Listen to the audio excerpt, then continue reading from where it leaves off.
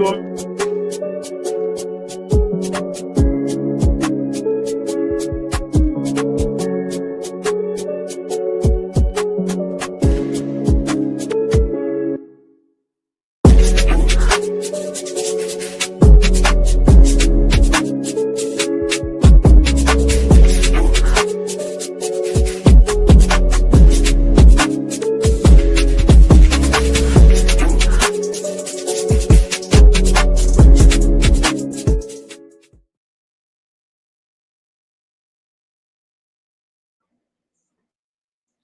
All right, peace and blessings. Welcome to DJ Genesis Detroit platform.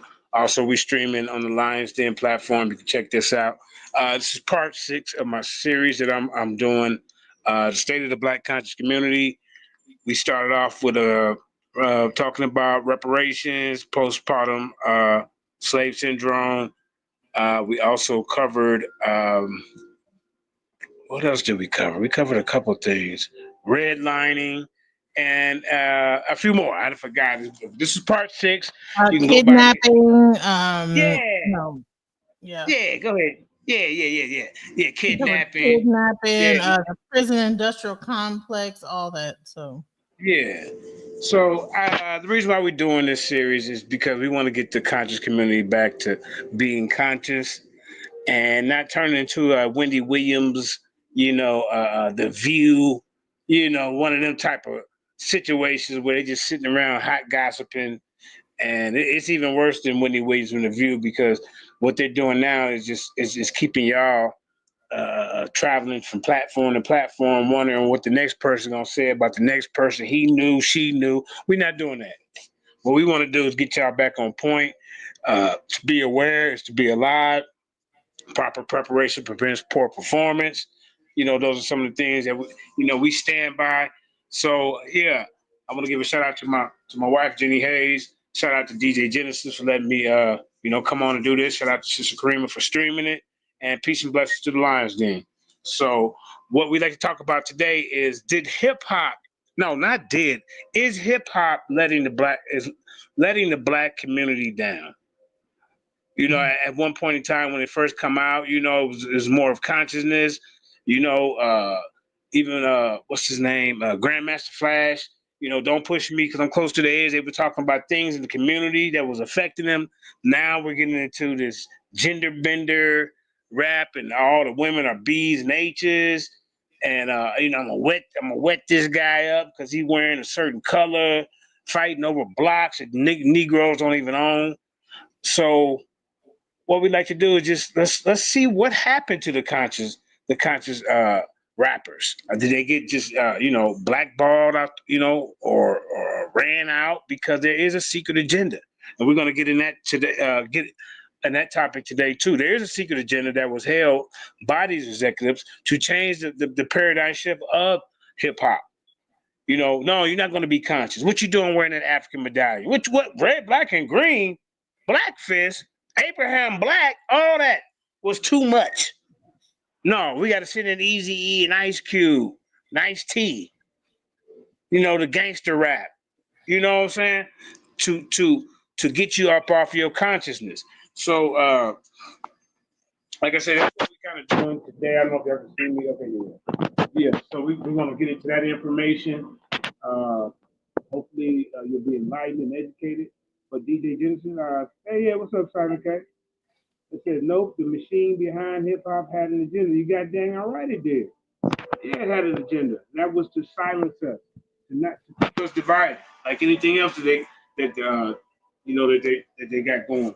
So, DJ Genesis, if you want to say anything, go ahead. Without further ado, we're going to show the first video. We're going to get right into it. Let's go. Let's get into it then. All right. Shout out to Simon K. The term consciousness. I find it challenging that I can make music that's interesting and entertaining and makes you want to move and really moves you, while you have, respected people like, Complex.com did a thing where they said conscious rap is condescending and corny. And then they have a picture of me and Mos Def. That's why I fight against that being put in that box, because the people who strive to put me in that box subconsciously or intentionally are limiting the audience that can hear my music. When Tupac passed, with him died the paradox of the ultimate hip hop artist. Tupac could spit on a reporter, stomp out a gang member, and still lend lyrics that put him amongst the Malcolm X's and MLKs. He knew what was up, but never allowed his intelligence to disconnect him from the audience that wanted it kept short and sweet. He rarely used similes and metaphors, displayed very little wordplay, but the emotions in his voice ensured that you always paid attention. He viewed his fans as the hip-hop constituency and considered his immense sales as a testament that people could be liberated through music. Then, he passed away.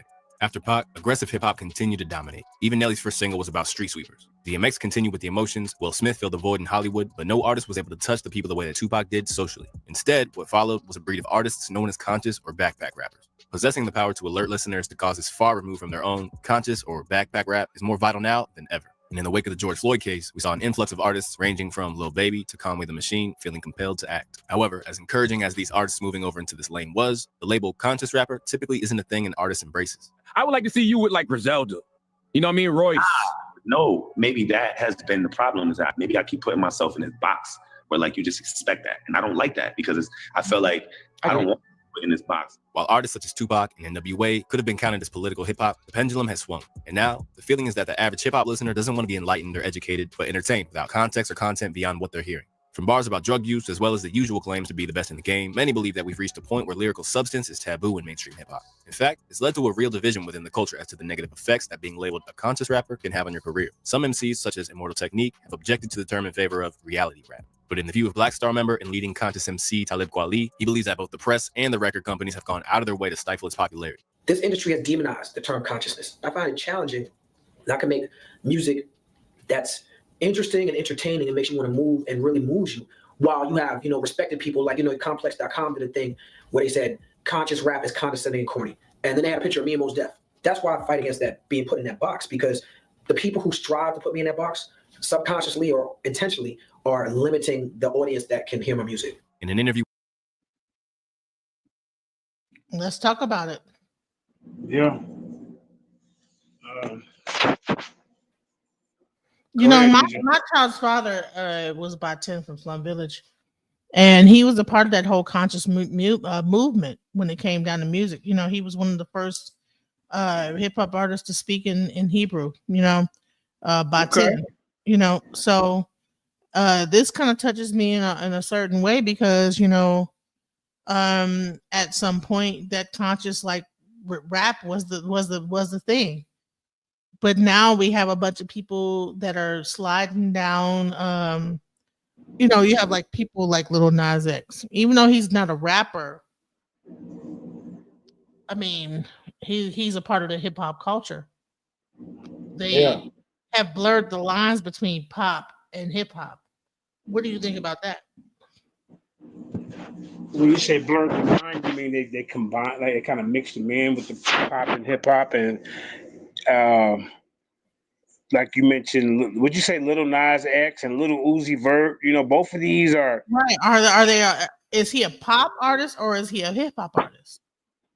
Well, is he a rap artist? Like, has hip hop gotten so mainstream that you don't even know the difference between a pop hip hop artist or a regular hip hop artist? Who are the hip hop?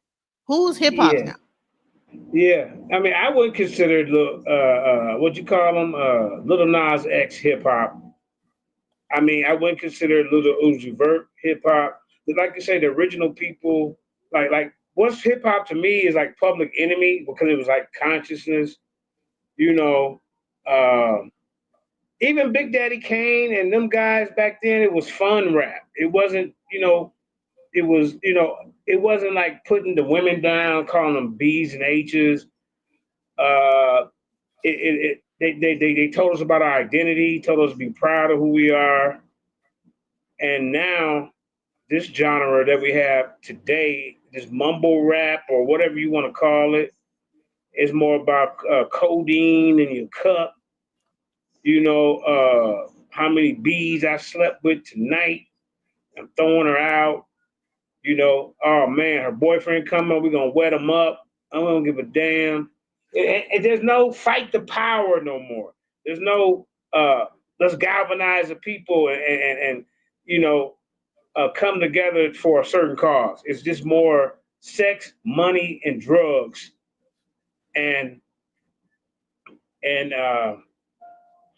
is where our generation kind of look at this new generation of youth, and we really can't relate to their music because there's no substance to it.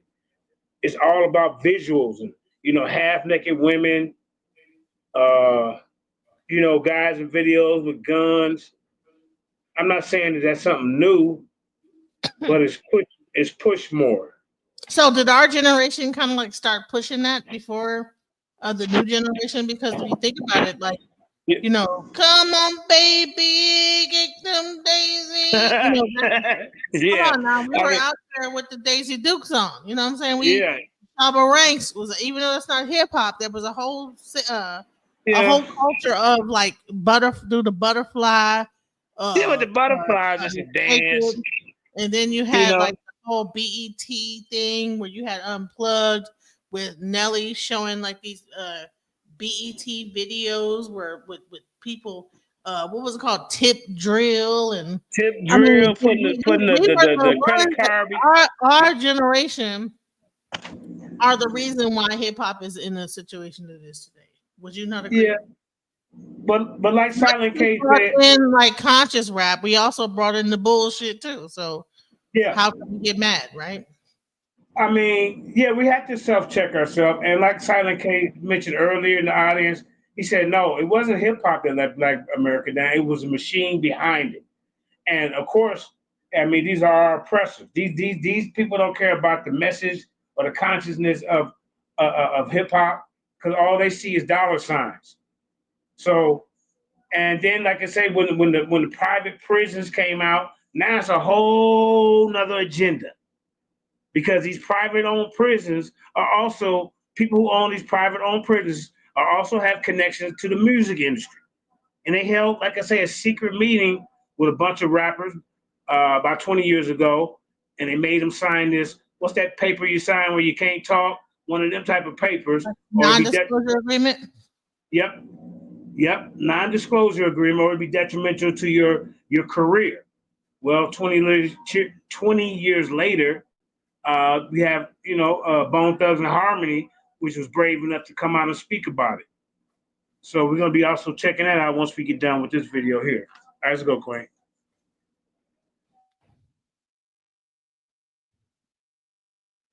With The Guardian, Immortal Technique, who was among the biggest activists in the culture today, said this: "It's more people who see the music I make as a threat to the status quo of hip-hop. They want us to just dance and sing and smile and pretend that the world is okay. They believe hip-hop is sheer entertainment. Entertainment can be used for many things, to inspire and educate, but also to pacify, to keep people stupid and preoccupied with things that aren't important." But for Common, who is arguably the most successful conscious rapper of his era, he believes that while he's proud to be placed with music's greats, the tagline can be a burden. At the end of the day, man, it's like I'm an artist. Like I don't label myself or limit myself, like because at times, like through my career, I probably fell victim to saying, okay, I'm a conscious artist, so maybe I shouldn't rap about this. In fact, me and No Idea have had conversations in the studio. He'd be like, man, quit rapping like you've been to the White House. Because I haven't been to the White House. He knows me. He know where I come from. So with that being said, I think conscious sometimes can limit, if you don't really have awareness about it, it can limit you from the way, you create. And I haven't let it limit me, so I can embrace it now. You know what's so crazy is that, I believe the fact that he is a conscious rapper is part of the reason why he's gotten so far. And then you have a producer saying, no, stop rapping like you've been in the White House. Stop doing blah, blah, blah. You know what I'm saying? No, go ahead and rap like you've been in the White House because you have. Like, why are we trying to like dumb down our people that have sense? That's crazy. Let's go. Yeah. By success, Common knows that being expected to uphold this moral obligation to provide lyrical bulletins can lead you to typecasting yourself. And with that, it can also lead to a commercial ceiling. The dilemma that rappers face was accurately described by Jay-Z on the Black Album's Moment of Clarity. On what was originally intended as his retirement album, Hov explained why, on his come-up, he decided to minimize his engagement with conscious rap in order to maximize profits. F skill sold, truth be told, I probably be lyrically talib kweli. Truthfully, I want to rhyme like common sense, but I did 5 mil and I ain't been rhyming like common sense. Admitting that he couldn't afford to touch upon social issues until he'd already solidified himself, Jay's words ring true to this very day. As while there are exceptions to the rule in the form of artists such as Kendrick Lamar, J. Cole, to a lesser extent, Joey Badass, the validity of his statement can be seen in the numbers of those who've made it into a crucial part of their artistic package. Known to rhyme about everything from mental health to the ravages of drug addiction, Isaiah Rashad's long-awaited return, The House is Burning, still sold 41,000 records first week. Cut from the same cloth in which you can entertain in one breath and educate the next, Denzel Curry has a long way to go to be truly embraced by hip-hop. Positioning himself as the antidote to classist hip-hop, Saba has found a global fan base with his gritty bars about life in Chicago's deprived areas, but even still, his latest album, Few Good Things, barely did numbers on independent charts. Seen as a powerful ode to womankind, Rhapsody's Eve received similar plaudits. Not even a Cole feature could get it beyond number 76 on the Billboard charts. Meanwhile, the ceiling towards conscious hip-hop was such a point of frustration for No Name that she threatened retirement at numerous points. I refuse to keep making music and putting it online for free for people who won't support me, she said in 2019. If y'all don't want to leave the crib, I feel it. I don't want to dance on stage for white people. 4 years on from the release of the lauded Room 25, No Name has sparingly released new music, and disillusioned with the industry, has warned that this might be it for her on the music front. Where conscious rappers of the past such as Mos Def, Queen Latifah, and Common had enough of a profile to transition into acting, it feels like for most conscious artists today, there's barriers to them even reaching the level of popularity where that'd be possible. In an industry that Mos Def believes has left him with PTSD, we now operate in an industry where moving outside the box of hip-hop's accepted topics can lead you down a lonely, uncertain path. And while Kendrick and Cole have been capable of sticking it out, not everyone has the conviction nor the courage to do so. An artist who's never once diluted his music for anyone, Lupe Fiasco suggested that when it comes to creating dumbed-down music over conscious rap, there's still ways in which you can make a positive impact once you step out of the studio. Certain things you have to do for the sake of, you know, sending your little sisters to college. You know what I'm saying? Mm-hmm. Is that that's the greater good? You know, sometimes the greater good mean you got to go through a lot of nonsense to get there.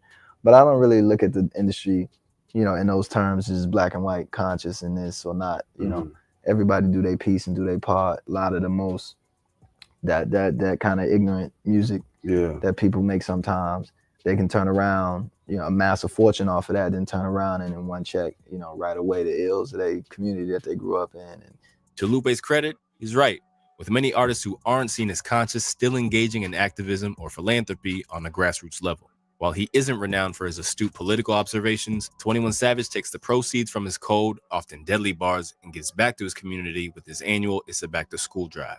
Although he may be incarcerated now, the similarly bloodthirsty Pooh Shiesty had barely cemented himself as a star before he was giving out turkeys for Thanksgiving to those who were going hungry in his native Memphis. From their trippy imagery to the wooziness of their chopped and screwed beats that made their name, there are times when Harlem's ASAP mob.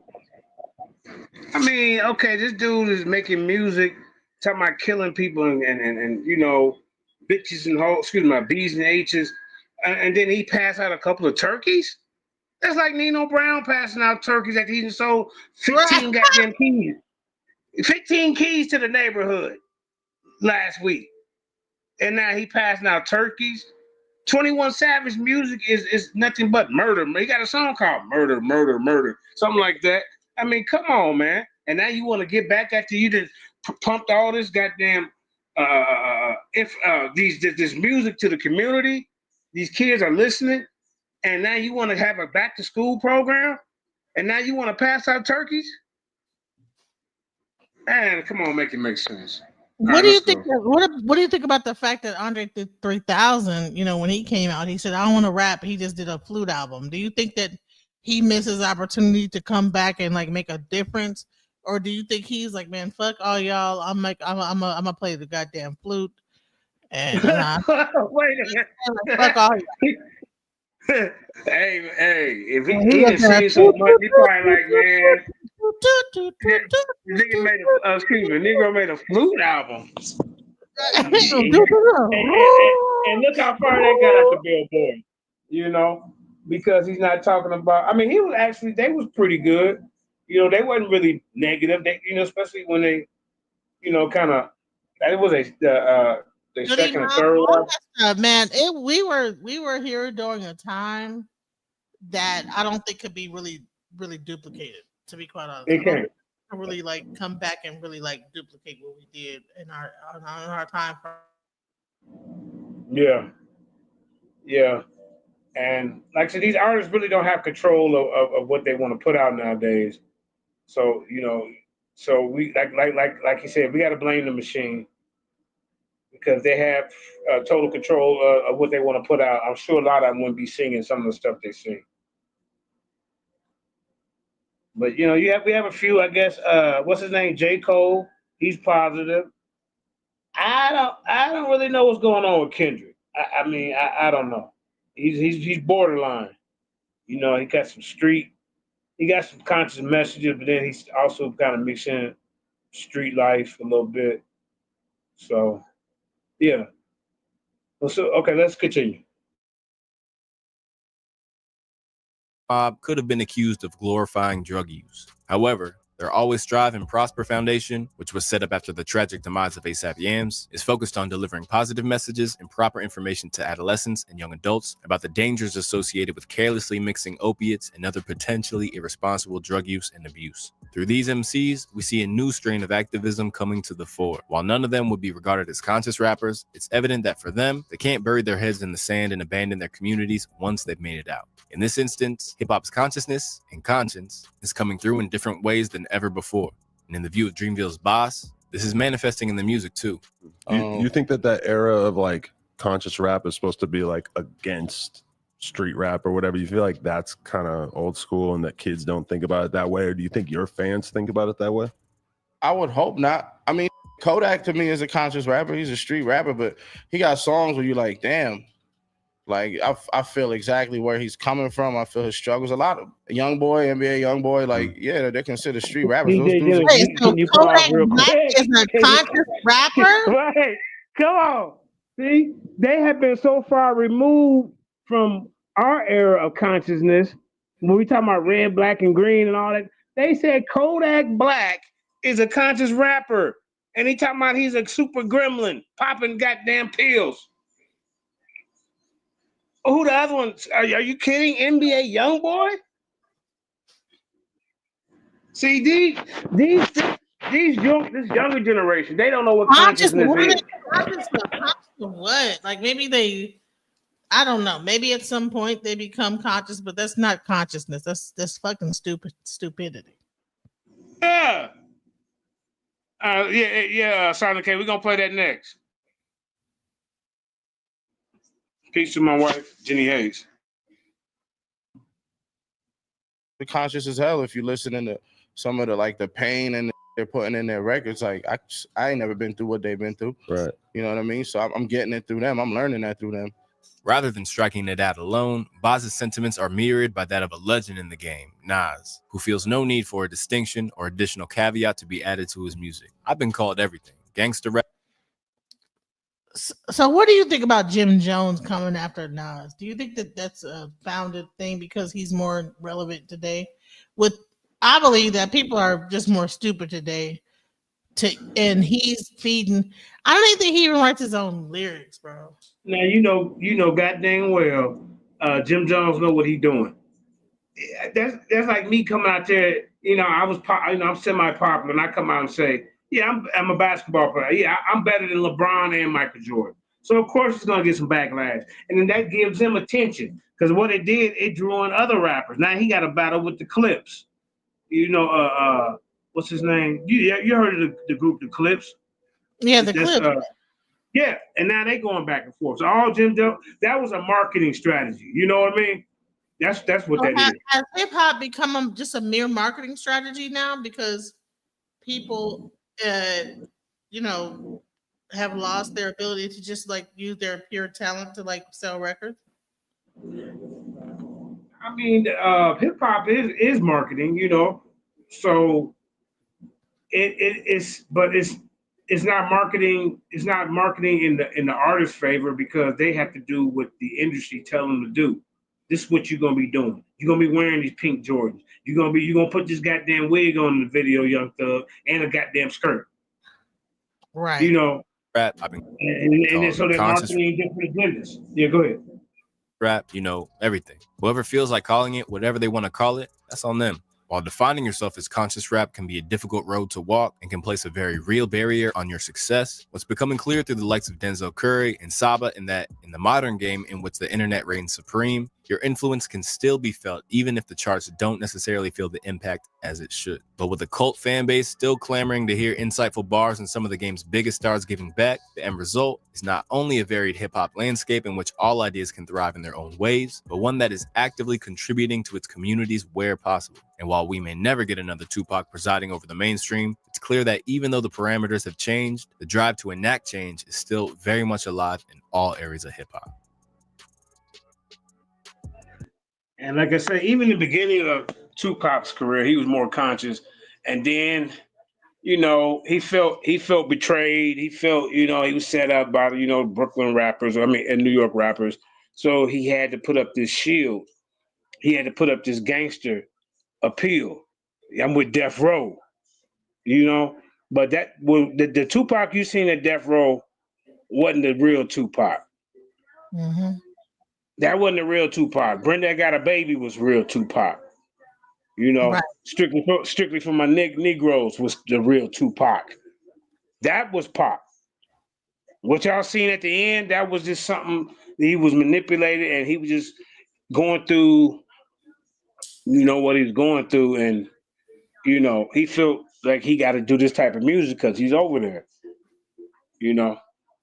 So, yeah, now this is the one right here, y'all, where Bone Thugs and Harmony came out 20 years later and tell you what happened to it says Crazy Bone exposes private prisons that are linked to rap music because there was an agenda and there was a plan. We got to get you Negroes killing each other so we can fill up our private prisons because the more we have people we have in there, the more money the government gives to us. All right, let's keep it going. Please and thank you. Is the secret meeting that changed rap music and destroyed a generation. Damn. So it says, hello. After more than 20 years, I finally decided to tell the world what I witnessed in 1991, which I believe was one of the biggest turning points in popular music and ultimately American society. I have struggled for a long time weighing the pros and cons of making my story public, as I was reluctant to implicate the individuals who were present that day. So I've simply decided to leave out the names and all the details that may risk my personal well-being and that of those who were, like me, dragged into something they weren't ready for. Damn. Hold on, let me So we gonna tell the story. We gonna tell the story. We ain't scared. You know what I'm saying? Now hold on. Now, how much of this is like the Willie Lynch letter? You know how they had the Willie Lynch letter that explained how to like make a slave? Is this like the Willie Lynch letter, but for hip hop, or is this a real thing? This really happened. You know, the Willie Lynch letter could be just kind of compared to this. I think the Willie Lynch letter was the letter that said we're gonna keep the old versus the young, the light skin versus the dark skin, the house Negro versus the field Negro. But this right here is this Lynch letter is different because it goes to telling the artist, this is what we're going to be promoting. This is what you got to see. Have you been able to prove anything that he said happened? Let's listen to it first. Let's go. All right, good. What they gonna do? They after us not explaining. Look, that black man. So he says between the late 80s and early 90s, I was what you may call a decision maker with one of the more established companies in the music industry. I came to Europe in the early 80s and quickly established myself in the business. The industry was different back then, since technology and media weren't accessible to people like that, like they are today. The industry had more control over the public and had the means to influence them any way it wanted. All right. This may explain why in early 1991, I was invited to attend a closed-door meeting with a small group of business insiders to discuss rap music's new direction. Rap music's new direction. Yeah. Little did I know we would be asked to participate in one of the most unethical and destructive business practices ever seen. Crazy. So this was the meeting. The meeting was held at a private residence on the outskirts of Los Angeles. I remember about 25 to 30 people were being there. Right. Most of them familiar faces. Speaking of those I knew, we joked about the theme of the meeting, as many of us did not care for rap and failed to see the purpose of being invited to a private meeting to discuss the future of hip hop. Talk to them. Among the attendees was a small group of unfamiliar faces who stayed to themselves and made no attempt to socialize beyond their circle. Based on their behavior and formal appearances, they didn't seem to be from our industry. Our casual chatter was interrupted when we were asked to sign the confidentiality agreement, preventing us from publicly discussing the information presented during the meeting. Needless to say, this intrigued, in some cases, disturbed many of us. The agreement was only a page long, but very clear on matters and consequences, which stated. All right, so he says he signed a non-disclosure agreement. So he's disclosing it even though he has a non-disclosure. Okay, so this is the part. Yeah. But I get it. So it may be fact or fiction, but let's just get into some of the things that might not seem right. That violating the terms will result in job termination immediately. We asked several.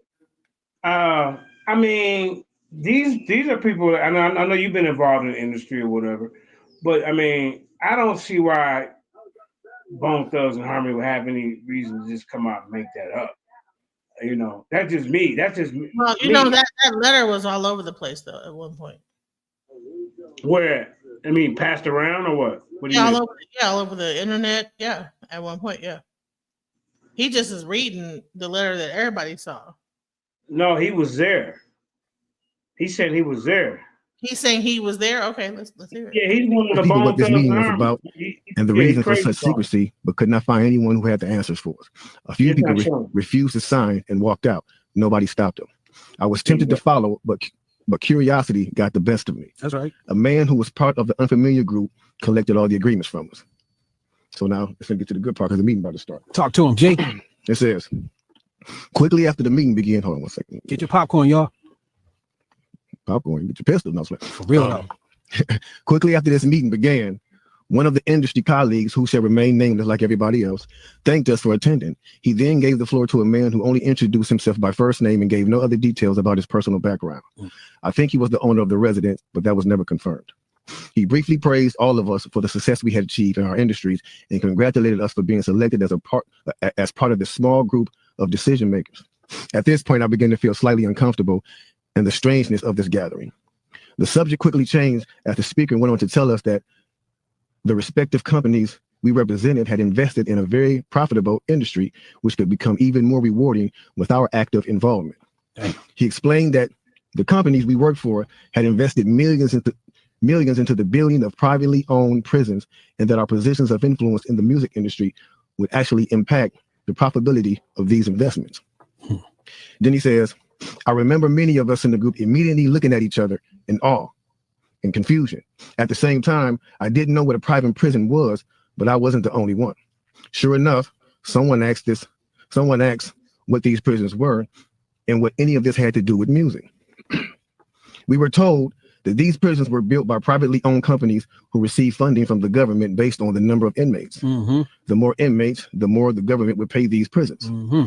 It was also made clear to us that since these prisons are privately owned, as they become publicly traded, we'd be able to buy shares. Most of us were taken back by this. Again, a couple of people asked what this had to do with us. At this point, my industry colleague who had first opened the meeting took the floor again and answered our questions.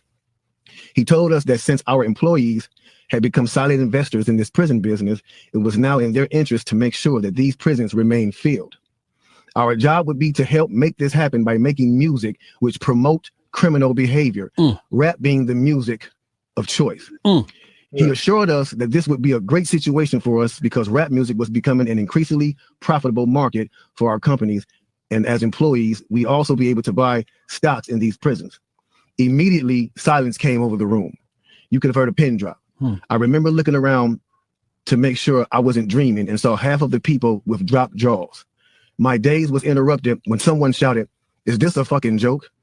At this point, things became chaotic. Right. Two of the men who were part of the unfamiliar group grabbed the man who shouted and attempted to remove him from the house. A few of us, myself included, tried to intervene. One of them pulled out a gun, and we all backed off. They separated us from the crowd, and all four of us was escorted outside. My industry colleague, who opened up the meeting earlier, hurried out to meet us and reminded us that we had signed an agreement and would suffer the consequences of speaking out about this publicly, or even those who attended the meeting. Damn. I asked him, why was he involved with something so corrupt? And he replied, it's bigger than the music business and nothing we can do. And no, it's bigger than the music business and nothing we want to challenge without risking consequences. We all protested as we walked back into the house. I remember word for word, the last thing he said, it's out of my hands now. Just remember, you signed an agreement. He then closed the door behind him. The men rushed us to our car and actually waited until we drove off the property. Damn. So this meeting, bro. Now that's a lot for a meeting right there. Oh yeah, definitely. And this person later on, he said, this person actually ended up leaving the music industry after this happened. A few years after this, he ended up leaving the music industry. Okay. And he said he just over the years, he just felt guilty because he said as he sat back and he watched these plans come to a reality over 2 decades, he sat back and was like, wow, they really pulled it off. Yeah. They really pulled this off. He was like, they were told not to sign any more political rappers, any more rappers that had messages in their No music. positivity. It was all to be gangster rap music that they stop promoted right there, and put out. So if you wonder where And this Brand was Nubians before went, us. if you want, See, and you said the guy that you used to be with, he was a positive rapper. See, all these guys, these De La Souls, Tribe Called Quest, Public Enemy, who else out there was Common? All them, though, they plan to snub them out, get rid of them, because being conscious is not gonna make you go out and kill your own brother. Being conscious is not gonna make you go out and call the black woman B and H. Being conscious ain't gonna make you want to kill your brother because he wearing red or blue. So I believe him. Some of us may think this is just, maybe they just saying this. Just I don't know why they would just come out and say it 20 years later. But my thing is, now I got to go back and listen to Bone Thugs and Harmony, where they still, after they find out about this meeting, where they still pushing gangster music. I don't really know if because they talk about meet me at the crossroads, and I don't really think they had any really gangster music. I have to go back and listen. But I guess they were trying to promote them to But push more. What's so crazy is that, I mean, I get what they're saying, but the majority of people that buy hip hop music is Caucasian. Oh, that's a fact. So that's a fact. They put all the people tickets. in prison, or why? Because they're the main ones that buy it. We bootleg, or we get the, yeah, right. We bootleg. We bootleg. Right. So is that really but on the black community? Let's go. Wonder where Brand Nubians went, where Pro Righteous Teachers went, where Public Enemy went, where KRS-One went, and all sorts of groups like that was talking. Even Queen Latifah and Moni Love and those, everybody. It's a back door. Yeah, anything that was harmless, fun rap, anything that had a message in it had to go. Yeah, that's why if you even notice though, now we talk about that all the time. Even be brief with it, those charms that came out like maybe 1988, 89, the African charms, those lasted for about 2. But hold on, what about Soulja Boy? What about all the Watch Me Whip, Watch Me Nay Nay? Yeah, I mean they were sprinkled. They were sprinkled in there. Okay, I just want to say, I think that what happens is instead things just come full circle. You'll have people doing hip hop like really conscious, and then it'll cycle around, and then people will start whip nay-naying and dance music or whatever. Then it'll get real tough, and then it'll go back down. And I don't think that things are linear, because Soulja Boy at one point was that whole dance hip hop from Atlanta, Oh yeah. Then you had the one from down south. Shake that laffy taffy, that laffy taffy. Yeah, you have a few of those, sprinkled in there, but their main on my hood, I look fly. So here's the thing: is like, now, how come this whole conspiracy didn't get down to them? Or was it mainly the people that was in LA and New York that was on that conspiracy, pushing that shit out, and then the South wasn't aware? Like, how do we have like that whole generation of people that were doing like dance type of dancey type of rap? I don't know, but see, them little songs is one hit wonders. You know what I'm saying? They don't really last long. You Laffy Taffy and Butterfly, but their main focus was pushing like gangster rap. Rap like, and just look at some of the women artists, Glorilla, and what's her name? Sexy Red, Lotto, Ice Spice. But is that promoting criminality, or is that promoting horrors?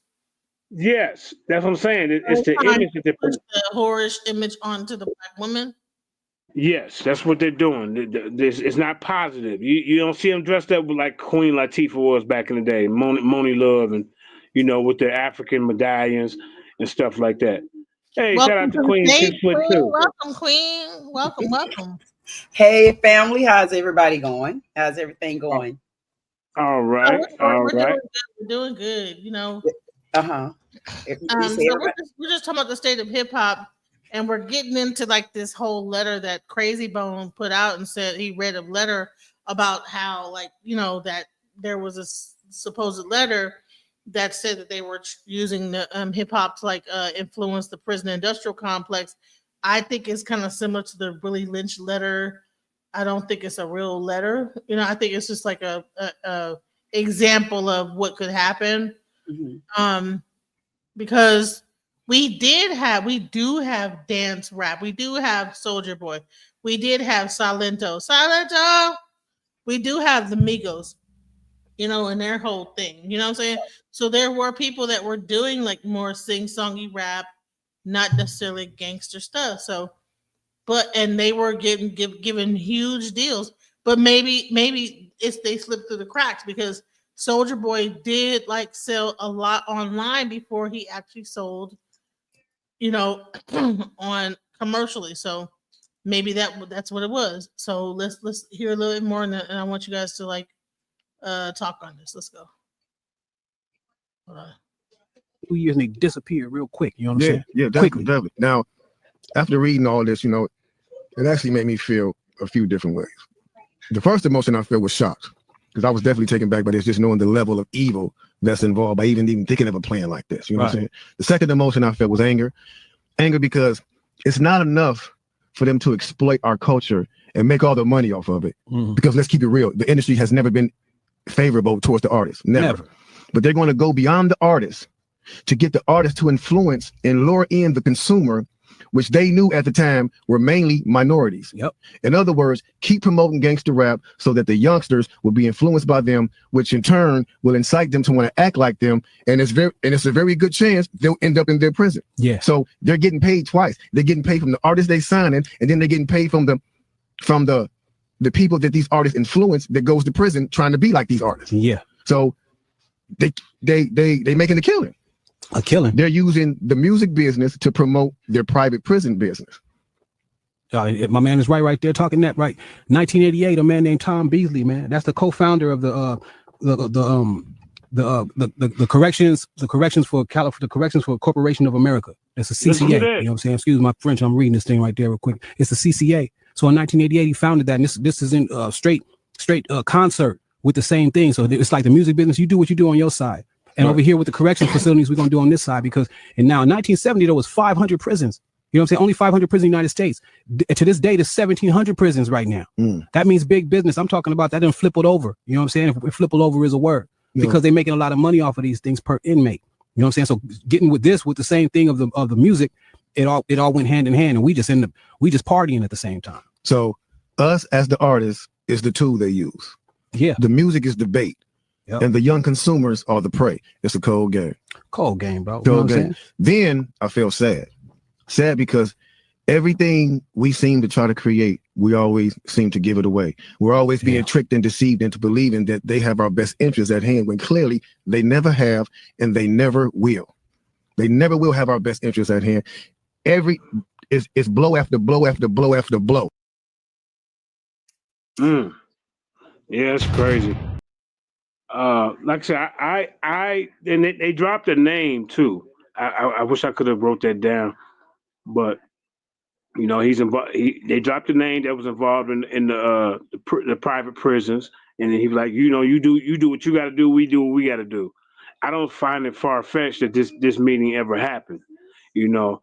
Like he said, they don't have our best interests. Like see how Queen 6'2" is dressed right now. This is how Queen Latifah and all the early young lady rappers used to dress. See, with head wrap and all that. Now it's like you come out there and you got just some little things over your nipples. So the imagery has changed, the message has changed, and we need to get back to that. Not saying that all the music is like that. They had some bubblegum rap, but Slick and Laffy Taffy and what's that song you just said? The other song, but there wasn't like 20 or 30 artists. Like if you play like 30 songs, you only gonna get two of them Laffy Taffies. The rest of them gonna be like what we see now, you know. And now they're even more bolder with it, you know. I just want the D and you can go, you know, all that. You know, women rappers when they used to rap like that. What you got to say about that? Either one of y'all. Well, how I feel about it, I think when the millennium change, we expected changes to come. I feel like it'll never be, especially with our generation and me sitting at 50 for an example. I'm sure a lot of the 50-year-olds, as I do, can agree, 45, 40 years old. I mean, with the genre of music that we used to listen to, I mean, there was a stigma back then, too, that rap wasn't good and they were very disrespectful. So when we looked at it back then, the disrespect that they were being accused of back then, now that we look at it, we're like, no, that wasn't disrespect. But I can say this, I guess everything to me is going to have to start with where the children were raised up at. Because you can still listen to that type of rap music, but you got to block out what's for you and what's not for you. My son, on one hand, 25 years old, he liked to listen to the Kodak Black and the Young Thug, and I like Future too, and I like some of Kodak Black music as well, because I know Kodak Black also, a lot of them, they're telling you a message. They're telling you things that actually is going on with them. I mean, some of it is a little bit exaggerated because I live right down the street from Kodak Black. So some of it is exaggerated and a lot of it is the truth. They get their own drugs, so they react the way they want to react. But I can say this too as well. If they weren't doing their rap music and certain genres like that, how do you think they would survive financially? Because I feel like they're using what their talent is. And if their talent is rap, then they're using it as a rap entertainment. So from the rap entertainment and they're making money off of it, what other means would they live by in order to survive in the economy that we have today? Because I have to even promote some of them for being able to go out there and find out what their creative talent is and go for what they know. The difference is people that's watching it, then I feel like the home training got to come back from home. Yeah. My wife said that earlier. She said something about it has a lot to do with your home training. Right. I mean, there was sexual music when I was growing up. Right. It's a song was called Catfish, Make My Nature Rise. I'm singing that. I don't even know what the hell I was singing till I got older. You see? Right. So, but it was more Mandy, subliminal. can you like put your camera on? Because I'm gonna let y'all talk and leave the stage. But it's better, you get more views when people can see who you are. Yeah, hold up. But yeah, so I mean, there was some provocative music back then. I mean, we're not saying that, it just instantly changed all of a sudden. Let me get the light somewhere. Okay, put it right here. Damn, the lighting is bad. Hey, so. Mandika. Hey. Yeah. So yeah, I can just do it like that, I guess. But yeah, there was, like I said, I just think it's more catered towards nowadays towards sexuality and yeah, being what you want to be. I mean, I just seen Snoop Dogg do a song with Sexy Red, and he talking about wetting people up. I mean, you 52 years old, Snoop, and you talking about wetting people up. And he don't need the money. I mean, you with Martha Stewart, you getting into all kind of lines. So when we say wetting people up, what is he talking about? And he's married, right? Wetting people up means shooting them. It means shooting them, with like wetting guns? them up. Like, yeah, with a gun, like getting his t-shirt wet, wetting them up with blood or whatever. That's a recent song from Snoop. The recent song, he said it in there with Sexy Red with one of his bars. So you would think that he would have he a grandfather, he wouldn't still be doing that. You right. know? So it's such a cruel world right now. Not just cruel. I mean, look like everybody is going down the road that they want to go down, and I think it's gonna have to always go back to the individual person. You know, you got to know what right and wrong is in order for you to survive, not just through rap music, because you got a lot of R&B soulful music that be ridiculous to me as well. I mean, and watching TV. I mean, we can cut out rap, but then again, we got to cut out TV.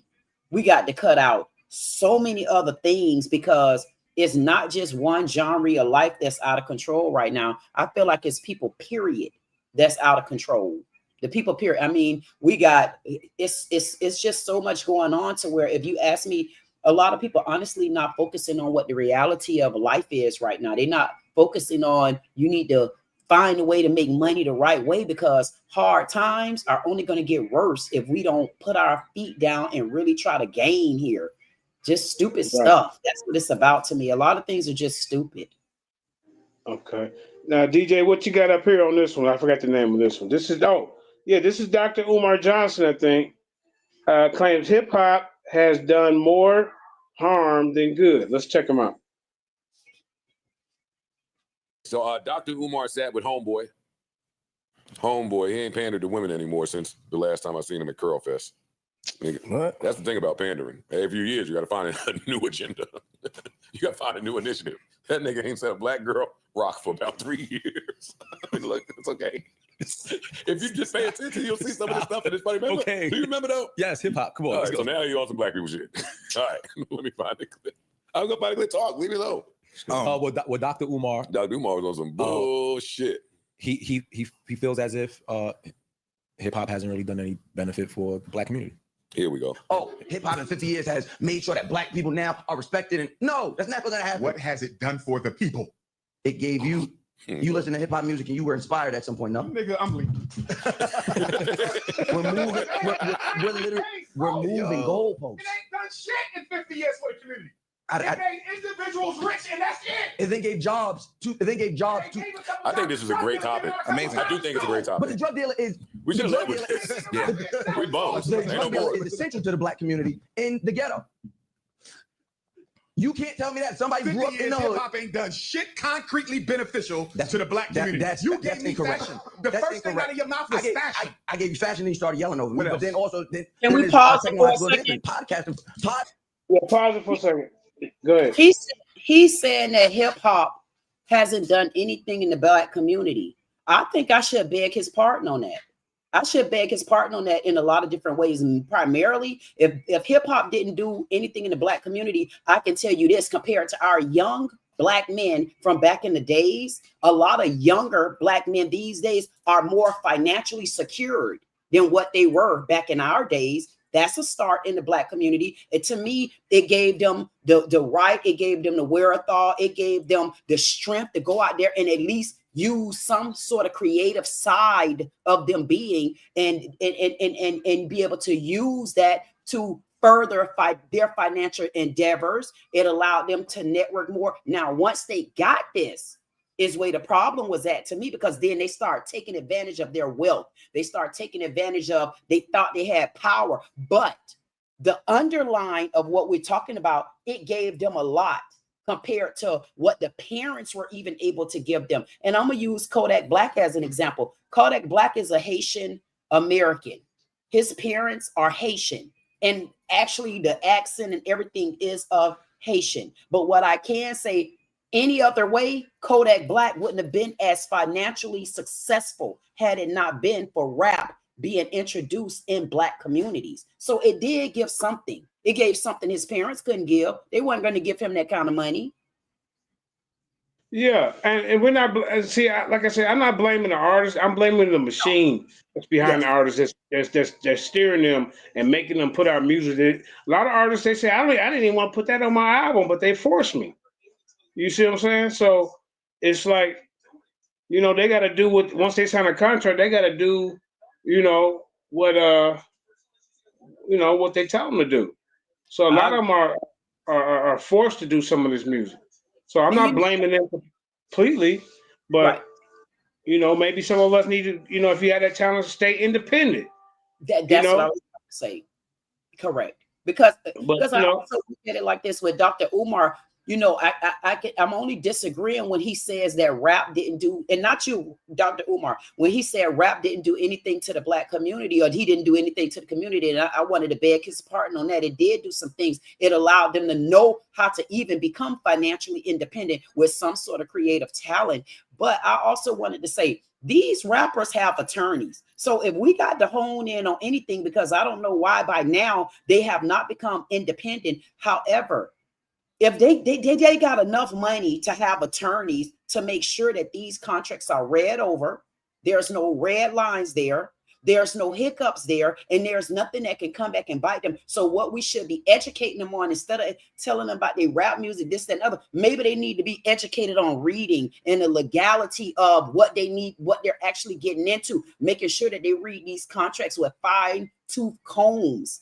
It seemed like that's a problem on the other end, not just necessarily the rap, because the rap technically is entertainment. I mean, because it's just like when we go watch the white people with their headbanging music, or when we watch the action movies with all of, I see cartoons now where they talking about sex, they showing guns, they shooting. My little 4-year-old baby girl, I have to make sure that we got monitors on her watching whatever she's watching, because the whole society has turned over. It's not even just rap.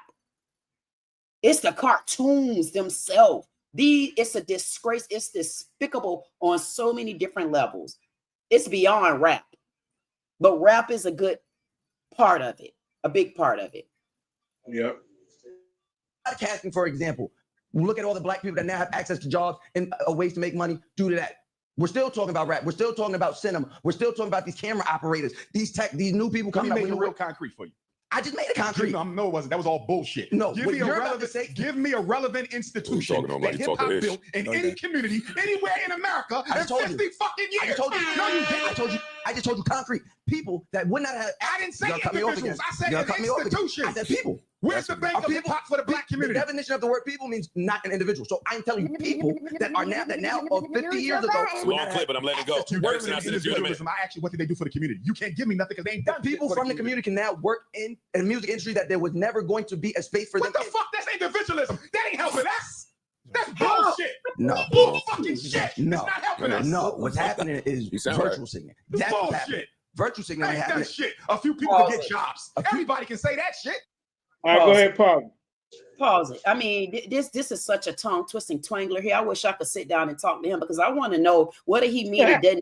What do he mean by didn't do nothing in the Black community? That's a tongue twisting ass twangler right there. The reason why you're not going to tell me it didn't do nothing for the goddamn Black community, you got multiple people that came from the Black community. That consists of plural. That's people. That's more than one person. That's in a community. So what did he mean it didn't do nothing for the Black community? I want him to show me the average 50-year-old that have even purchased a home. When you got a lot of these young boys right now that got homes and cars and stuff that the average person my age don't even have. So when he say, what have they done in the Black community? Let's start by teaching them how to have their own house, because that's financial freedom. Whichever way it's going as far as the rap is concerned, he's saying it didn't teach them anything. How many homeowners do you really know in their 40s, 50s, and 60s these days?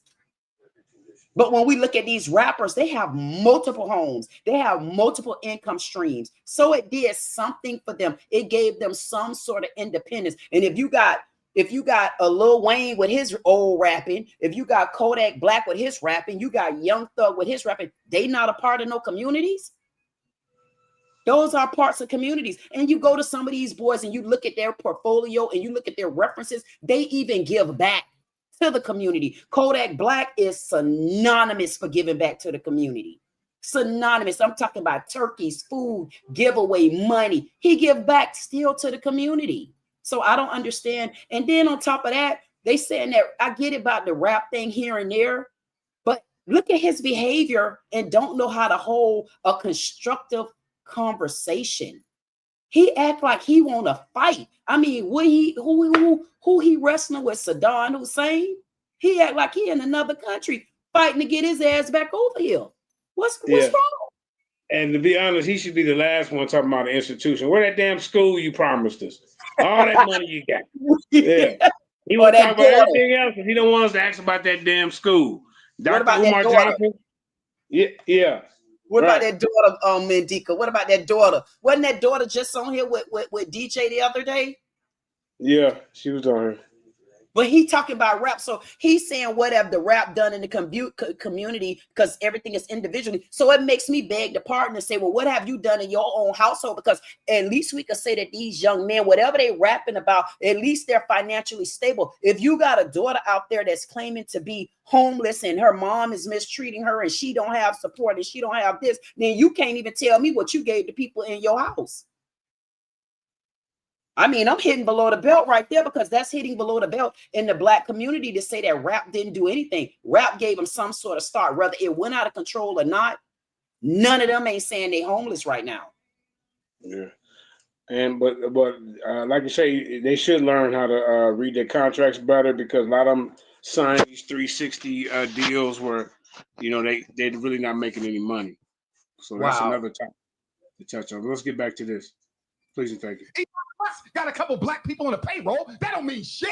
Elon Musk didn't come from black. He's not a black person. My point is, you can get a job from anywhere, whether they black or not. But now That's you're not getting a job. benefit. Now black but people, you're still talking about individualism, bro. A few people. You've been around for 50 years, the most popular music genre in the world, billions and billions of dollars, and all you can tell me about is a few people can get jobs? That's bullshit when you look at the cost that the black community has had to pay for hip hop. That's a good point. But a whole generation, 2-3 generations of black kids growing up thinking the best thing you can do is be a damn gangster. That's not true. Ladies and gentlemen, that's Dr. Umar on what has hip hop done, or has hip hop done more harm than good in the last 50 years. Dr. Umar, anytime I hear him, is going to articulate himself well. He's an extremely intelligent, genius brother. I just disagree with everything he said. You still got to be. I do. I second that. I disagree with him. I disagree with him in so many different ways. I mean, because he's really upset about that. I want to know, did something happen to him directly in the rap community to make him jump up like a wild beast from hyena? Yeah, I mean. Wait a minute. Why you looked at me like that? I mean, I apologize. He's very passionate, I guess, you know. But like I said, I don't think he should be talking about the institutions when you promised us a school and you have people backing you up, you know, sending money. So he probably should be the last one to talk about it. You know what I'm saying? But what school? Yeah, he promised to start an all-black school for, you know, for our people. I can't hear you. Your mic is muffled. Oh, I'm sorry. Check it. He promised a school for, you know, it'd be all black school, and it would be teaching voodoo, and you couldn't wear perms in your hair. You had to have it all natural. Yeah, he was doing too much. But this was supposed to be like the market. What was it? Frederick Douglass School. I guess he's claiming he's related to Frederick Douglass, and I just think he scammed the people. So he has to talk about a whole bunch of other things and be controversial to keep the heat off his back, because he owed the people, you know, Was a school. Was that a recent video? That's recent. Yeah, that's recent. And But, nobody's yeah, complaining about that? Well, he don't have the school. He been promised a school for at least 5 years. Yeah. They sent that money a long time ago, and he kept coming up with different excuses. I don't know what the latest update. He said somebody vandalized it, and you got to start. I don't know. But, yeah, the people was behind him because he was supposed to give us a school, you know, and he never done it. So. Wow. Yeah. You never heard of Dr. Umar Johnson? I heard of him, but you know what? I don't follow any of their stories or anything like that. I've heard of him. Right. I've heard of Dr. Umar. I mean, I just heard recently about the daughter. I don't know the ins and outs. So listen, one good thing you got on the stage, you got somebody who ain't on nobody's side, because I don't really know nobody's business. So when I come, you know what? I think that's the best way to remain. So when I give my opinion, I'm really giving my passion and opinion, not because I'm friends, I'm Ace Coons, we hung out, none of that. I just give what I see and heard. So I don't know him on that level like that, but I have heard of him. I've never seen him act like that though. He act like he was from the woods just then. I'm like, is he a Capricorn? Is he an Earth sign? He act like he been rumbling through the woods and got mad with the people because they wanted to do their rap music. I mean, I don't understand why is he so upset. Like you just said, he's that upset about the rap music and what it did to the community. What about those people? Because now you make me want to delve into that. What about those people that was probably looking forward to this school? Because I heard a couple of the men say that he's very intelligent. He's well-to-do. He has so many things going on. So what about those people that gave their hard-earned money, their time, their energy, their support to him to build whatever this school is that you're talking about building? And he let those kids down in those Black communities. Right. Because it's in a form of a letdown. It might not be the rap side of letdown, but it's still a letdown, especially if they're going to public schools and the public schools don't do them any good. So, I mean, can we compare apples to oranges or can we compare apples to bread? Both of them do the same thing. One just gets soggy. It's kind of confusing. Yeah. Mandika. Yeah, he kind of snapped. He crashed out. All right, so T-Pain exposes the music industry's secret sacrifices. So also, some of these artists get caught up into. They say once you make it so big that you can get approached. You can get approached by these elite, and if you want to get any bigger, there's certain things that you have to do. Let's see what T-Pain is saying. Drink obviously took it to another atmosphere. Yeah. Now, what was the story behind that?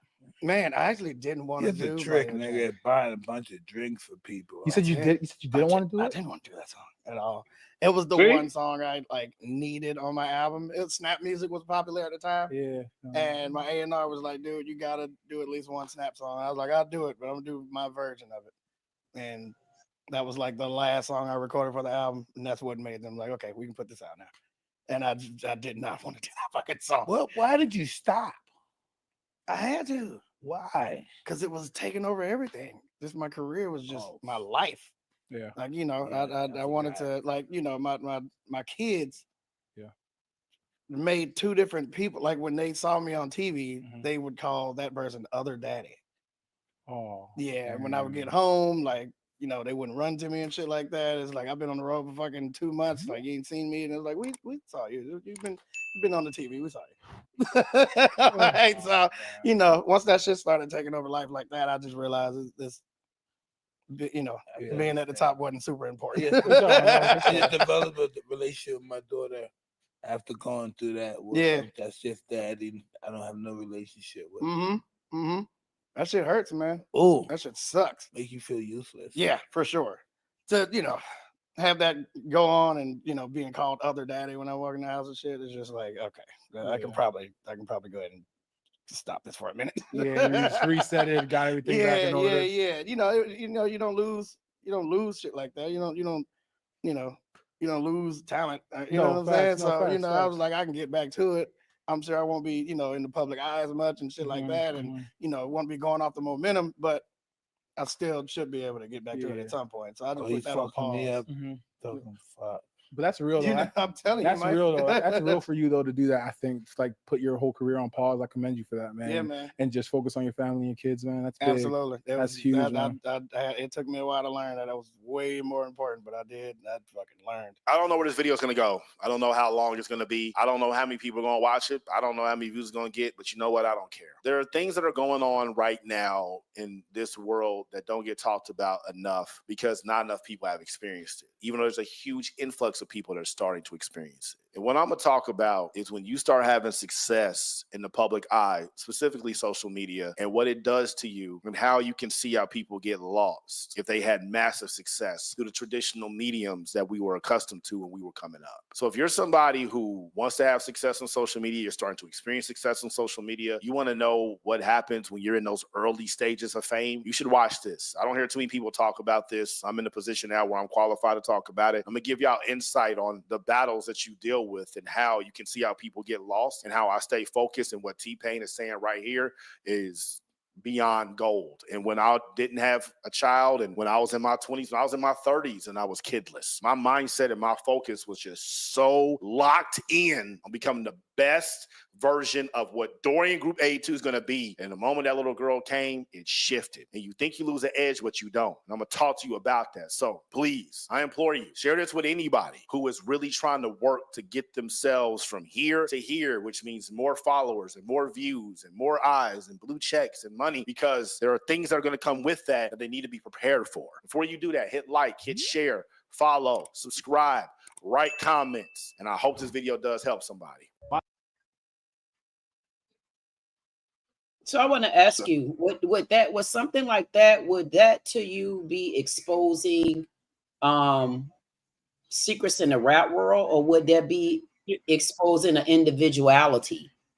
Yeah, see, I didn't get to really watch that whole video. I thought he was gonna be breaking out some other stuff, but basically he was telling the sacrifices of family, you know, and how it had a mental drain on him, and you know how it affected his kids.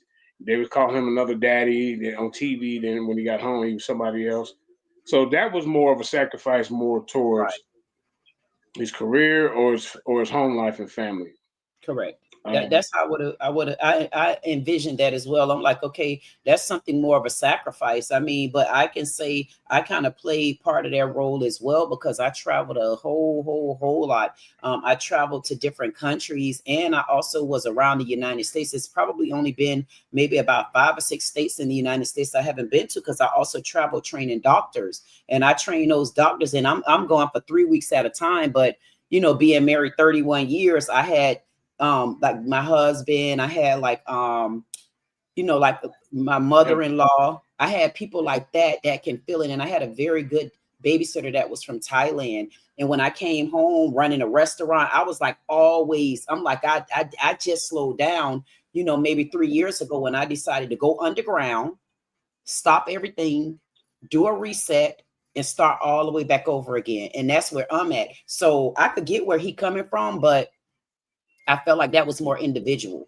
The rap stuff, that could be in any career where you give up too much and you sacrifice, but those are the things that you want.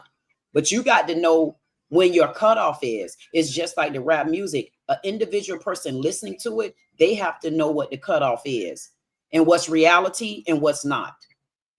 Yeah, but how do you explain some of that to like a 10, 11-year-old that's listening? Not let them listen to that type of music if they're not mature enough to distinguish the difference. Like I wouldn't have like my 4-year-old. I mean, the kids nowadays, my little 4-year-old, she just turned 4. She could count to 100. She know her body parts. This not a neck only, this a throat too. She get deep into it, but she also have me that I get deep. So I teach her different things on levels because of the experience that I have in these little 50 and a half years. You get what I'm saying? So, and then not only that, I have also my daughter who's 22. So what I'm missing, and you know, the older you get, the longer your patients are, the younger you are, the shorter. So with a mixture of her and a mixture of my son, and when she go over to visit me and my separated husband, she's surrounded by a gate that says, we already said you can't do it. No, you can't go there. You get what I'm saying? So it's true. It take a village to raise them.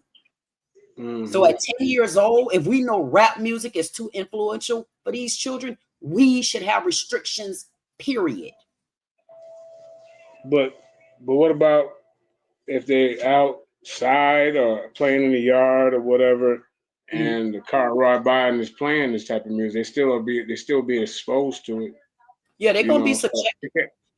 Yeah, I agree with you. They're gonna be subjected to a lot of things, but that's when you have to train them on the inside. What's a yay and what's a nay? You got to know. You have to train your kids on what they should and should not be doing. Because at 11 years old, I guarantee you, he know not to take his ragged ass in the store and steal.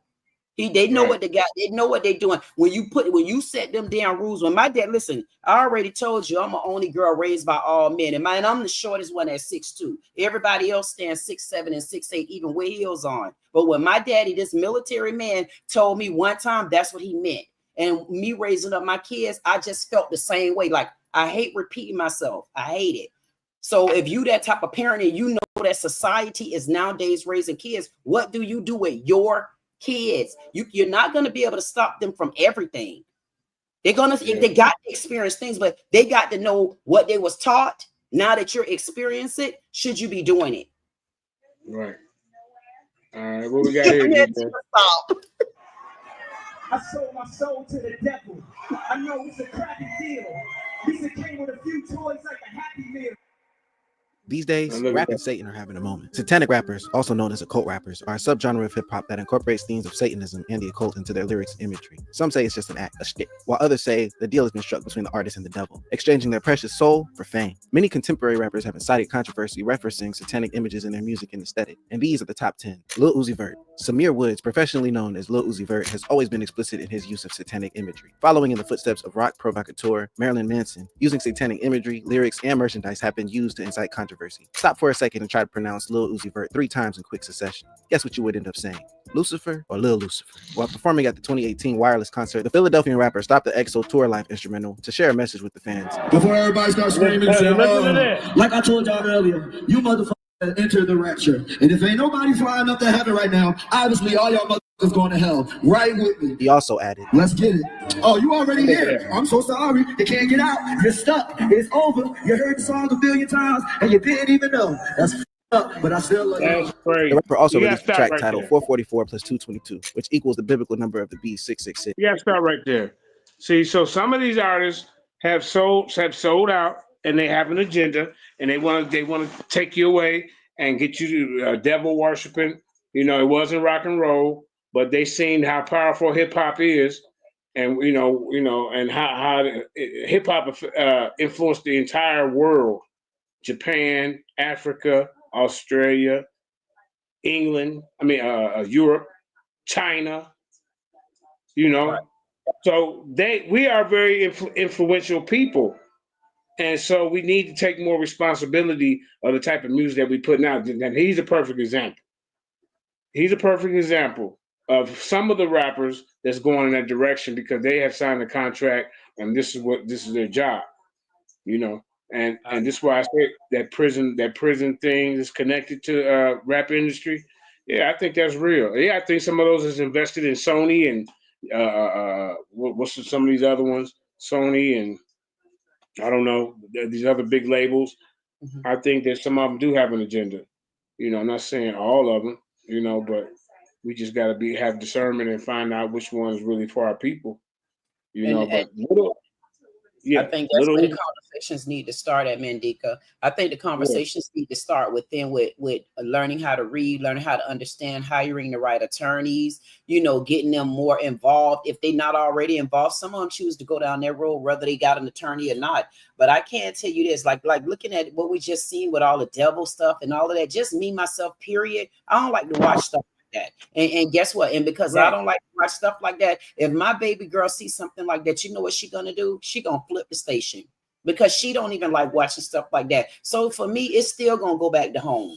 It's still gonna go back because even my son, I can't see him sitting there watching that. But I wanted to ask you, Mandinka, what do you think is the difference between watching stuff like that and the way AI is now presenting creativity? For people to get views, for people to make money. I mean, because when I go back to it, it's in the world of adults too. They just not gonna admit it because AI is built up in so many different ways. AI gonna play a big role in that creation that we just seen. So it goes deeper than the rap. It goes deeper than the artist. It goes back to AI. And who do AI link to? AI like a circle like this that links to all the different spots on the clock. So that means everybody catching a whoop of it. The pastors too. Talking about in the church. All of them catching a whoop of it. Stop, Mandika. I don't know why every time I look at you, Mandika, I just go to giggling because you know, I had that giggle effect on people. Yeah, even me. I'm just talking. But you know, I'm a funny guy, I guess. You know, I mean, you know, I like talking to you. I really do. Because you down to earth, you like, you know what you are to me. You like, one day I got to see if I could bring my uncle over here. So my uncle, you might not understand him, Chad, because he's from South Carolina. You know, that's where all them Geechee Bahamians at over there. So my uncle, he when I tell you he would have a ball talking to you, my goodness, he would have a ball. But you know what? He would hold a conversation and talk about him battling when he used to be on drugs. So maybe one day we could have a conversation, and he's a recovering addict, and he is doing phenomenal. He's been free and clear of drugs probably like 8 years now. So, and he's over there in California, which can be a conversation also for a couple of different things going on over there. But I want to ask you, Mandinka, I know you say this girl talks so much, I do, especially when I'm talking to somebody that makes sense. Mandinka, what is your opinion on this? It seems like a lot of the rap artists and stuff, it seems like a lot of their base is in the New York area. Would you agree to that or no? I mean, that's where Georgia. Yeah, there you go. New York, Georgia, and California. LA. Those are 3 hubs right there. Right there. So Detroit and Chicago recently kind of is getting some some notoriety, but the main 3 hubs I would say would be New York, Atlanta, and California, Southern California. So right there. I mean, when we go back, because I like to go a little deep into the conversation. I ain't gonna go too deep in there, but when I compare those 3 states, I mean, what do we really got going Louisiana? Yeah. Louisiana was very influential in rap at one point. You had Hot Boys and Master Boys. You had Master P and his label. I mean, No Limit. But Master P wouldn't be one of those that produced that type of music, though. Oh, Master P was a rapper that came out of there, but I'm talking about way more so of the destructive type music come from. I wouldn't say Louisiana because Lil Wayne and all of them, they weren't destructive. I mean, even though back then people thought they were disrespectful, but it seems like a lot of the really, like, I don't know, it's something about those areas that has, I don't know, it's something about it. Maybe my mind to think a little deep on that. I don't know. Atlanta seemed to be more about the dancing and like the party of it all. I mean, they did have that moment where they did make this kind of like crunk. They came up with the crunk hip hop. Well, when I'm outside of the club and you think I'm up on, and they had all that, I ain't never scared. And that's that Little John, that whole cadence and stuff like that. That whole that like war cadence. But then they also had that boom, boom, boom, boom, boom, boom. But it's not the beat. We talking about the words of it and the behavior. We talking about the words. But hip hop is not only just about words; it's about like the beat. Because I love the beat. You have 5 elements of hip hop. You have the music, you have the MC, you have the graffiti, you have the dancing, you have the.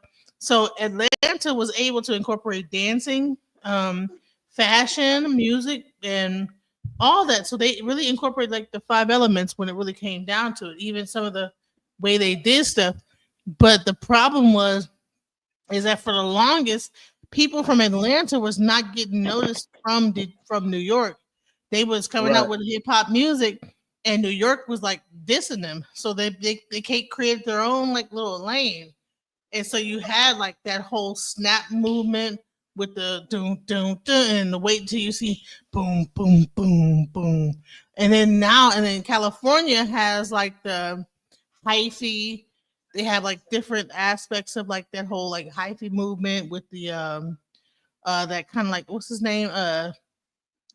What's the guy's name? Tell me when to come. Tell me when to go. Dum dum dum.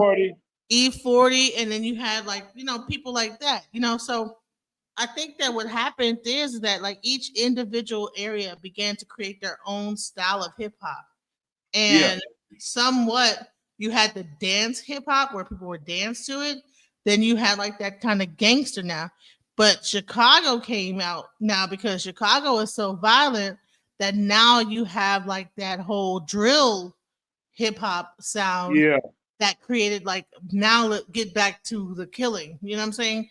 So at one point, hip hop had mellowed out. It was just dancing. It was Soldier Boy up in the hill. Boom, boom, boom. Boom, boom. Now watch me whip. Now watch me in their name. And you can play that whole down south kind of vibe, and nobody would be ready to fight. Right. But Chicago came and said, no, bump all that, not fighting. I'm gonna make some music. I'm gonna talk about people that's deceased. And then Detroit jumped onto the whole scene, and then you have like now in Memphis came into it. So now you have like a whole conundrum. And then there's a mixture of the dance scene into the whole Memphis sound as well. Like that whole, that tick, tick, tick, tick, tick, tick, when I do that, like footwork. So it's a combination of things that are going on in hip hop right now that we need to like pay attention to for our youth, because you have like the real bad stuff. You also have the dance element to it. And so we have to like know that it's not just only about like, okay, well, it's all just evil and mean and Dan and evil. But the biggest thing is that the spiritual side of it. And I want to play a little bit more of this video. And I'm sorry, my dog. Let me respond to you real quick. For the last 4 or 5 years, drill music has been pushed by the industry. You had King Von, you got Lil Durk, you got FBG Juck, you got Saba Baby from Detroit, you got what's his name? 54 Doug or something like that, 24 Doug or something like that. You got the Baby. All of these guys are talking about drugs and killing. So and then like I said, they use these guys up. And what they do, they get them out the way. You know what I mean? And then like I say, some of them is worth more dead than alive. You see? So that's another thing that if you be thinking about becoming an artist, you blow up. You got to think like just like when Michael Jackson died. The album sales went up. Any artist that died, people are going to take interest in them. I heard of Young Dolph, when he came out with Preach, but after that, I didn't listen to him after that until I just started listening to him after he passed away, after he got killed. So these artists are worth more dead than they are alive. So they let them build up a buzz and then they get them out the way. You know what I was saying that for? I when I was comparing the states, the reason why I was comparing the states like that and saying we like the biggest rap and the main ones come with the with the fighting and the rowdiness and the evilness and the show. I was saying that because I felt like it came more from the New York side. It came from, like you said, and I agree with you, the California side with the angry part and the fighting part of it. And then we added in Georgia. The reason why I know a lot of the rap and stuff come from Georgia as well, because Georgia is made up. Georgia, and mostly the people from Georgia are from Florida. Because that's where a lot of people from Florida like, but that's why a lot of them not here in Florida anymore. I know a lot of them have migrated to Georgia and they made it their stomping ground because it's a place where it's affordable, and they start calling it the land of opportunity. That's when they start blowing up. But when I was talking about comparing the two, it seemed like it was something off about why so much, like the fighting and the you get what I'm saying, the rowdiness or the evilness. I was comparing those two. Because is there issues in New York? Like a lot of the rappers there, they act like they're kind of angry. And then from LA, a lot of the rappers there, they act like they angry. Like it seemed like the more gangster sides coming from those. Because Georgia, I promise you, they're made up.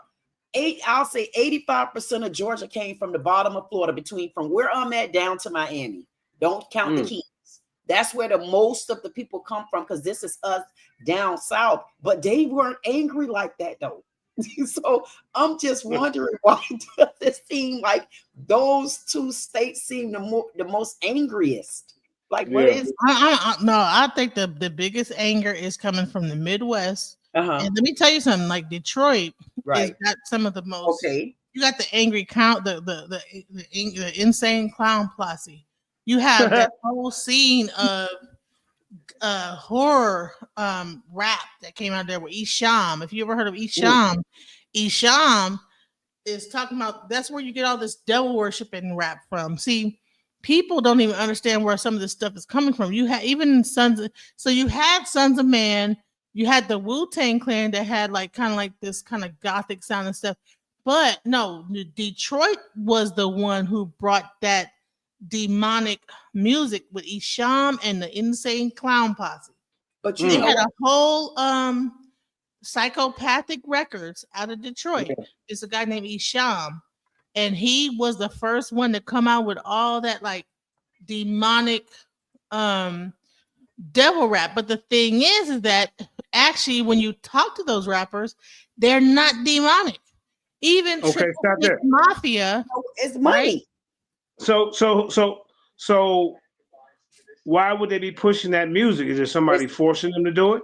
It's money. It's what they want to do. It's money. Nah. That's creative for people these days. They're not gonna sit and watch our old asses. Them kids ain't watching that. But you know what? We talking about rap in the black community, not rap in the black community, but the demonic side. But guess what? What about these white people with the demonic side? It came from over there. They've been doing that.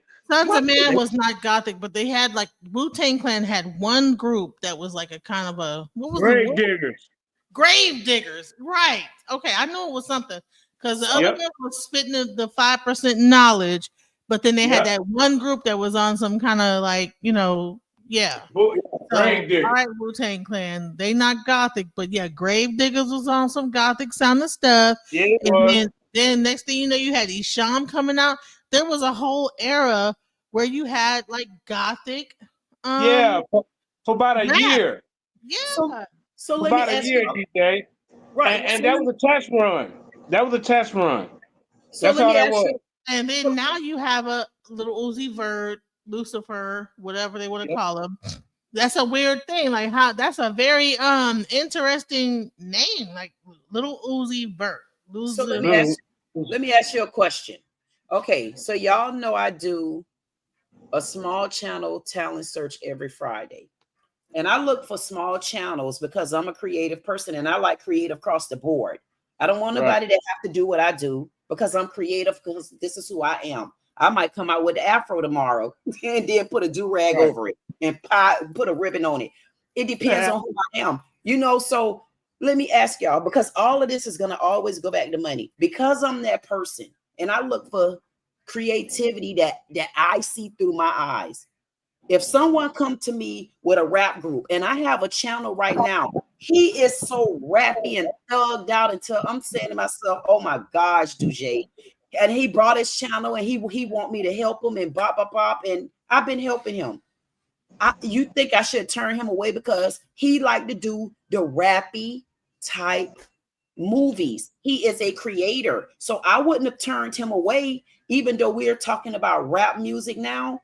He is one that's into those type of ghetto type movies, but it sells because everybody not going to want to watch me with my talking ass, and everybody not going to watch him with his ghetto ass. You get what I'm saying? So what do you do as a person that's looking for creativity and that person came along, or that channel or that group? I mean, I would say this. I mean, people could be creative, but and support people's creativity no matter what, especially if they're good at it. If they're doing rapidy rap, if they're doing whatever the ever. But when they start to like get into this like kind of a demonic, kind of like a negative energy thing, this is succubus energy, and we have to actually understand like that this is like getting into some weird stuff, satanic rituals. Rappers you don't want to see. Let's look at this. He's known for posting photos of upside down crosses on his Instagram But that's like page, listening which has to led to AI. some of his colleagues calling him out. Most notably Offset. Offset posted an Instagram clip saying, all y'all doing upside down cross. Even my little partners, man. Stop the boy, you look lame. All that worship the devil. You with God, man. Lil Uzi responded by posting a picture on Instagram with a smiley face and an upside down cross and the number 666, tagging Offset in it. The Migos rapper replied to the post, writing, I will pray for you, my brother. Lil Nas X. Lil Nas X, whose real name is Montero Lamar Hill, is a popular rapper and singer who is no stranger to the spotlight and tabloids concerning his provocative artistic persona and social media presence. After gaining initial fame with the hit song Old Town Road, he's gone on to release other songs which indicate the Georgian rapper's apparent interest in Satanism. He released a music video for his song Montero, Call Me By Your Name, that features him descending into hell while pole dancing and giving the devil a lap dance. This generated a huge amount of controversy, which Lil Nas X ultimately reveled in. He also posted pictures on social media that show him wearing a pentagram necklace and standing in front of a statue of Baphomet, a figure associated with Satanism. Shortly after the video's release, New York-based art collective Mischief collaborated with Lil Nas X to make 666 pairs of unofficial Nike Air Max 97. The shoes, which cost $1,018 each, a reference to the Bible verse Luke 10:18, are Satan-themed and allegedly feature a drop of human blood. Playboi Carti. Jordan Terrell Carter, professionally known as Playboy Cardi, is an American rapper who has gone from having an underground cult following to becoming one of the mainstream mumble rappers. Playboy Cardi is no stranger to the satanic lifestyle. His 2020 album, Whole Lotta Red, featured several Satanesque references, as well as vampiric imagery and more. The Atlanta rapper garnered this attention from hit singles like Magnolia and Woke Up Like This, as well as his debut album, Die Lit, in 2018. In anticipation for his second album, Whole Lotta Red, Playboy Cardi announced a collection of new merch, the bulk of which includes inverted crosses and pentagram necklaces. The 16-piece merch collection featured 12 types of clothing options, along with 4 household items. The sweaters and shirts have upside-down crosses and statements like Black Leather Devil printed on them. Immediately after images of the merch went live on the internet, fans began talking about the clothes' satanic appearance. He recently caused a frenzy amongst his fans when he displayed a Satan tattoo on the back of his neck. The Atlanta native shared a photo of his new ink on social media, which shows the word on his neck atop other eerie tattoos that have already faded. What was his name? Playboy Cardi. What is it again? Playboy Cardi. Okay, so I want to ask my son. My son is 25 years old. Do you know Playboy Cardi? Do you listen to his music? Why don't you listen to his music? Okay, so I just asked my son. My son is 25 years old. I asked him, did he know who this young man is? He said, yes. And I asked him, I said, do you listen to his music? He said, no. He said, because he don't like how he is. Right. So your son got good conversation. He got like a lot of followers that watch his. So let me ask you this. So Jabril, let me ask you, who are most of the people that follow this young man? Is it more of a black community, mixed community, white community? Is more of a mixed community? And what's like the age group? Like between 15 to 25 years old. So I asked my son, he said that it's like a mixed community with black and white, and the people that follow him is between 15 and 25 years old. Right.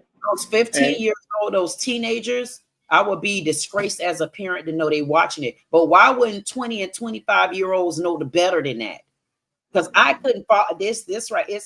That's not a channel that I would promote, especially if I felt it in my heart that this young man has really gone down a demonic road. For me, I would draw the line. I draw the line on things like if you have anything to do with child endangerment, anything like that, if you're not saving and help them, that wouldn't be for me. So this would be a different type of video versus what I'm explaining on the other young man that does the ghetto music. So I'm glad that we're talking about this because I'm kind of caught in the middle of this. You get what I'm saying? Because I really bring those channels in, and I got over 100 channels that I should be dealing with that have come to me. It's just me by myself. So I'm doing them slowly and in my own increments. But I couldn't deal with that. That's not somebody I would promote. So is he in the with our channel? I said I'd like you to help us out with our Lions Den and JJ7K TV. Listen, come to me. Listen, send them to me. Let's talk. That's what I do. Listen, if we can, this is what I'm telling you. This is how you build a community. So we know that we don't like the foolishness that's out there right now. Why aren't we building our own communities to teach these kids how to start with the actual financial wealth? Because sometimes you hear me say, so these 25-year-olds don't know better. They don't even understand that they got a free will to make financial wealth. That's why I say in that rap industry, it did do something. It taught people that you can be creative and even come on social media and blow up. But so many young kids right now not connecting that. And that's where I'm coming in. But adults are included in that. It's a lot of adults who are here on channels that's not making the money they should be making. And guess what? I'm going to get to the bottom of why. That's why I'm going to sit here and wait patiently because they're going to come. It's a lot of people that don't understand the difference between reality. Reality right now has to come with within and finances. Finances. You got to go straight to finances these days because if not, we're going to fail. I would not support this. I don't know. It's something weird about this. You know what? I'm glad that somebody actually brought up this thing. So now it's a even weirder thing where they have like this Italian. It's called Italian vomit or Italian something vomit music. What? I couldn't even listen to the name, the title of it. It'll turn my Yeah, that right there when it. Yeah.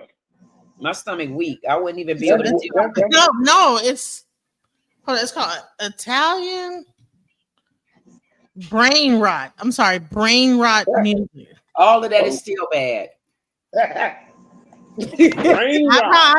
can't probably play it, but yeah, Nan, don't play it. I'm good on them. But Yeah, no, that's so what they've done is now they've taken hip hop and it's talking about ting ting ting chala bing pong ping ping pong pong ping ping, and it's all it's doing is naming different like cartoon characters, and the young kids are just eating this bull crap up. So they figured out a way to really be able to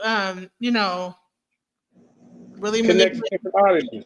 Yeah. And I want to show you guys this guy right here. So now I found this guy, his name is Billy Cracks, right? And he calls himself cult leader. Right? You see it? You see this picture? No, you got up the other video. Oh, okay. Let me see if I can show it to you. Hold on.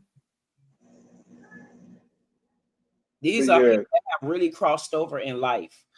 Yeah, they crossed over. Right, so and this person right here. Yeah, go ahead. Can you see it? Oh, yeah.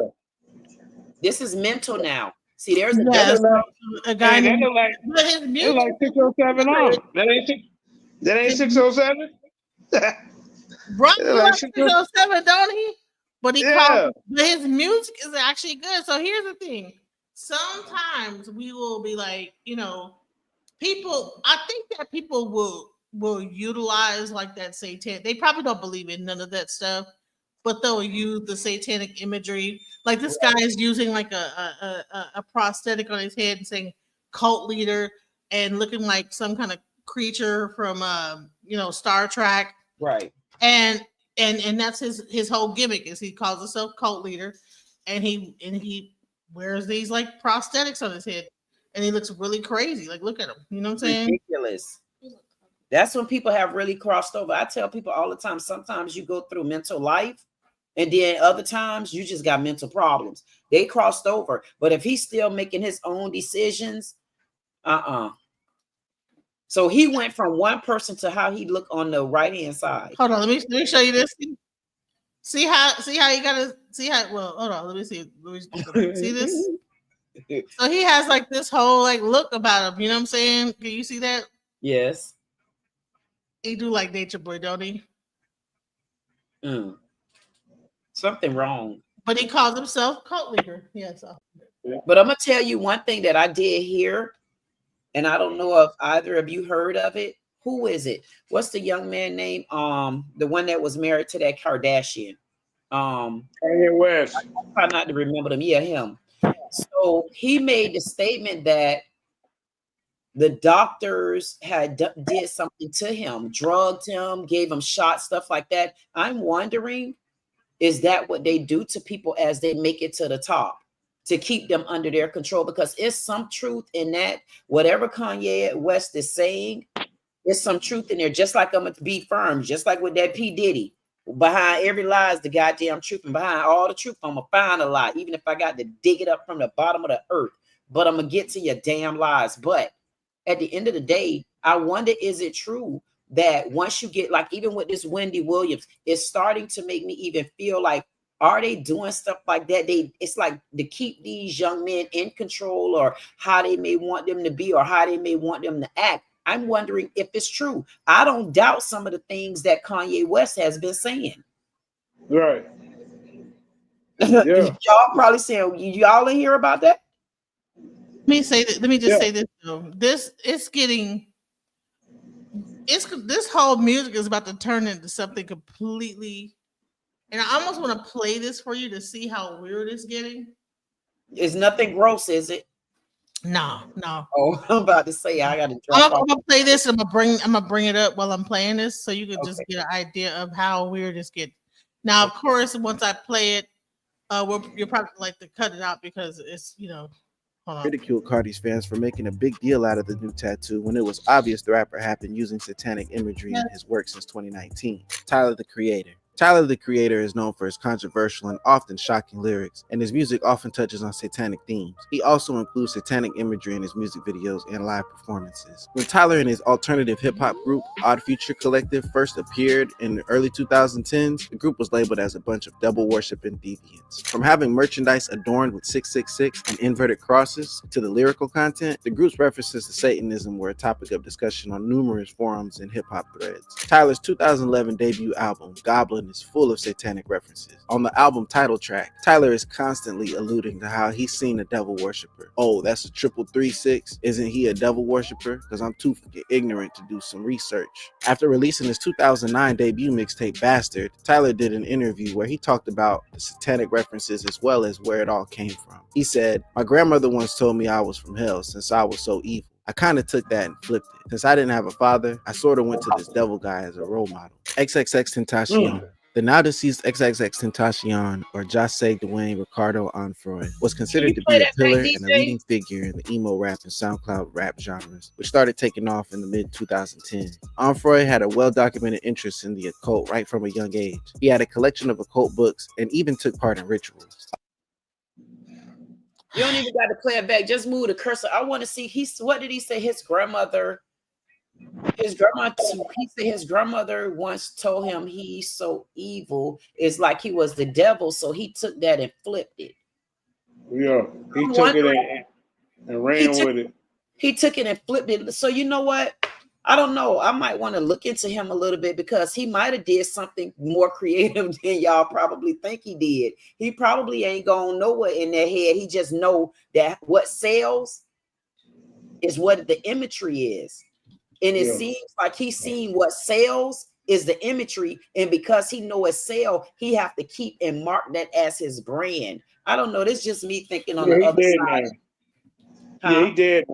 I said he's dead. They killed him. Oh, but was he using it as a brand? X. How you pronounce his name, Genesis? X. You talking about Extension or extent? I can't. Yeah, I never listened to his music. Yeah, I mean, his music is good, and a lot of these people that they devil worshippers' music probably be better than some of the regular people that they say is not devil worshippers. I'm like, come on. I'm like, listen, let me just say this whole devil worship.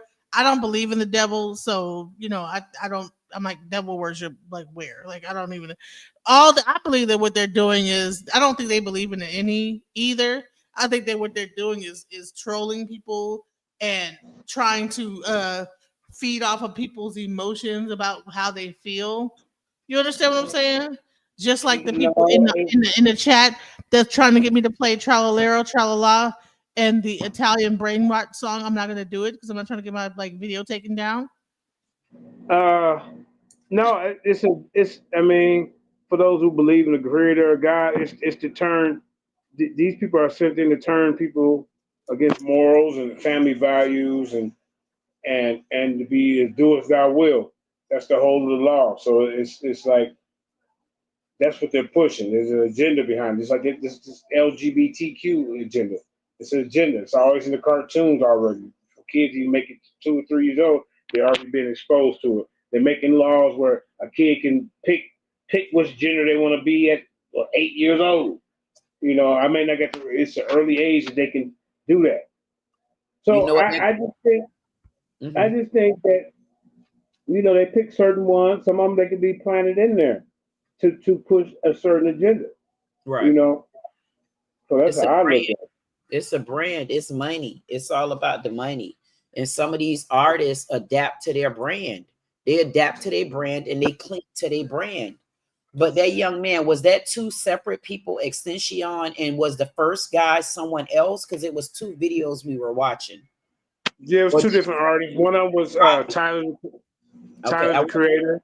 Right. So, yeah, I know Extension was murdered, but I'm talking about the first guy with all of, the sadistic behavior. I think it's a brand. When I looked at him, I looked at him again and I said, wait a minute.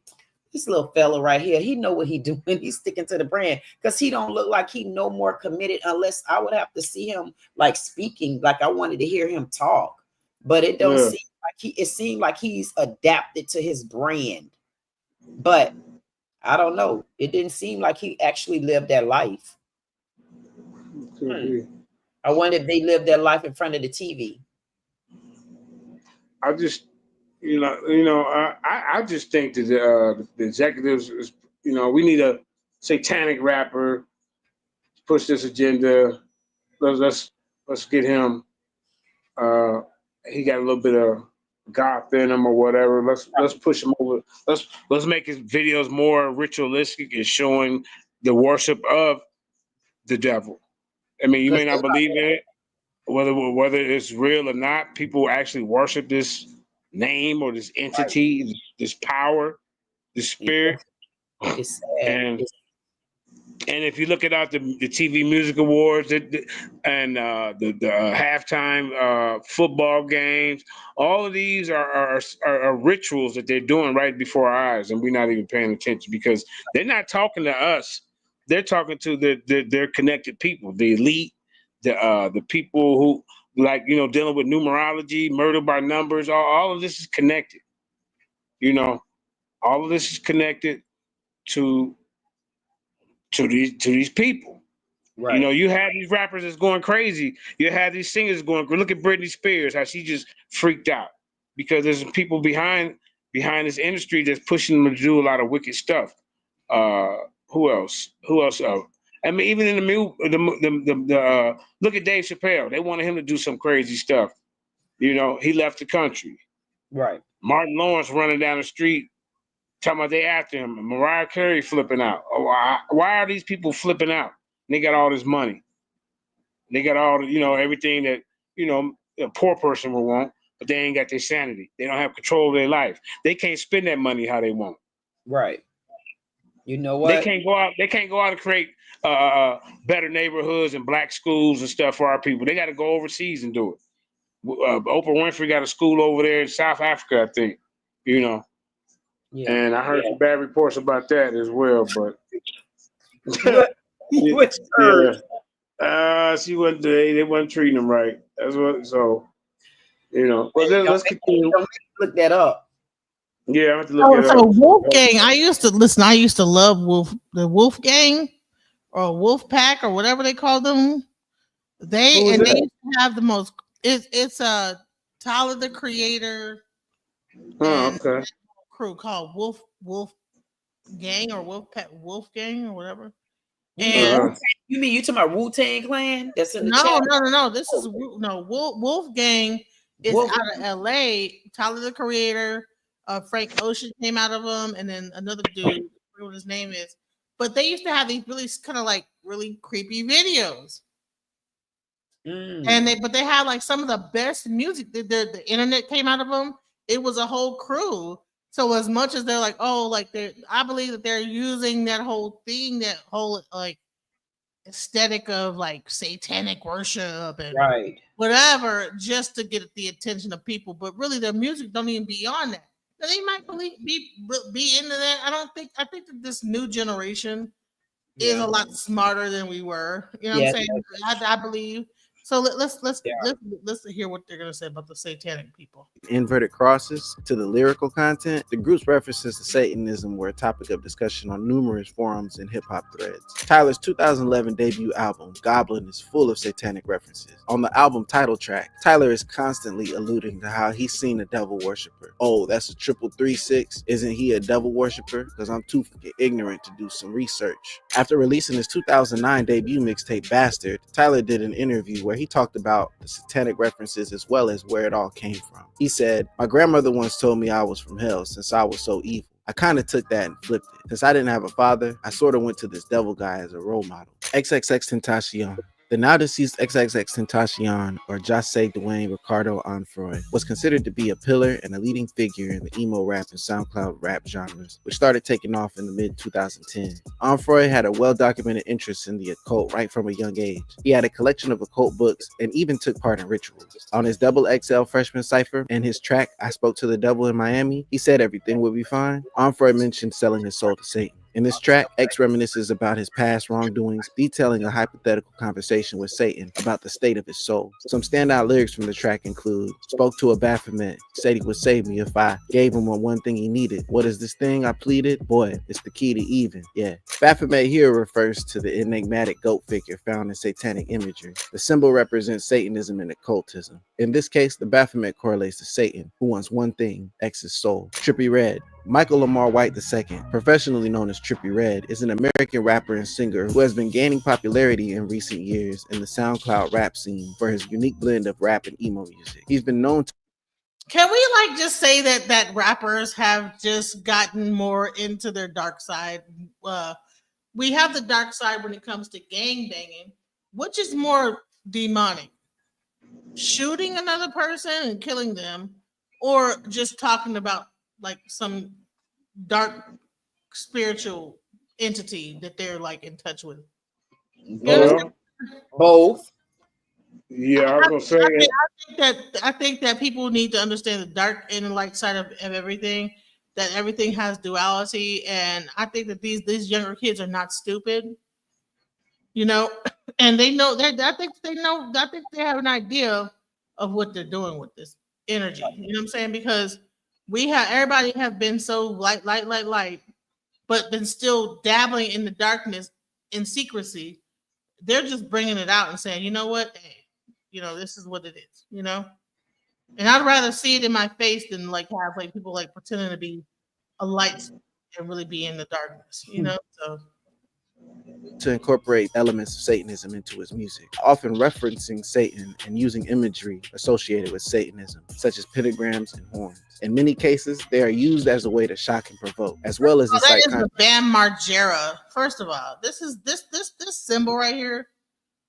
If anyone's seen the show Jackass, there's a guy named Bam Margera who diversity among his fans and haters alike. He was seen posting this image on his Snapchat, which includes occult symbolism such as the all Satan. He's been known to incorporate elements of Satanism into his music, often referencing Satan and using imagery associated with Satan. That's Bam Margera's logo right there.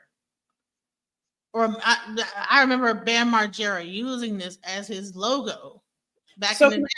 So could I ask you a question?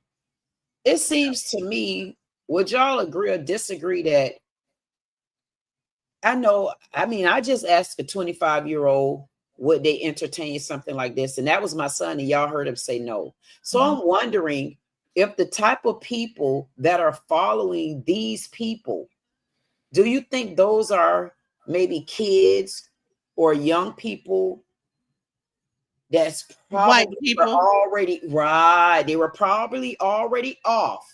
And all that did was add an extra element to what they were already going through. I think it represents like people that want to go against the system, just lost their losing it. I don't think they're losing it. I think that they're saying, okay, what is the most outrageous thing I could do as a child?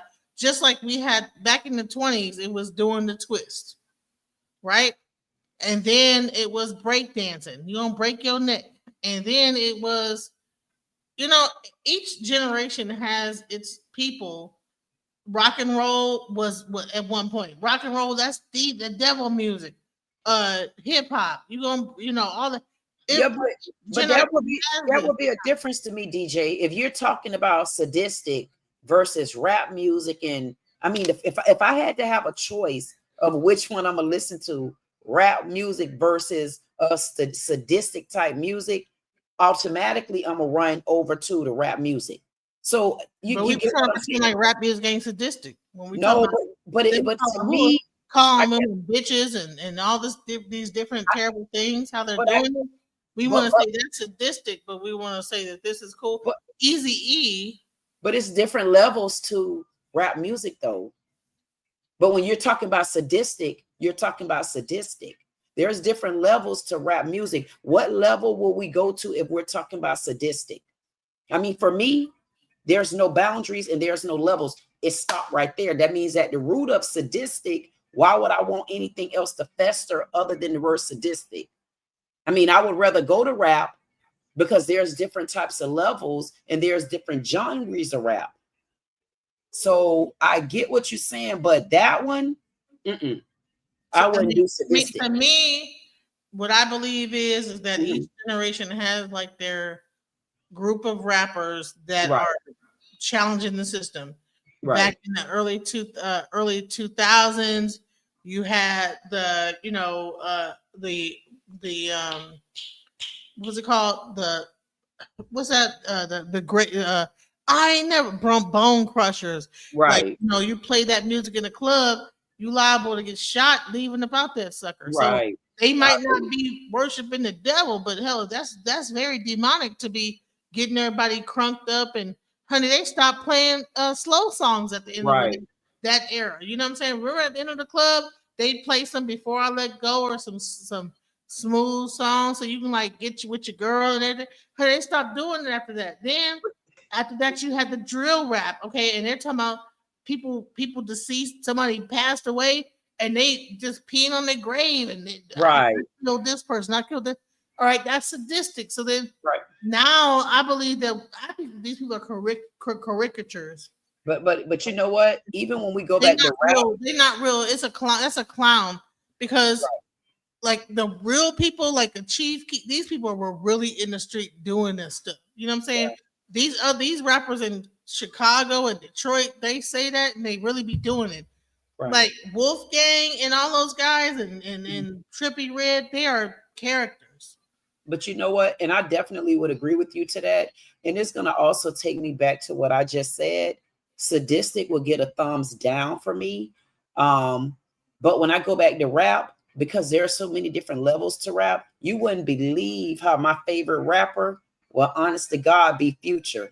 And when I tell you in Future go to rapping, and I bounce right with Future and bounce because that's who I am. So when it comes to rap, there are different levels to it. At 50 years old, I still love rap. I don't like that breakdancing stuff now. I can tell you that because I ain't doing no breakdancing across the floors. But what I did say is I'm going to listen to Future. I'm gonna listen to so many, and I even like Lil Wayne. I'm like, yes, pop. And then I go to jumping with Lil Wayne. It's different levels to it, but I can't see how I can get comfortable with sadistic, even especially if you talk about pissing on graves, much as I be to the goddamn graveyard. But no, Future got demonic. I'm like Sage on this one. I'm like Sage.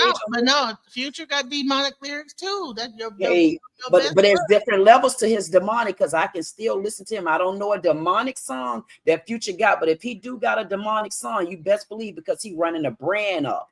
He running the bag up. He not doing it. That's what those other people are doing too, though. See, I believe that all this stuff that they're doing, even Little Nas X, it's a ploy. It's not no real. They're not really like devil worshippers. I don't think they really like no real hard, because a real hardcore devil worshiper is not going to come out and be like, I'm a devil worshiper. You know what I'm saying? They, you know what I'm saying? They're not gonna like make it be known. They're just gonna do it on the side and be a devil. Like Iggy Azalea. Well, no, she's not a devil worshiper. But I'm just saying there are artists out here that really do some real crazy stuff. Now she's a witch. Iggy Azalea is a witch. You know what I'm saying? And she's in Apollo and she's into the chaos energy and chaos magic and stuff like that. And she tells you she's into chaos magic. But who this is? Iggy Azalea. Who is that? I'm so glad I don't know nobody. Yeah, Iggy Azalea is into chaos magic. Yeah. I don't know her. Yeah, she's known. She's known out here. I'm gonna find her information. I'm gonna play this on YouTube. No, she's been known for a while. Such as pentagrams and horns. In many cases, they are used as a way to shock and provoke, as well as incite controversy among his fans and haters alike. He was posting this image on his Snapchat, which includes occult symbolism such as the all-seeing eye, the head of Baphomet, the the biblical number of the beast 666, as well as the pentagram. This is Trippie Redd's arms, tattooed with several inverted crosses. Above the inverted crosses is the tattoo saying demons at play. In this picture, his shirt says, "Take me to hell, tell me it's heaven," as a woman hugs the devil. The official music video for his hit song Topanga features a very eerie atmosphere with numerous heads of the Baphomet seen, as well as a pentagram with candles all around it. The Ohio native was also seen flexing Lil Nas X's bloodstained Satan shoes on his Instagram. With only 6 Man, all that is a marketing ploy, but there's people that really be doing it, and I'm gonna show you one that really does it. And so so what do you do? Do you not continue your brand? What so even in a position, even in a situation like this that we're talking about it, how do you deter this as the artist on the other side of it? Like, what would you think that the artist on the other side should do? Me personally, I think the artists should be more responsible for the music they put out. And okay, if they're telling you to do this, then maybe y'all should try to look for something to be independent or something, because these type of imageries and this type of behavior, running around with pentagrams and upside down crosses, is leading people away. I think it's leading people away from believing in something greater than themselves, because Satanism is do as thou will. That means you just do what you want. So even if it's just marketing, it may be helping him marketing, but what is it doing for the people that's actually really believing this stuff, or leading them astray from good values and morals? It's okay to be a bad beat. Look at Cardi B. You know, she got that WAP. You know, and they got kids running around. I got that WAP. Don't even know what they're saying. So a lot of this stuff affects us subliminally. I'm sorry, I said the wrong name. It was not Iggy Azalea. It's Azalea Banks. My bad. Azalea Banks is a Palombero. Hey guys, it's AB. I'm in the witch cave right now. Now, I just wanted to come here to you in the witch cave today, because I've been talking a lot of shit today, and just wanted to give you guys a real peek at what it's about. And what it's about and what it is. And, this is specifically for Black people. I hope you guys are online, especially my Black girls. I hope you're online watching right now. I'm here in the Witch Cave with Chola Wenge Chola. And today I just want to teach you a little something about just two of the main African traditional religions that have traveled with us from the motherland to the Americas to, Central America, South America, United States, Caribbean, etc., etc. Hold on, wait, let me turn off the damn thing. Okay, I'm not about to teach y'all no brujeria, but I'm just gonna give you guys some insight. Shit. Real insight on what it is, right? So you have palo, and then you have ocha. So wait, you can't even see that. You guys see that? All right, so in ocha, you have what they call, you have ochun in ocha. In palo, the name is Chola Wenge. Chola Wenge Chola. Then you have Yemaya. The name in palo is Kalunga. Then you have Chango in ocha. The name in palo is Ensasi. This is really hard for you guys to read, right? So, oops. Palo, you have Chola Wenge Chola. Ocha, her equivalent is Oshun. Kalunga in Palo is Yemaya in Ocha. And Ensasi in Ocha is Chango. So we can just start by talking a little bit about, the difference between Palo and Ocha and what it is, right? So Ocha is a Yoruba religion from Nigeria, from the city of Ile-Ife and all over Nigeria. You know, it's a more celestial religion that has a lot more to do with spirituality and like kind of like saint, like the idea of a saint more than a natural earth current and a natural earth energy. You know, Yemaya is considered to be a real person who She's died. wrong about that, but okay, we'll let her became Yemaya. But in Palo, the Kalunga is a natural force of energy. It's like a natural force of energy. It's a natural force of energy. So here you have Cholawenge and you have Ochun. The difference between Cholawenge and Ochun is like night and day, respectively. Like Cholawenge is nighttime. If you want to think of her as nighttime, you can think of her as nighttime, and you can think of Ochun as a daytime. The difference between Palo and Ocha is that one is for creativity and one is for destruction. So Ocha is creative, and Ocha is also a colloquialism for Santeria, or regla de Ocha, Lukumi, however you want to call it. It's a colloquialism, synonym, whatever. And Palo is for destruction. Now, that doesn't mean that you can't do good things with Palo, right? So if somebody's sick and they come to a palera, the palera is going to take sickness away from them. If somebody is sick and they go to the santera is going to bring them health. Does that make sense? Yeah, it does. Turn on the chat a little bit. I thought you said this is not voodoo. I'm trying to show is that a lot of the stuff that people like be looking at. Okay, so that makes sense to you. Can you get scratched if you're gay? You're not, in the traditional sense, you're not supposed to be scratched if you're gay, you know, but there are all other different kinds of palo. There's, you know, palo monte, palo quimbisa, like there's many different kinds of palo, but the purest, rawest form of palo mayombe. Gay men aren't allowed into our homes, you know, into our houses, but there's a trick, there's a way that you could get into Palo Mayombe. You have to come through a sign. So you have to come in as an herbalist, almost as a nurse, almost. And that's how you get to work in Palo Mayombe, right?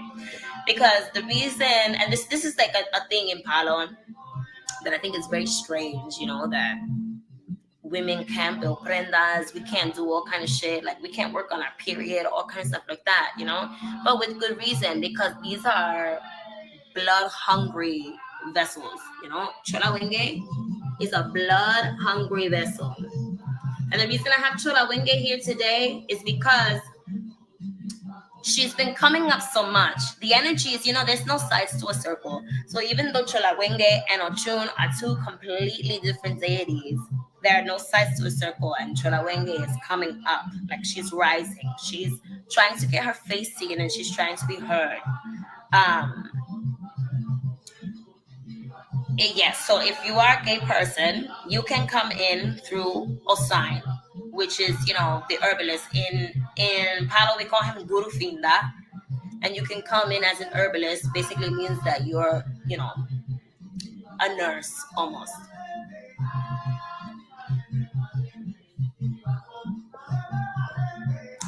And for women, we are allowed to be, and it's very, you know, contradictory or whatever, but gay women are allowed to be in Palo. Women are allowed to be in Palo, but we just can't work when we are on our periods, and we can't initiate anybody until the period is done, because, you know, these are blood hungry vessels. So you can't come near them while you're bleeding, because they'll attach to you and eat you.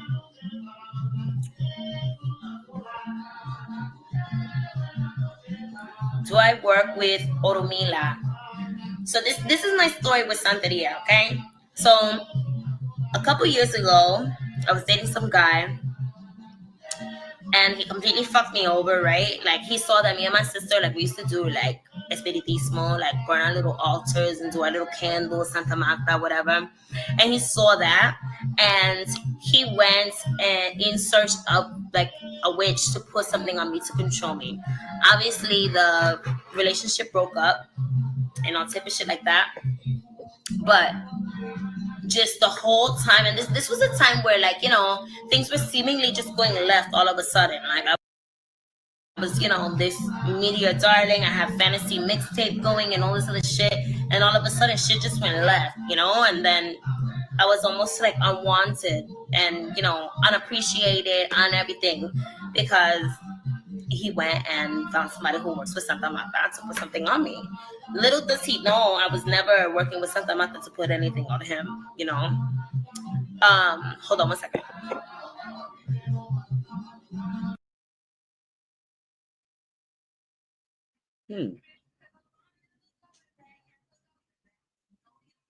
Hey, DJ. Yep. Is she? I'm confused. Is she supposed to be the witch? Well, no, she's a Palombero. So Palo, she's into Palo. Palo is the Congo. The opposite. Yeah, so you have E5. That's what I was asking. So E5. So what she was explaining is E5 is the lighter spirits. Right. Palo is the darker spirits. Right. And they're more consuming and hotter spirits. So therefore you can't be around them on certain things. Right. If you're on your period, like I can go to a celebration or a initiation on my period in E5, because those spirits are spirits of light. Those are spirits of like the muerto, right? And they are bloodthirsty, and so she has to be very careful of how she's around those, because they'll attach to her, and then she'll start getting sick and stuff like that if she actually is on her period around them. Oh, I was only asking which side she was on. Was she on the Ifa side of it? The reason why I was asking, because it seems so weird that she was really, really, really eager to say that she's on the opposite side of the road. That seemed kind of weird to me. That's what I'm trying to show, is that, see, the younger generation, like most witches don't do that. The younger generation is more embracing the darker side of all this stuff. But but to me, unless she got other videos, because it didn't seem like she was embracing the dark unless she got more videos. Well, she talks about this based in chaos. You know what I'm saying? It's chaos magic. So what happens is that, like she said, is that, okay, you attack it this way or attack it this way. You still attack the same thing, but you attack it in this way, or you attack it, either you attack the sickness or you bring health. You know what I'm saying? Same thing is when you want to do something against someone, the same way it goes. Is that her only video? That's the only one I'm aware. There's probably more, but she had a channel.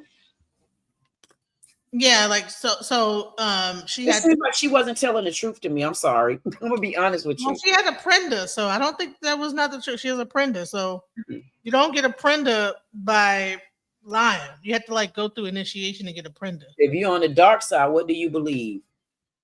Well, it's not really the dark side, like she said. Palo, like even me as a child of Oya, normally you have to be scratched in Palo and go up to right. So to be able to have both sides. So, you know, but she does have the prenda, so that tells me that she's been initiated, you know. So and that's what I'm saying. A lot of these like people that are doing all this like weird like little stuff have been initiated into some kind of even 21 Savage. He's Shango.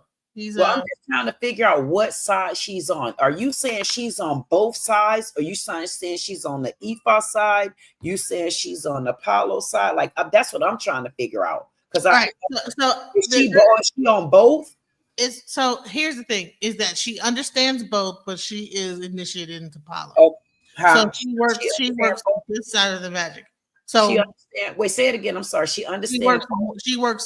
She works that side of the magic, right? Okay. So just like even on my channel, I had a Bokor. Now she's not a Bokor, but certain people work from the dark side, and they probably do their work at night. us as people that practice Orisha, we work in the daytime to like bring, balance and this, that, the other. She'll work at night to fight against the darkness. You know what I'm saying? So it's still the same thing. It's just, that's what I was trying to explain, is that like people will be like, oh, they're like using, because, the understanding of beliefs will make you think, oh, okay, that these people are really like on some old, hey, what's up, Zion?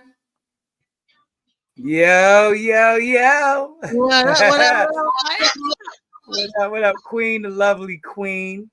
Blessed love, DJ Genesis. Salute to my man Dinka Mali, the general. Why I said I am blessed Lord Rasta. Why I talk about I am right now. Have you heard what we've been talking about so far? I just jumped in. State of the conscious community. I just picked up just a little bit of what y'all was saying. We just talked about Azalea Banks, and she was talking about Paulo versus Lukumi, versus Ifa, right? So she's saying in Ifa. Okay, so the religions, Ifa versus. What Queen was trying to do is understand. I don't think you would ever put Lukumi against Ifa. I wouldn't say you would ever put Lukumi against Ifa. You know what I'm saying? My father not Lukumi. I'm saying is that Paulo versus Lukumi. What's Paulo? Explain that to me. Okay, so Paulo Mayombe comes from the Congo. It deals with the muerto. So what happened is Azalea Banks, she just broke down, and I'll play it again for those who probably didn't see it, where she was really breaking down the difference between what she works with versus what, so Paulo versus Osha, what the difference is. So, and here's the thing, and the reason why I'm showing this is because when people start to like be in are they still using the same deities? Like there's a difference between Lukumi and Voodoo. However, you know what I'm saying, Voodoo and Lukumi also share the same theology in a sense. They just have a different way of doing things. And so in different African countries, they have the same deities. They have a Legu, they have a Legua, they have, or Lego or Batala, they got Shango, Yamaya, Legua, Osan. But they have different names for them. Same thing with, but how they practice it is different in different cultural context. That's what I was trying to figure out. Like it's almost like you could be a Baptist and you can also be a Pentecostal. Right. Well, so it's the same thing. Like even with the Middle East, for instance, like when you're dealing with like the Abrahamic faiths, you had faiths that were in the Middle East that in like Mediterranean not Mediterranean, but Sumer who believed that this God was above Yahweh, and Yahweh had Ashtoreth and all of these other deities, and those deities did not leave out of Judaism. The only thing that changed in Judaism is that they placed Yahweh above all those deities, and so it's the same way in the Yoruba. I wouldn't even say Yoruba because you know what I'm saying. I think the elder clarified that he cleaned that out. He's like Yoruba ain't even that old. You know what I'm saying? So, but at the same time, like they had the same deities that they were kind of playing different angles on in different tribes. Put it that way. All right, so let me play this real quick to like so that you can. Because I want to hear that too. No, it's not about it's not here to complain about anything. I just want to give you guys a real insight on what it is, right? So you have Palo, and then you have Ocha. So you can't even see that. You guys see that? Okay, so in Ocha, you have what they call you have Ochun in Ocha. In Palo, the name is Chola Wenge. Chola Wenge Chola. Then you have Yemaya. The name in Palo is Kalunga. Then you have Chango in Ocha. The name Impalo is a sassy. This is really hard for you guys to read, right? So, oops. Palo ya chola wenge chola, ocha, her equivalent is Oshun. Kalunga in Palo is Yenaya in Ocha, and in Sasi in Ocha is Shango. So we can just start by talking a little bit about, you know, the difference between Palo and Ocha and what it is. Right? It's how their perspective. So Ocha is a Yoruban religion from Nigeria, from the city of Ile-Ife and all over Nigeria. You know, it's a more celestial religion that has a lot more to do with spirituality and like kind of like saint, like the idea of a saint more than a natural earth current and a natural earth energy. You know, Yemaya is considered to be a real person who died and went to heaven and, you know, became Yemaya. But in Palo, the Kalunga is a natural force of energy. It's like a natural force of okay, got it. Yeah, energy is a natural force of energy. So here you have Cholawenge and you have Ochun. The difference between Cholawenge and Ochun is like night and day, respectively. Cholawenge is nighttime. If you want to think of her as nighttime, you can think of her as nighttime, and you can think of Ochun as the daytime. The difference between Palo and Ocha is that one is for creativity and one is for destruction. So Ocha is creative, and Ocha is also a colloquialism for Santeria, or regla de Ocha, Lukumi, however you want to call it. It's a colloquialism, synonym, whatever. And Palo is for destruction. So and that doesn't mean that you can't do good things with Palo, right? So if somebody's sick and they come to a palera, the palera is going to take sickness away from them. If somebody is sick and they go to the santera is going to bring them health. Does that make sense? Let me turn on the chat a little bit. All right. So do you see the difference in that and what that? Yeah, because they have different perspectives of the same coin. One person can look at the same coin from a different angle, and they look at it as an oval. Somebody can look at it as a whole circle, and you know, and then we have the implicit biases. This is what I did on Paradigm Shift. I talked about the human aspect, you know what I'm saying, of religion and even science. You know what I'm saying? And in the human aspect, the perspective oftentimes is personal. You understand what I'm saying? And so from my perspective, I came up in the Yoruba, in the Lukumi, and so I'll reject the other stuff. You know what I'm saying? Because that's my father taught me the way that the sister was talking on one end. The other end of the spectrum is alien to me. And so what do you think that I would naturally agree with? What my daddy taught me. Mm-hmm. That's the implicit bias. You understand what I'm saying? You know what, Zion, and you're making a good point, but guess what? I don't think you know that the young lady that was actually filming the video, she's not Ifa, she's on the other side. And what confused me was, did you see how she was explaining and she was giving this? And I'm saying, right. You get what I'm saying? So that alone, you know, me being the thinker Capricorn that I am, yes, it takes me back to. I'm not gonna get deep in it because you know I go. That's all right. That's all right. Continue. You know, I get in the ocean, then you forget that it's cold down there. So listen, right. I'm saying to myself, this lady is confusing me, or do I need to see more of her because either she's not telling the truth or something just felt kind of weird. I think that she is. I'm not saying that she's confusing it. She's supposed to be a the witch. way she's explaining it might be a little difficult for us, or particularly for me. I'm not going to speak for anybody else. Listen, but for me, she's supposed to. Let me explain it to you in our terms. She's supposed to be the witch. She's supposed to be the one on the other side. I don't use that term. I rebuke that term, witch. Yeah. Well, yeah. No, but listen. No, but wait a minute. I'm telling you how the story was brought to me. DJ said that she is a witch. So the way I'm hearing this young lady, she named herself. DJ, I rebuke you if you claim to be. She said in the beginning about a witch. She said she said the lady. That ain't even an African word. Like, come on, let's use the African term. No, wait a minute. Don't use that European stuff. But you can't do that, Exxon. You can't do that because we have to address the video how it is. But she's not a witch. She's not a witch. She's more of a shaman or a sha woman or whatever. I don't know what you call it. But I wouldn't use that term witch because that literally turns my brain left. in my own biases. So hear me out. That's my point. If she's calling herself that, how is she on TV being so nice and goody? The opposite side of a peaceful person that I am would be that type of life. So she was just too nice about it. And I'm saying to myself, is she telling the truth about who she is, or is she out for views? Or is she being manipulative? Right. That's what I was. That's magic. Right.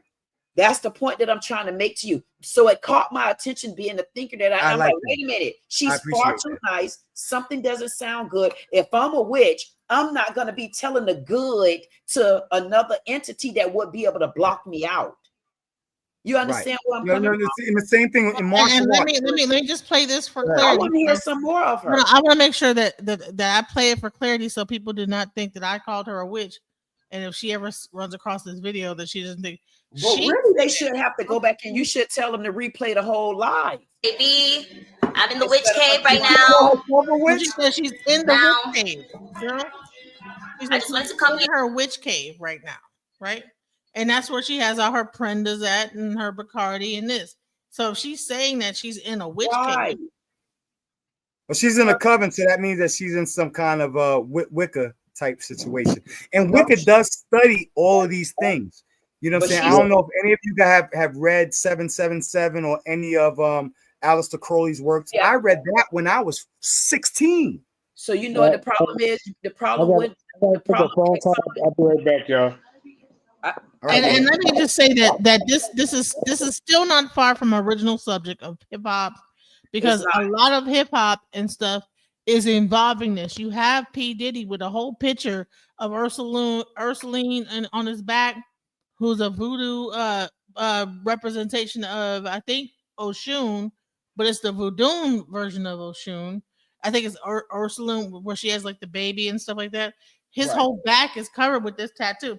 So a lot of like hip hop artists include Beyonce is into Ifa. You know, then you have P. Diddy. Well, when you're dealing with cats who got a lot of money, they're studying a whole bunch of different spiritual systems. It's a part of being freaking, what do you call it? There's a term for it. Just say protected. You know, that's basically not just protected, but they're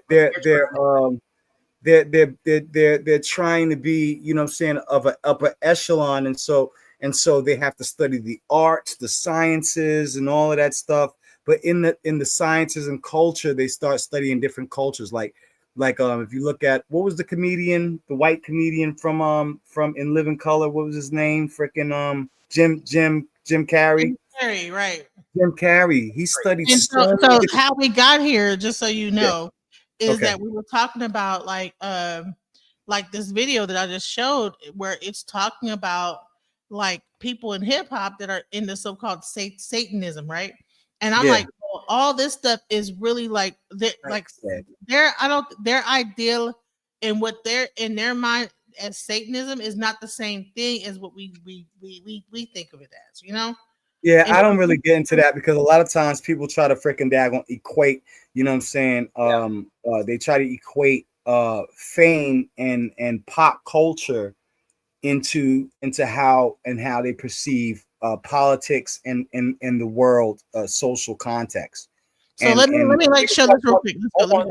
Which Lil Nas X ultimately reveled in. He also posted pictures on social media that show him wearing a pentagram necklace and standing in front of a statue of Baphomet, a figure associated with Satanism. Shortly after the video's release, New York-based art collective Mischief collaborated with Lil Nas X to make 666 pairs of unofficial Nike Air Max 97. The shoes, which cost $1,018 each, a reference to the Bible verse Luke 10:18, are Satan-themed and allegedly feature a drop of human blood. Playboi Carti. Jordan Terrell Carter, professionally known as Playboi Carti, is an American rapper who has gone from having an underground cult following to becoming one of the mainstream mumble rappers. Playboi Carti is no stranger to the satanic lifestyle. His 2020 album, Whole Lotta Red, featured several Satanesque references, as well as vampiric imagery and more. The Atlanta rapper garnered this attention from hit singles like Magnolia and Woke Up Like This, as well as his debut album, Die Lit, in 2018. In anticipation for his second album, Whole Lotta Red, Playboi Carti announced a collection of new merch, the bulk of which includes inverted crosses and pentagram necklaces. The 16-piece merch collection featured 12 types of clothing options, along with 4 household items. The sweaters and shirts have upside-down crosses and statements like Black Leather Devil printed on them. Immediately after images of the merch went live on the internet, fans began talking about the clothes' satanic appearance. He recently caused a frenzy amongst his fans when he displayed a Satan tattoo on the back of his neck. The Atlanta native shared a photo of his new ink on social media, which shows the word on his neck atop other eerie tattoos that have already faded. Others ridiculed Cardi's fans for making a big deal out of the new tattoo when it was obvious the rapper had been using satanic imagery in his work since 2019. Tyler, the Creator. Tyler, the Creator is known for his controversial and often shocking lyrics, and his music often touches on satanic themes. He also includes satanic imagery in his music videos and live performances. When Tyler and his alternative hip-hop group, Odd Future Collective, first appeared in the early 2010s, the group was labeled as a bunch of devil-worshipping deviants. From having merchandise adorned with 666 and inverted crosses to the lyrical content, the group's references to Satanism were a topic of discussion on numerous forums and hip-hop threads. Tyler's 2011 debut album, Goblin, is full of satanic references. On the album title track, Tyler is constantly alluding to how he's seen a devil worshiper. Oh, that's a 3336. Isn't he a devil worshiper? Because I'm too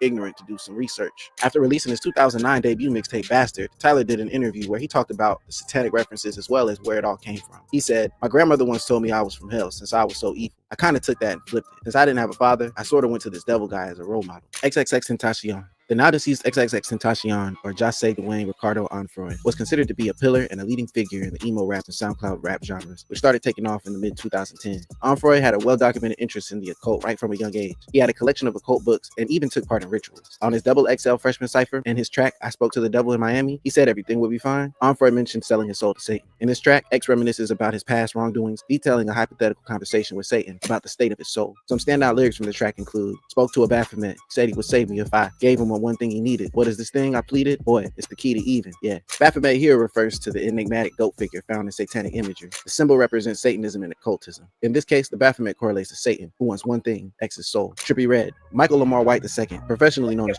So really, what I'm about to slide, yo. This is minutia. I don't do this.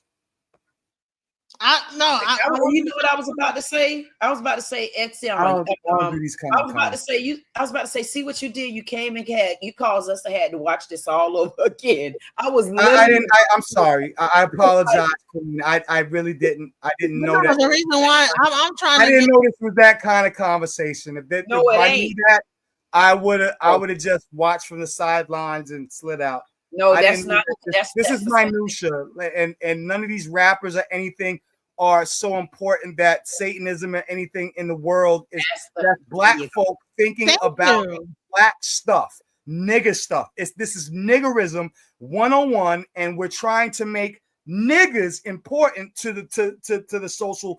It's minutia, and I don't do this. Hold on, wait a minute, Zion. I don't do this. That's why I don't come on with none of those other characters. Like I was literally about to say that to you. I don't do that. I don't do this. I was trying to tell you what she was doing though. I'm out of my element right now. No, you're not out of your element because yes, I am, because I don't do this. The same thing I was saying, honey. That's the part that you're missing. I'm like, dude, they are just this is not. They are not real. But I don't even like to entertain the conversation if I know. Yeah, we want to go back to what we was watching.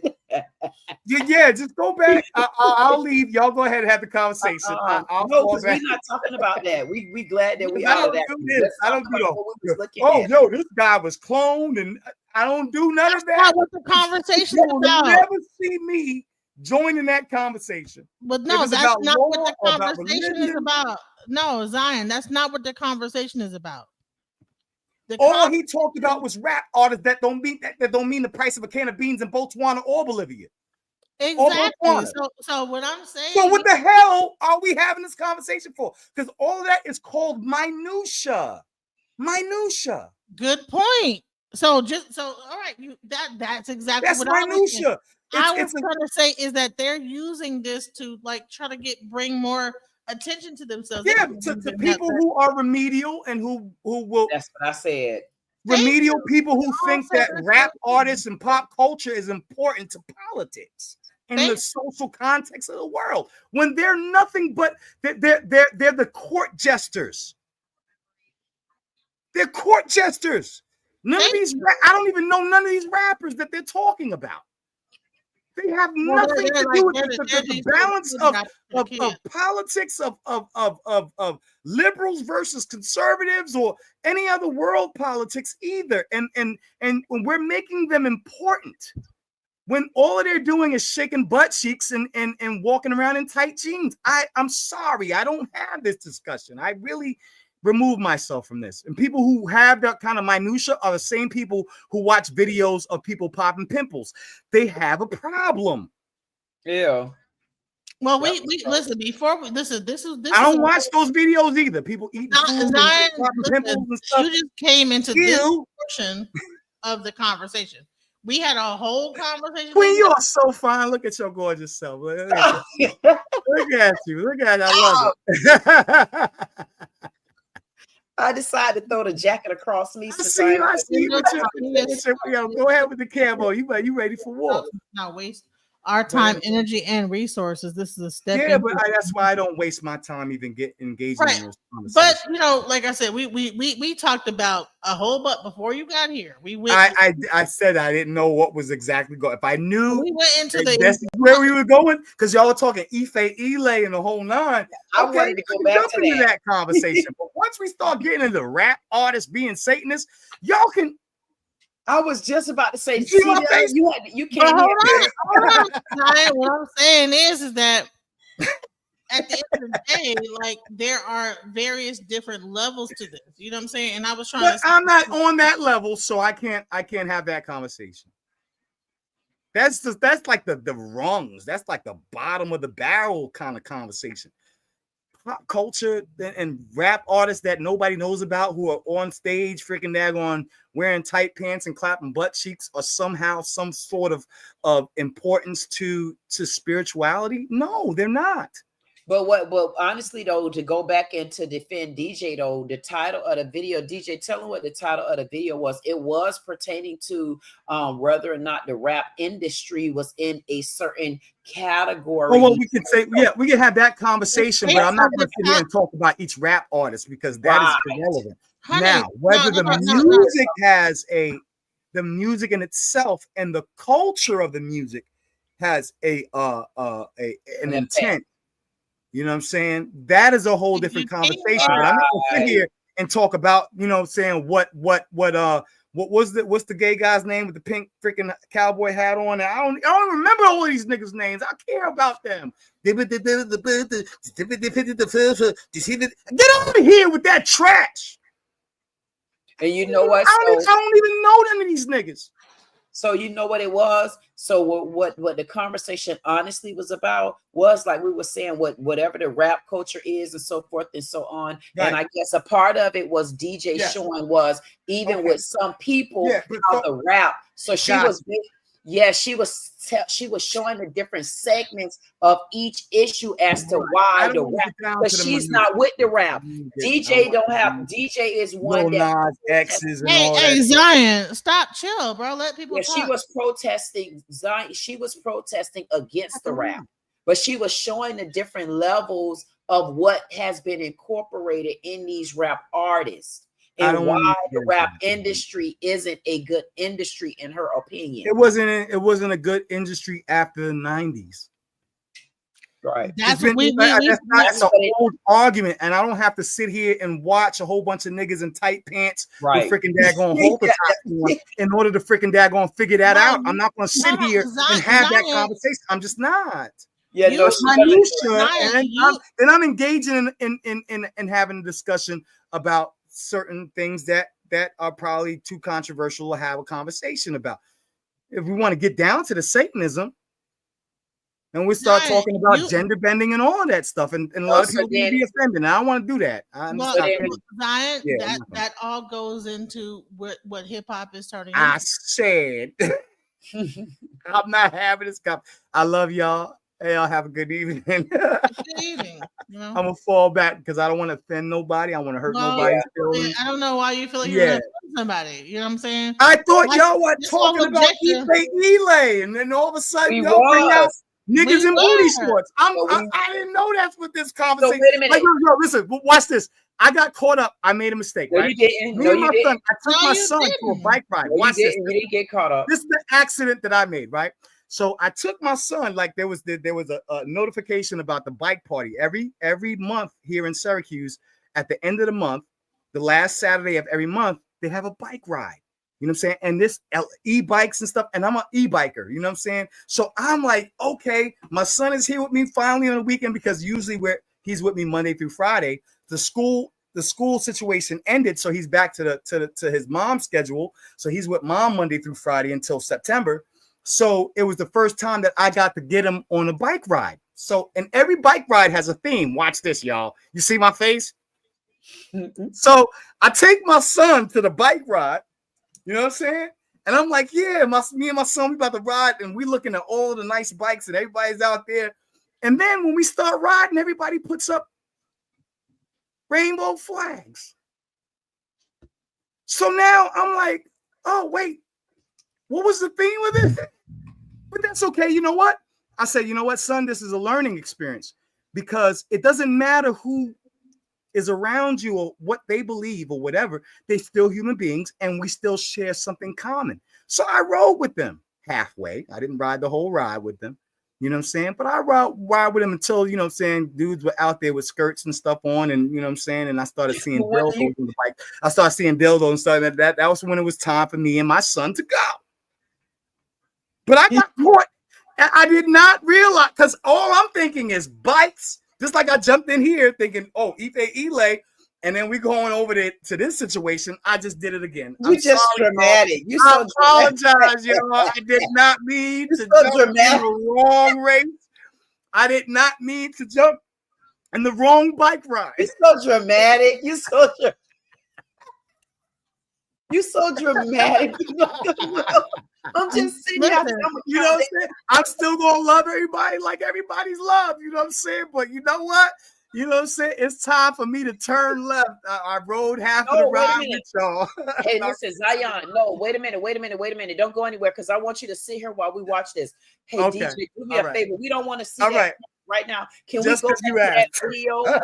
You know, if you get too uncomfortable and I disappear, just know that because you got too uncomfortable. Thank you, Seth.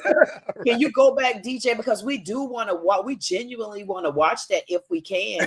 I wanted to finish watching with the young lady as well. Yeah, I wanted to see what she was going to say, because I was focusing more on the religion stuff. And that's that. So what happened? So just to clarify, so I showed that part. Then I said, okay, well, let me show you the other side of this whole situation.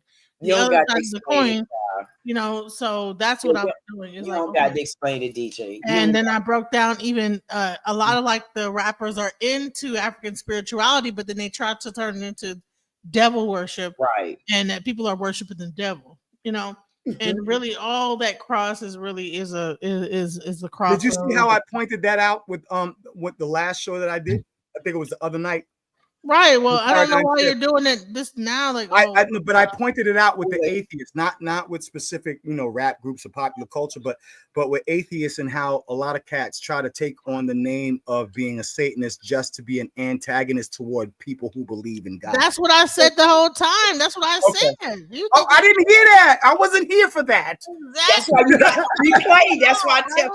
All right, but you start going into rappers and tight pants and stuff. I'm done.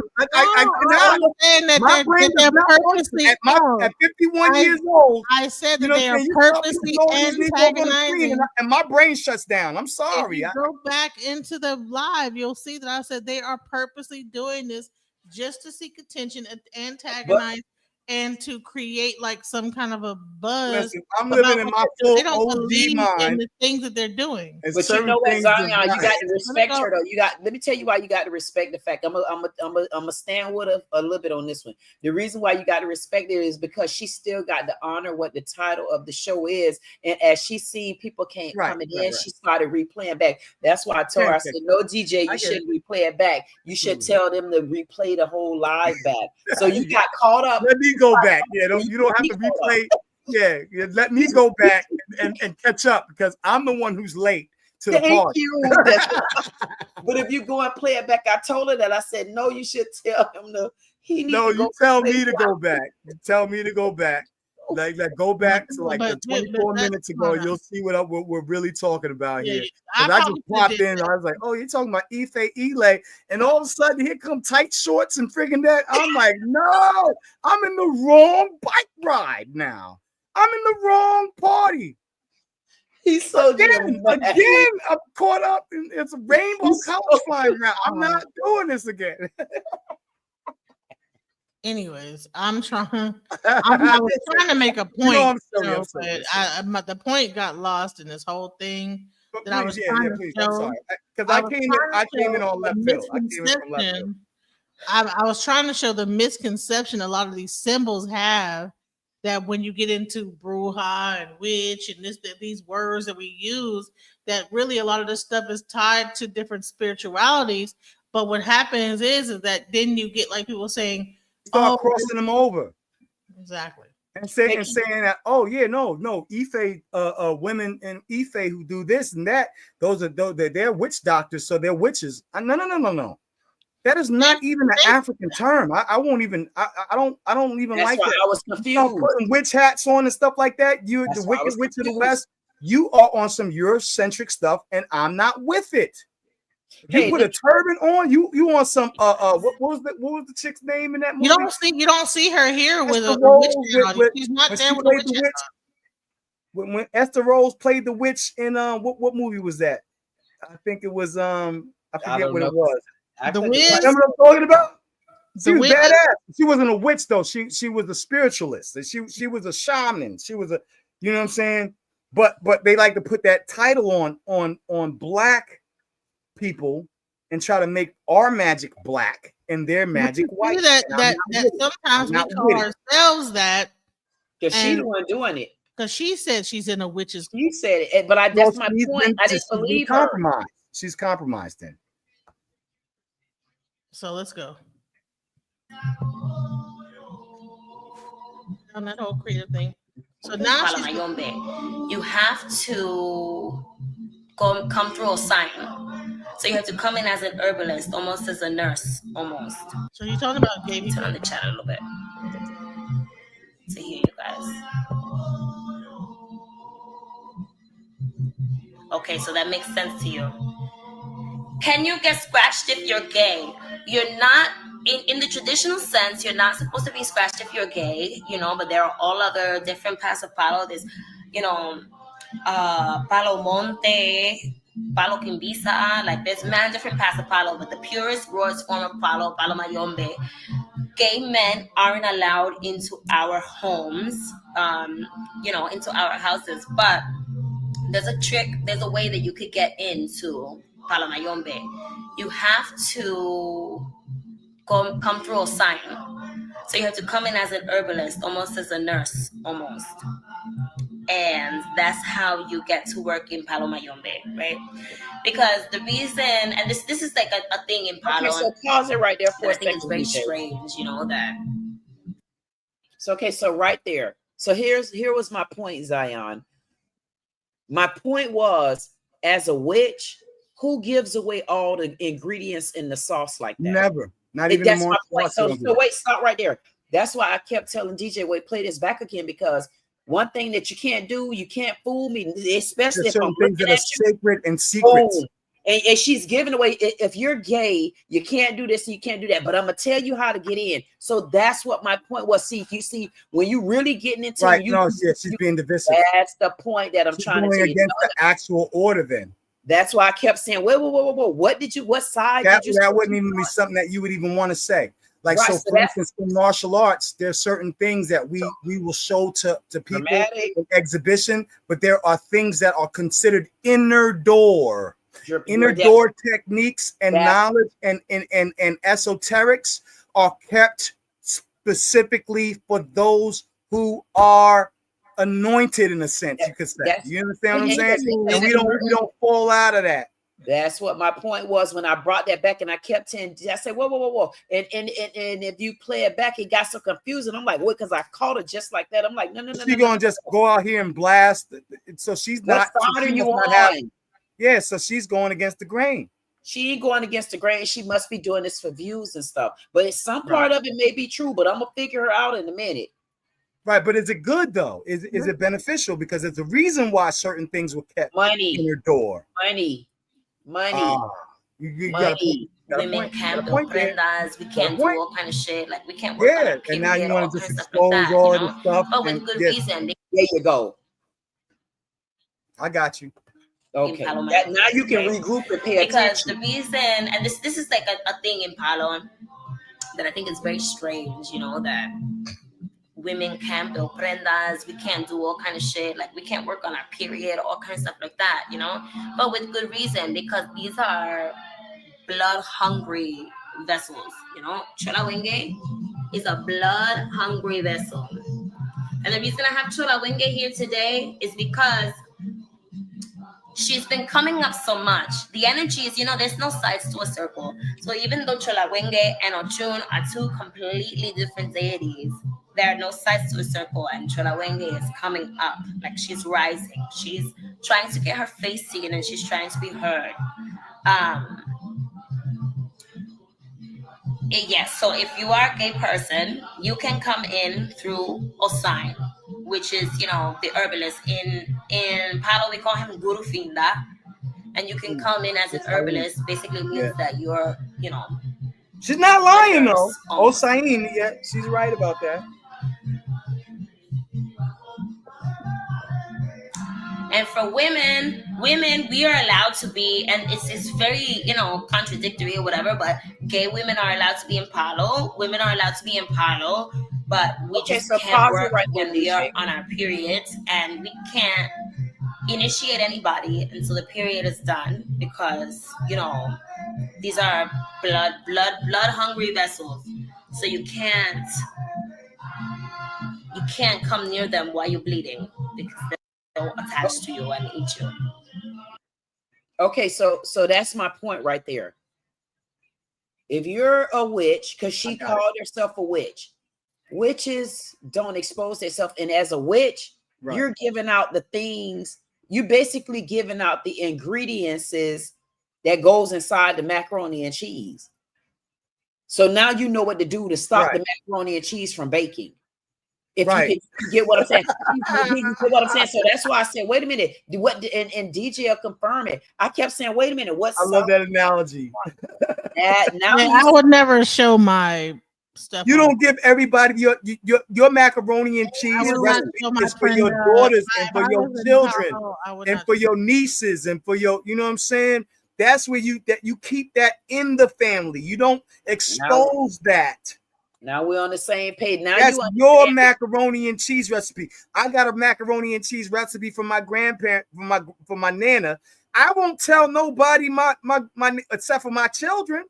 And guess what that means? So it's going to go back to this. We were talking about in the rap industry. All of this started because we were talking about in the rap industry how they could be demonic, how they're this, how they that. So when we came across when DJ played this video, it caught my attention. And guess what happens to me? Because I know I'm in tune with who I am and I pay attention to things around me, it stopped me right there in my tracks to say, wait a minute, she have a YouTube channel? Because had she had a YouTube channel, I'm gonna tell you what I would have done for her. I would have taken and reacted on top of reacted on this young lady and say, you're not telling the truth. I caught you. And I would do a reaction video on her to let her know you're not telling the truth. And I'm telling you, you're not.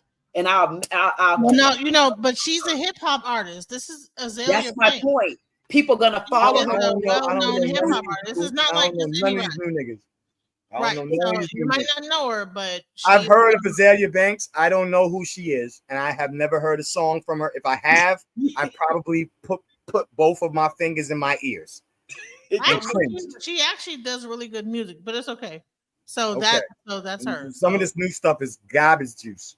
No, she's an older. I just did a She's not a most recent artist. She came out in like the 2000s, like 2020. 22 like early like late 2000s. Yeah, it's too late for me. Right. I'm still on Lou Rawls and Do I work with Bonilla? You know what I'm saying? So this is my story with Santeria, okay? So now she's about to badmouth Santeria. So a couple years ago, I was dating some guy. And he completely fucked. No, I really don't want to hear this because I'm like, dude, bro, you yeah, me neither. Because my dad was Santeria. My dad was a Santeria. He's an Olubata and a Santeria. You're not gonna talk bad about Santeria, right? So I cut it off right about there because I'm like, yeah, I'm not gonna. I'm good. Thank you. And so just so you know, this is because I'm about to get triggered. She really didn't say anything, to be honest with you. Oh, she did. Oh no, she did. She did. She went there. She went there. That's why you should people are listen using to it. Santeria for money, and it's all about No, but that, you know, but even the elder Yasha, you know what I'm saying? He spoke about how a lot of different priests and stuff, when they came over here, you know, either from Cuba or from Africa, they started trying to, and we have that situation even in the churches. We got pimp preachers looking for dollars. You know what I'm saying? And even in the Israelite movement, that's the same thing that continues to go on. And we have to be careful of that. So does it exist in the Santeria? I wouldn't argue with her against that. Right. I'm sure it does. I'm sure. I'm almost 100% sure. It has to. She's telling one of the reasons why my father threw his lakeys into the Hempstead, the Hempstead Lake. He threw his lakeys out before he passed away. You know what I'm saying? He was done. You know what I'm saying? He got saved and repented and went on to see the Lord. Right. So this was the video that she got known for. So I just want to give an example of even how people like exploit. So this is Azalea Banks. This is the amount of Azalea crap Banks. that's about to come off my throat. I have right no now, knowledge. guys. Oh my God. 3 years worth of brujeria. That's the same young lady? Yes, Yeah. you know I gotta You scrape should all have this showed shit me up. her first. I would have told you I ain't believe I got her. my sandblaster, That my looks goggles. nasty. It's about to go down. Real witches do real things. What is that? Stop calling yourself a witch. Oh my God, I'm so done. You understand? That is a turnoff for me. The moment you say you freaking a wicked witch from the West, I'm good. You know what I'm saying? You doing some wicked stuff. You ain't in the tradition. Right. I'm good on it. I would never call. I'm a priest. I'm not a witch. Thank you. I would rather call you a priestess. Priestess are attractive to me. Witches every day. Okay, priestess, judges. You could be a female and the priestess. I love it. I love that. But when you say witch, I'm turned off. So DJ, were you showing her to show the difference in those two and the demonic witch side? What was that on the floor though? Was that a sacrifice? That was like different sacrifices she done over time, but you're supposed to clean it up. You're not. It looked like a bunch of freaking daggone like dried up blood and stuff. Just dried up chicken. That's nasty. Well, why would you leave it? And you're not supposed to even. You're not supposed to leave it like that. You're supposed. You're not.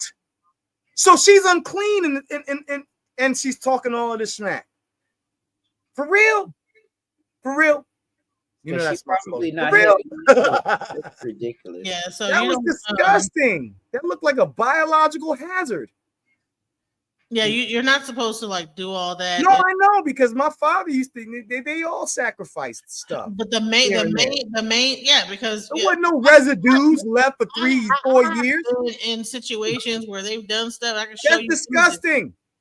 You're so dramatic. Oh my. Yes, I am. That's why everybody loves me. That's like why no, like some of the ceremonies I've been, it's the most cleanest thing. Like immediately after they do something, they clean it up immediately. There's no. It's grotesque. There, it's not blood in there coagulating. Even yeah, you have to like. It's a certain. It looked like stuff was growing on it. Stop. No, I'm done. Right. So at the end of the day, like, so some people in hip hop, because of the fact that they're doing something, will try to exaggerate what they're doing, and really it's really that they're not doing because it gets attention, and because you have a lot of people who have the issue of minutia and have schizoaffective disorders and stuff and fears, and they're obsessed with conspiracy theories and stuff. Not that conspiracies don't exist. Right. However, there are those who are overly obsessed with them. And if you just, you know what I'm saying, if somebody just comes out on stage with some horns on or does a video, you know what I'm saying, freaking on or twerking on a pole with Satan, you know what I'm saying, which we've seen that before, then all of a sudden it gains more notoriety and more attention because you have a bunch of nut baskets who are more focused on, you know what I'm saying, on that stuff than on the real issues that we need to address. And so artists will exploit that. They will exploit it.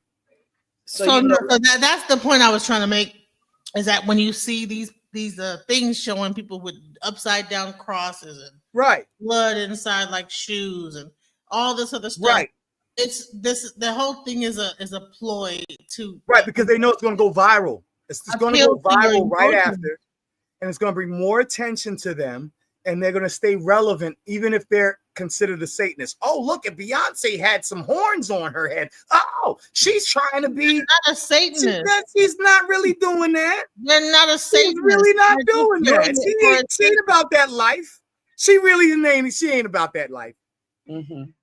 You know what I'm saying? She just wanted you to get upset and to start talking about it and create a viral.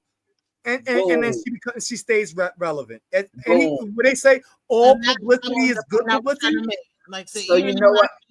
So even when I show those other videos, you're like, oh, I gotta leave.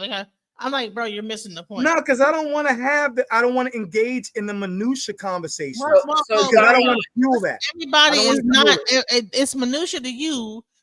Other people believe that this might be true, and so therefore, you have to also have. You know what? Just like you know what. I got into a whole thing with Charleston White.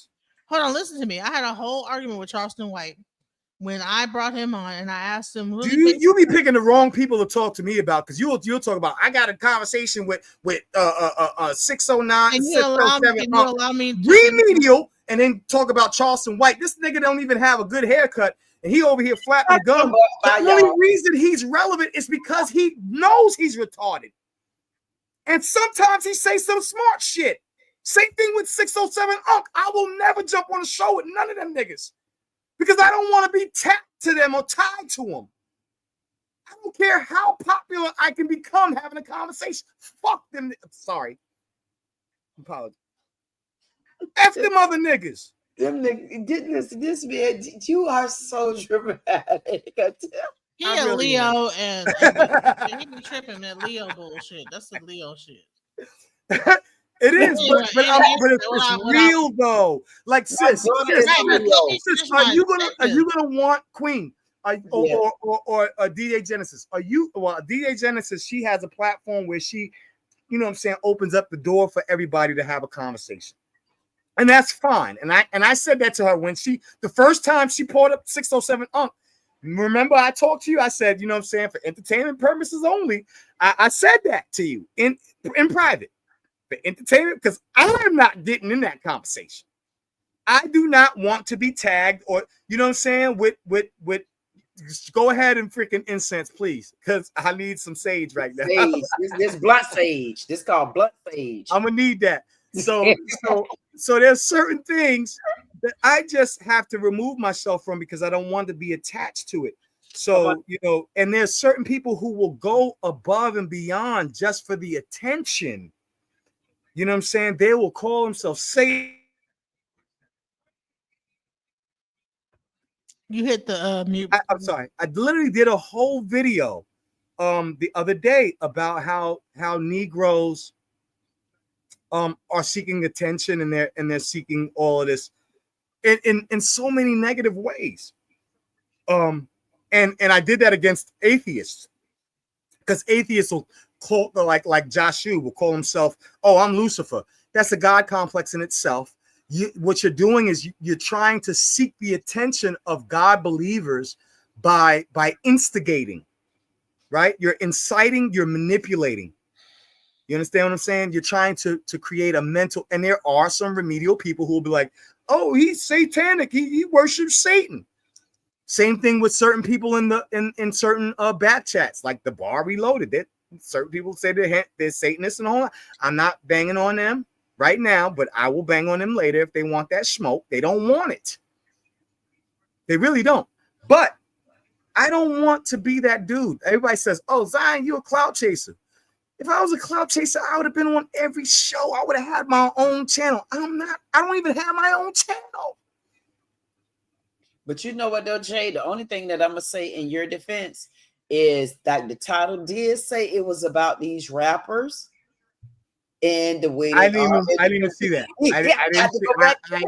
I jumped into the wrong bike party And all of a sudden, You the didn't jump flags in the started. wrong bike party. You The just rainbow flags and the Satanist symbols started popping up. And Now here we I am listening. riding along, just like I did with my son. I had to apologize to myself, like, yo, son, I'm sorry. I'm so sorry.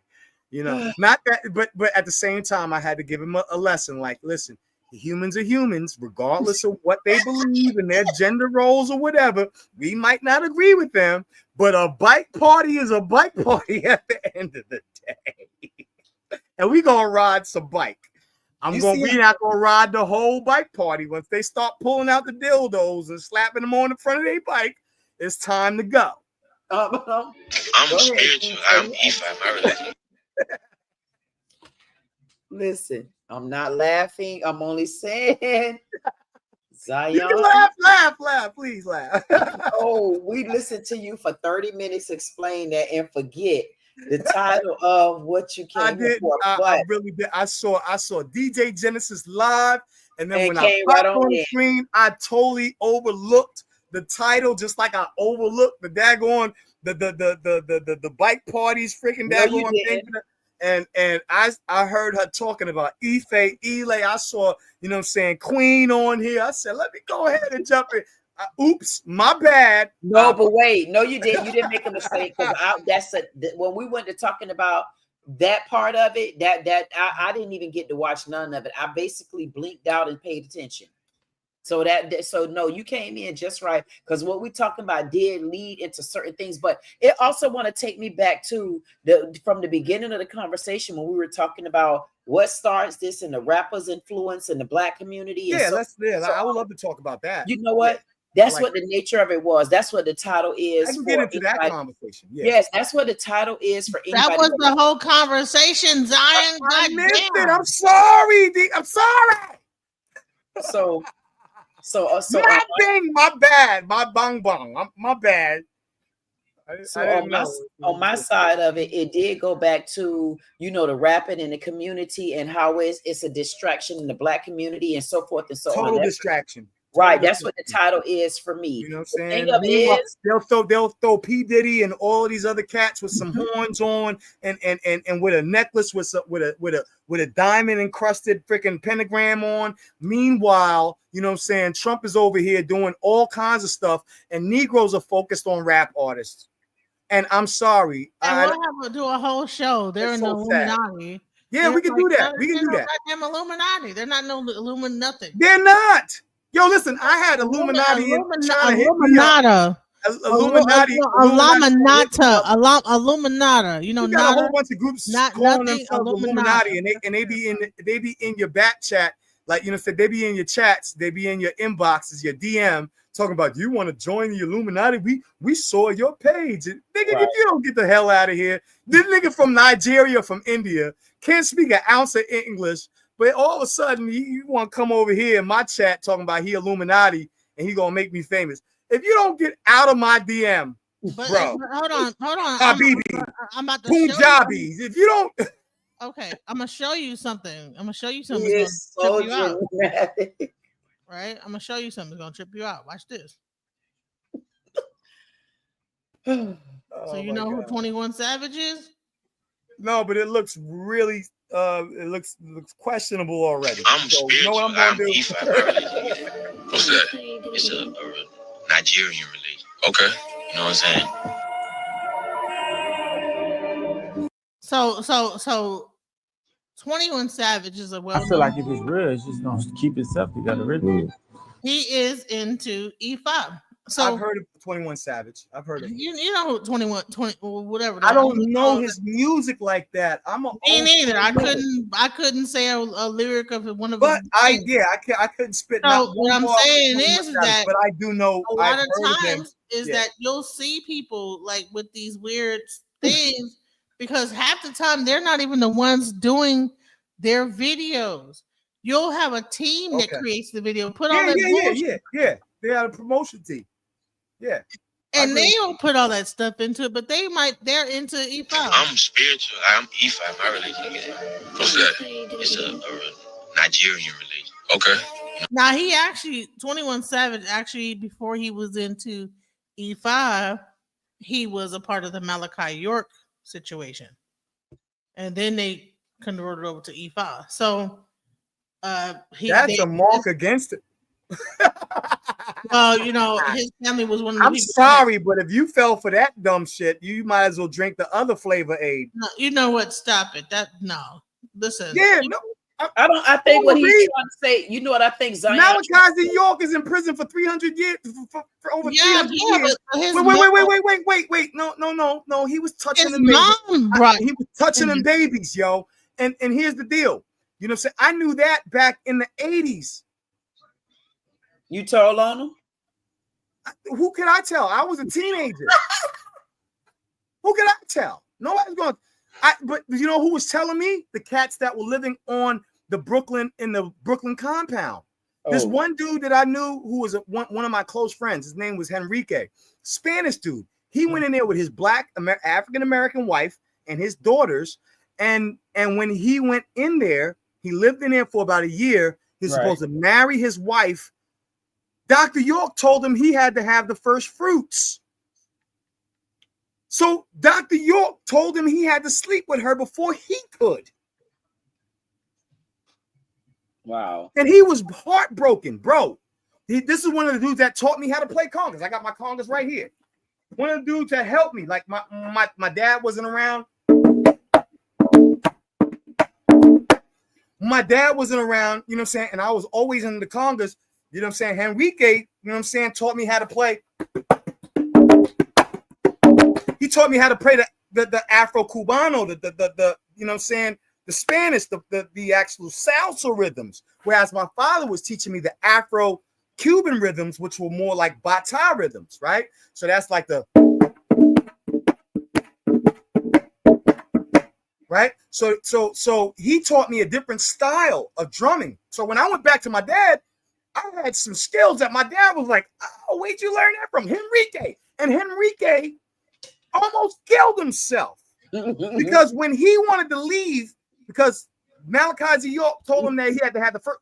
Henrique used to be on the street in Queens, on Parsons, right? Right there with the stands and with all of the tablets and stuff, sitting out there selling tablets and incense and all that. And when I saw him one day and he wasn't robed up. He didn't have all white on in the whole nine. I said, what's going on? He was like, yo, bro, man, this dude told me he had to sleep with my wife before I could sleep with her on my wedding day. And I told my wife we have. The wife wanted to stay. Is this about rappers and how they're disturbing the community? Because she just brought up, you know what I'm saying, this dude, and he was a freaking follower of one of the worst cult leaders in the freaking goddamn black community.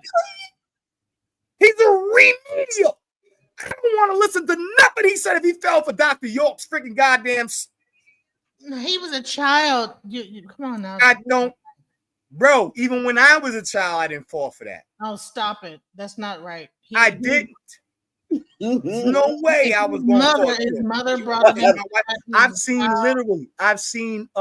Nuwapian say, well, if Dr. York wanted to sleep with my wife, I would take it as an honor. Nigga, you cuckhole looking ass. I'm done. I'm done, y'all. Some folks just don't have the capacities. She over here sipping her tea. Kool-Aid. Yeah. Hey, you know I'm gonna make your show. You know I'm gonna make your show extra freaking flavorful.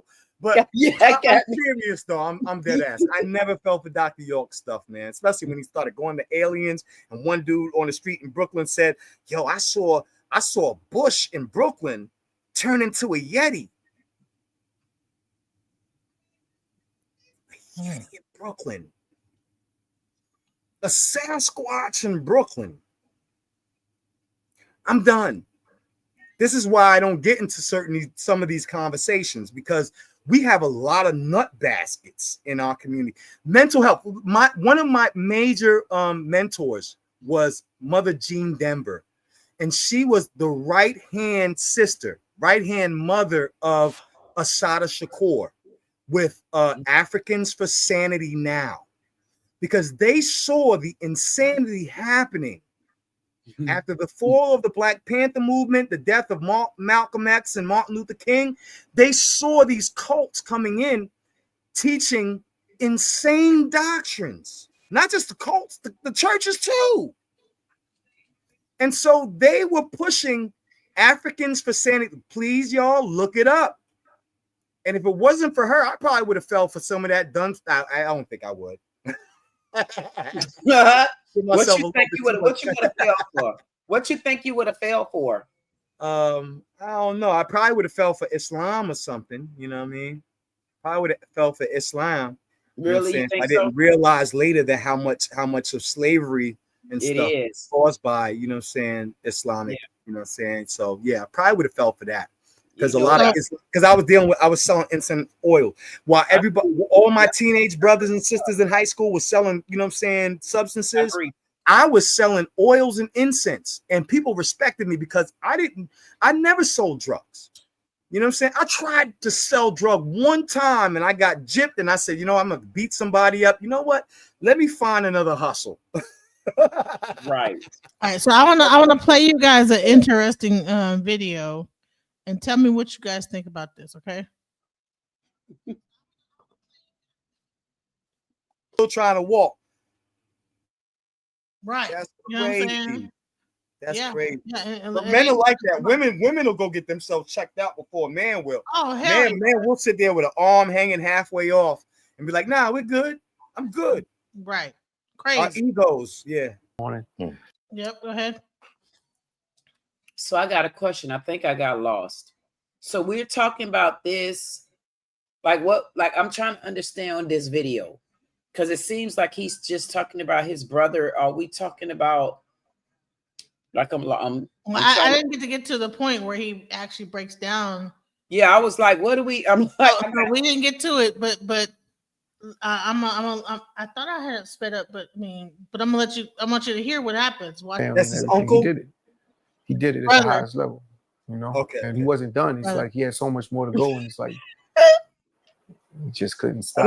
At least his brother wants to do, you know what I'm saying? The reason it's worse is no one stops you from doing it. And you don't have to eat the potato chip. You understand? So that's what I wanted to show. Is He's an Ifa. Yeah, they practice Ifa. Okay. And you know what? In Ifa, it's so interesting that he experienced so much death. And so did I. My father in Ifa, my auntie, his sister, my nana were all in Ifa, and they all died.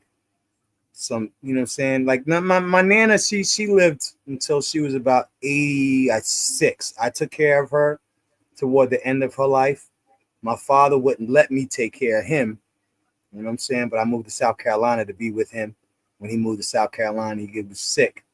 And his head was originally Obatala. But then when he got sick, his head became Ilegwa. So it's so interesting. And one of the reasons why I think he tossed his Obi, he tossed him. He went back to New York and tossed him into the Hempstead Lake. Tossed his Obi. So I was just trying to show that, you know, you have people in the hip hop industry, right? This is Irv Gotti's in Ifa. Yeah, and so they practice Ifa, you know. Yeah, there's some so in there.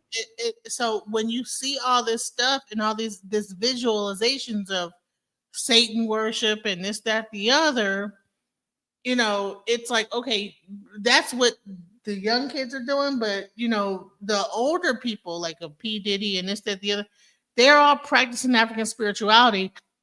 But I wouldn't say that. I don't think that the P. Diddy they are. P. Diddy practices voodoo. Rubbing other man's, you know what I'm saying? No. On his nipples. Whatever. No, listen, that might be but he practices voodoo.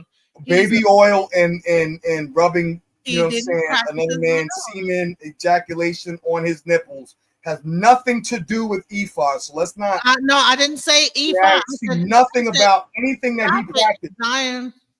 that had anything to do with Ifa. So I'm not going to. I did not say that it had something to do with Ifa. I'm saying that. Sure, there's other people, but that not Diddy. Not Diddy. Diddy wasn't practicing no spirituality. He was practicing Hollywood traditions and culture, which is I'm rich and you need me to make you famous. So you're going to bend over and I'm going to clap them cheeks. That's all he was practicing. That's all he was practicing. There was nothing religious about it. It was all carnal. So I'm not even going to put him on that pedestal. Earth Guardian, okay, I'll accept that. Pedestal, because they all had like weird stuff. But I'm saying we're talking about the hip hop industry, right? That even if they were doing the wrong thing at times, they were practicing average spirituality. But then you have other people that are pretending to be Satanists and all this other weird stuff and being emo, you know, all this other stuff, whatever the fuck emo is, you know. So the bottom line is that, you know, we're now like entering into a time frame with hip hop where now you have AI coming in the frame. And now they're just like putting out songs that are just like gibberish. Right? Tick, tick, ting, ting, ting, to like whatever the heck it is. Ting, ting, to whatever. The bottom line is that when it comes down to those people, is that they did have, even if they did it the wrong way, you know. And you even hear this guy talking about his brother, you know, and how he's passed away. And the thing that kept him together with all this death in his life, he's saying that, listen, you know, I was able to maintain because I understand that aspect of life, that it's not just the end, right? So the main thing I wanted to like really close this whole thing out with is that, you know, we went through the entire hip hop like conundrum. We went from the beginning, how it started, the middle, up till now, and it's definitely a spiritual battle that's going on. So you know? So you touched on the Daisy Age, and you touched on De La Soul and the Jungle Brothers. You touched on those cats. We didn't get to like really get into. Oh, like, so you didn't really cover the whole hip hop industry. We only have. It's been 3 hours. We only had like a certain amount of time. I know. I get it. You know what I'm saying? So we those are the cats that actually. There could be a part two. There could be a part two, or we like really. Let's get into that. I'll jump into that because I'll point out the cats that were really practicing African spirituality in the late 80s and the early 90s before the Daisy Age fell and gangster rap came into. And remember this too, Zion. This live started with DJ and Mandinka. Oh. Yeah, we just DJ and I continued to talk, and I asked questions, and we just kept going into the. So you late? Got you. You was going in the rabbit hole. No, that's fine. No, it's good. Right. It's good to fall into different holes sometimes. You know. I mean, you know, pause. I'm not talking about falling. Zara says no, he was not practicing voodoo. He's practicing. Yeah, I got you. No, Mandinka just shared a video in the back chat. He just shared some gospel stuff in the back chat. Mandinka, do not let Mandinka Molly, I'm talking about you, bro. Do not let him fool you. He still believes in Christ. I don't care if he dropped his Israelite banner or whatever. This brother just got finished dropping a gospel song in the chats. What? Oh yeah. Wait, what? Mandinka just got finished dropping some dude singing about Christ. What is he talking? What are you talking about? Do you want me to share it with y'all? I will share it with you. Wait. The brother is still a believer. He's just tired of Israelite bullshit. And I agree with him on that. I agree with him because the Israelites, the One West Camp Negroes are freaking goddamn. If anything, they're probably more satanic than they will tell you. So I agree with him on that. But did he just get finished in the chat freaking dropping some gospel stuff? Oh, so yeah, he did. What is satanic though? What is Satan? It's anything that's antithetical to anything that is good. So the word Satan can be used for anybody who is an adversary. And it could have been used with God, adversarial. However, in this instance, like in the present time, a satanic person is somebody who is antithetical or adversarial to anything that is good. Anything that is good. To the singular person existentially or to the whole. Right. That is what Satan is in this time. Is somebody who is who is nihilistic, who is anti-beneficial, who is a troll who seeks to cause conflict and hatred.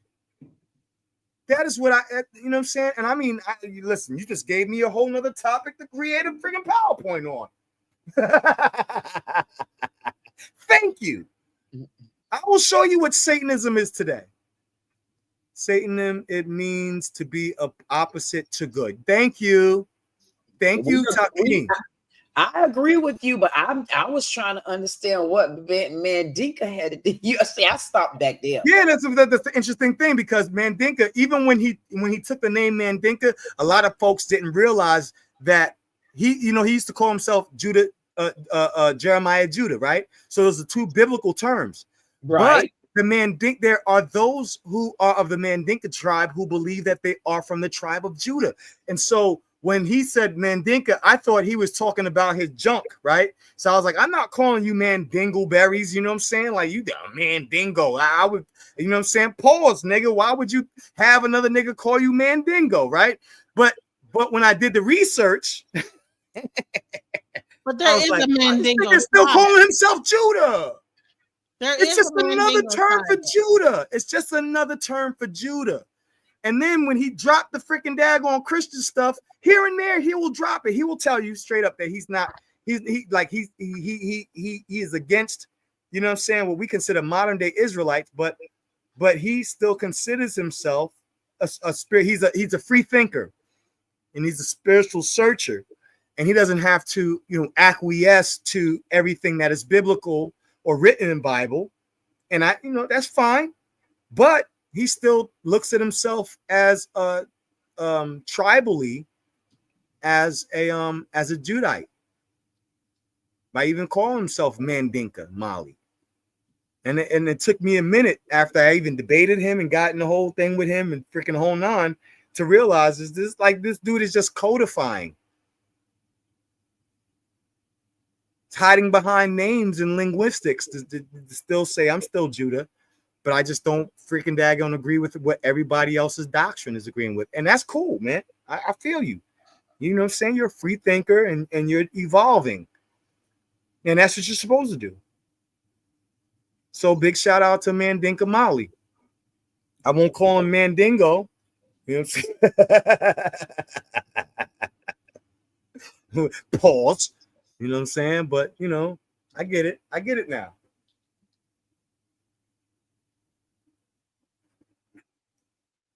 Yeah, he's still spiritual. He's still spiritual, and he's still freaking dropping stuff on Christianity on a positive note. So, it is what it is. But you know what I'm saying? I appreciate you, DJ Genesis. I'm thinking about doing another presentation, and I want to do it on your channel. I did one on Paradigm Shift, and it was off the cuff, because I really didn't have nothing. I've been on a writer's block for the last 2 or 3 months. I've had a writer's block, and because I'm so hard-headed that I won't use AI. For the first time, I actually used AI on Paradigm Shift 314. So that's the first time I was like, you know what? I'm a break the freaking daggone learning curve right now, and I'm gonna use Copilot. And Copilot and now freaking the pseudo killers are mad at me for coming at them, and they're saying, "Oh, you're conflating." No. Argue with the computer, nigga. Since y'all want to be computers, y'all niggas think that y'all are totally objective, and y'all think y'all are the Borg. You know what I'm saying, from Star Trek. Y'all think y'all are totally objective. Don't argue with me. These are all sources, all scholastic, academic, peer-reviewed sources that came from Copilot, from Skynet. So argue with the computer, who is more objective than you are. So Human listen, being. I would like to invite Tanjan to the hey. chat. Well, welcome to the chat. I mean, to the stage. How you doing? Great. I'm not gonna be. We're great. Yeah, my name. I go by Taking, but I also y'all can call me Tanjan. Say it again, That's my Tanjan. Tanjan. I'd rather refer to you as how you go by. Tanjan. I was like really like Taking. Tanjan. I'm not gonna stay on. You know, I always get up here. I say what I. But I love that you bring in the knowledge, and I love to see Black people have these conversations without the extra controversy. Right. I do agree with the brother though, but I do want to say this because I have a gift myself, and I'm afraid to go out and just do certain things because I'm learning a lot of stuff as I'm getting older. And I actually thank social media for this. I think the intelligence of Black people is more of us that's intelligent and smart than the BS like you see on the Democratic Party, all BS. You know what I'm saying? And if you want to know satanic and all this worshiping and all this stuff going on and following Lucifer's laws against God, look at the Democratic Party. They're every bit of it. But I do want to say this. I heard that the family who practiced Ifa and they lives were cut short. And but before that, I want to say there was a sister, beautiful sister. She was given a gift and she wasn't afraid to face it. She's a tarot reader, and before she reads the tarot and speak with the ancestors, she really speaks with the ancestors. She prayed first. She prayed to the Most High first, because God comes first. And as she was reading, she said, you know, there was some folks in one certain it was a certain state in America, somewhere in the South near the bayous. I don't know if you know about this, but there was people who would go down there, and if their bloodline matches something that happened a couple of 100 years back in the past, they're gonna disappear and they're not coming back. They're gonna die immediately, like for real. Like they're gonna choke. Die or they're just gonna like disappear.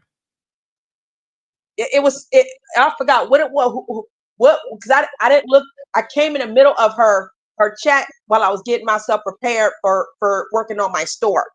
And I was like, this is real good. I got to go back and look at this. And now that you're talking about it, now I got to go back and look at it again to see what they're talking about because it made sense. So I'm looking at this, then I'm hearing what he's saying. And there's a lot of things I learned. There's some stuff that we're not allowed to touch. I would like to check and see where my gift is at, and am I allowed to practice that? Now I'm gonna ask the Most High to direct me there because I'll be knowing something, and I could call a dice before I hit the flow, and it'd be exactly what it was said. And I'm like, well, maybe this is a gift, and sometimes I run from that. And I also see that gift into my son, and I says, I don't want him talking to himself, but you know what I think it is? He's basically communicating with the ancestors, and I want them to kind of quiet that down because he's still a kid. And I thought about that, and I says, am I allowed to practice Yoruba since my great-great-grandparents migrated here from Cuba? Cuba. If my great-great-grandparents, and we thought we were Santerias until we learned that no, we the African versions. We Yoruba. We're Yoruba. And I says, well, I want my son and myself to learn to speak Yoruba. Now I don't know about practicing Yoruba, but I would like to speak the language. And it made me feel real good. And I looked at some Black Cuban channels, whatever. But I thought about what you said, brother, and how some people just drop. They're practicing something, and it's not an evil ritual at all. It's just maybe that was not your ritual. And then I think you said your father practiced Mbatula, right? Yeah, he was an Or even Olubata. Yeah, so his head became Olu. His head was Obatala, and then when he got sick, it became Elegua, and his heart was Obatala. And so, but he Olubata is a person who is basically a spiritual drummer. You know what I'm saying? Somebody who can actually call the saints through rhythm. You know, they know all of the liturgy, and you have to be anointed to become an Olubata. You know what I'm saying? A drummer, a spiritual drummer. And that's just as powerful as somebody who is like, church. The same thing in the church. What do you think happens in the church? Well, no, a drummer in the church can just play drums, and he's not anointed to play drums in the church. He can just play drums. You know what I'm saying? He's just good at playing drums. It's different. It's different anybody cannot just play drums in Santeria. You actually have to go through a whole kind of, you know what I'm saying, initiation ritual. Yeah, and you have to learn all of the rhythms, because certain deities don't even require.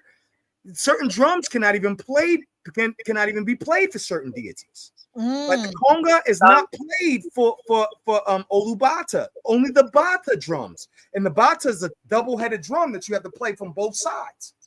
And so certain drums cannot be played for every deity. And just because you have some rhythm and you can learn a rhythm doesn't mean that you're allowed to open up those portals. Yeah, and music vibration is portals. So you have to learn the time. You have to go through the tradition. You have to be anointed by priests. You have to go through initiation rituals in order to even be considered an Olubata. Let me ask you this. A masterful drummer is basically what it means. Let me ask you this before I stop real quick. I like what you're saying. My son, 13, 14 months old. That little boy, when I was pregnant before I had him, I was listening to I was listening to Ibrahim Chano Pozo. And I think he was Mbatala. Either he was Mbatala or he was a Yoruba. Right. And he's natural with them drums. And he would call out Babalu. Yeah. Babalu, if you got to look at, I encourage Black people to look at the documentary of Chano Pozo. Listen, Desi Arnaz had Babalu. Yeah, so because that was his head. His head was Babalu. You know what I'm saying? Yeah, but they're called to God. That's what Babalu is. And Chano Pozo came out with that first way before Desi Arnaz. And before God in the Yoruba is Oludumare. Oludumare, but Babalu was he's an Orisha, but you got to look at the story of Babalu. Babalu's story was what do you call it? It was a divine I wouldn't say satire. It was a sad story, because his wife literally went to somebody else, and then somehow she came back and gave him a venereal disease, and he spread it because he was so handsome and stuff, and then people got sick, and then so Babalu Aye's story is serious. You got to look at that. Elegua he's also the god of illnesses too. You know what I'm saying? Syphilis and all of that stuff is attached to Elegua. So like when my father got sick, his head was no longer Olubata. Olubata was his heart, but his head became Elegua, the god of sicknesses and illness and disease. I thought that. Okay. You know? Okay. But yeah, Babalu got sick too. But because he was a horn dog. So let me tell you. So I was listening to all types of Chano Pozos and Ibrahim Faraz. I just wanted to get into and listen to the Cuban roots. You know, I just wanted to know where can I fit with this Cuban root, because you could feel certain things that you probably know your bloodline goes through. Right. I learned I have Cuban blood. So I was like, okay. Right. So during my pregnancy, I'm listening to this. Then my son, 13 months old, he gets out. My auntie buys him a bongo drum, and he's already in. Teach him how to play drum. Get him into drumming. Yep, get him into drumming. He'll start talking through the drum. Yep. and so I can show you those videos. I keep them. It's so beautiful. And then now the boy playing the violin. But that's, you know what, and that's beautiful, because what he's doing is he's expressing himself through music and through you know what I'm saying, you know, musical, you know, tools. So you know, I can, you know, I can play different instruments too. You know what I'm saying? I just lean more towards drums because drums were my father's thing. You know what I'm saying? 5 different instruments. Yeah, I played upright bass. I played upright bass. Okay, now listen. Now all I know how to play was the flute. Now check it out. You see these instruments you guys can play?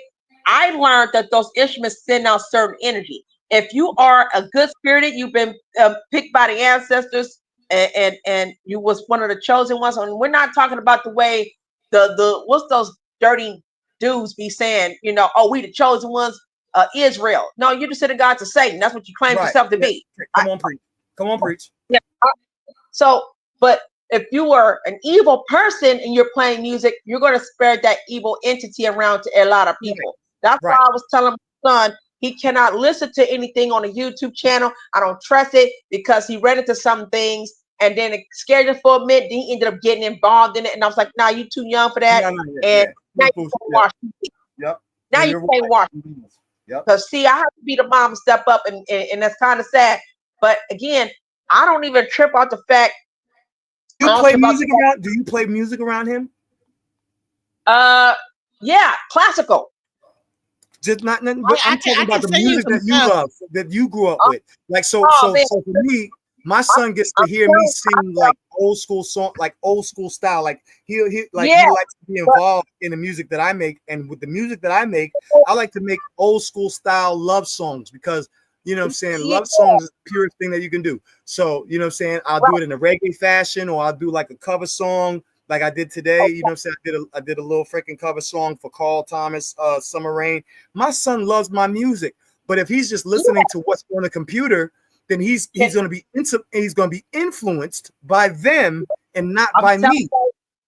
We just got through listening to Harlan Wolf and all the blues singer, Son House. Oh yeah, come on. Howlin' Wolf is oh my God, I love Howlin' Wolf. Was listening to Harlan Wolf. He got so interested. My grandmother loved him. She called him the Wolf Man. I love Howlin' Wolf is a bad MFer. You know what I'm saying? You know, you can't get that kind of music with science. That comes from the soul, y'all. The soul. Yes, Junior Walker. We was listening to Junior Walker. I make my son gets mad when I turn the speaker on. I'll turn my speaker on full blast in my little tiny ass apartment. Excuse my language. And while he's playing this video, you know what you about to listen to? You about to listen to some Jodeci. You about to listen to some Lou Rawls. You about to listen to some Barry White. You about to, you know what I'm saying? You gonna get that work.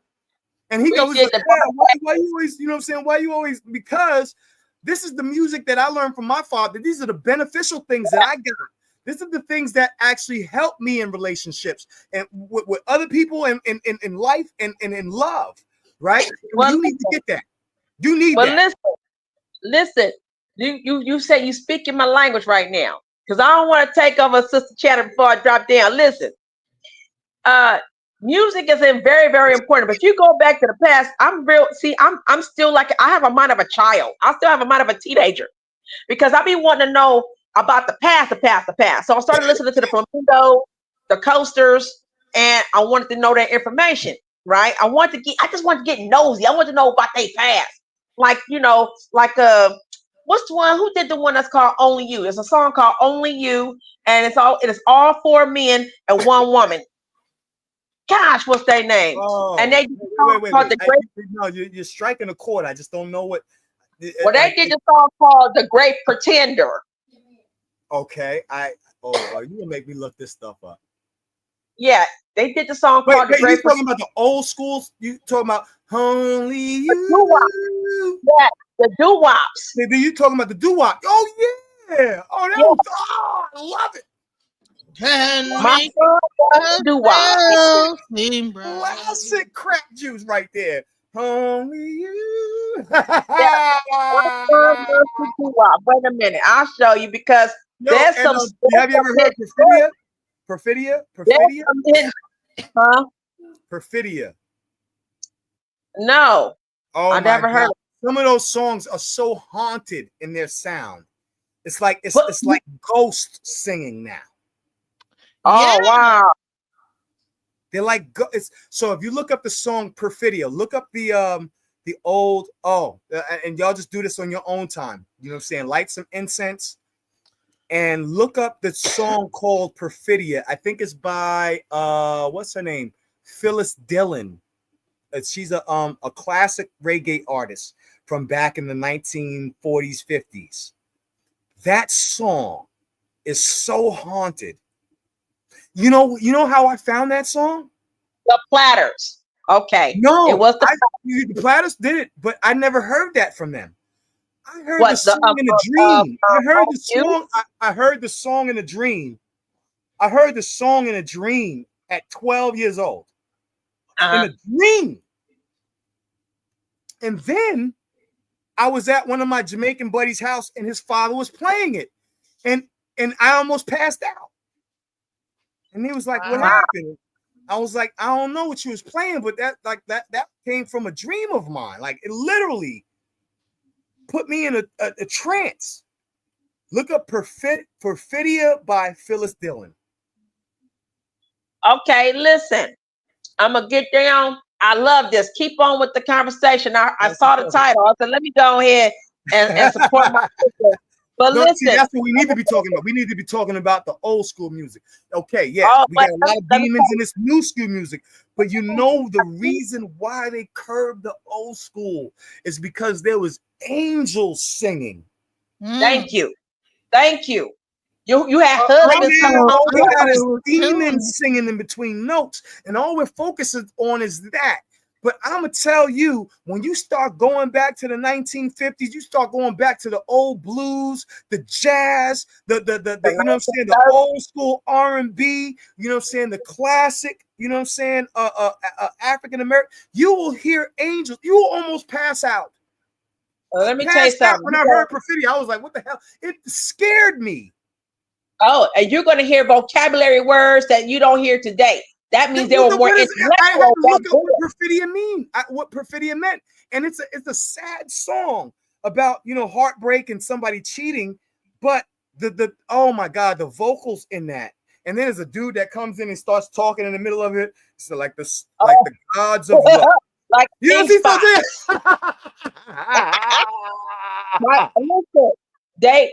listen, they have vocabulary words that you never heard of before in your life. You look it up. It's real. It's a real words. These is real words, and they were very intellectual. Them parents didn't play about their education.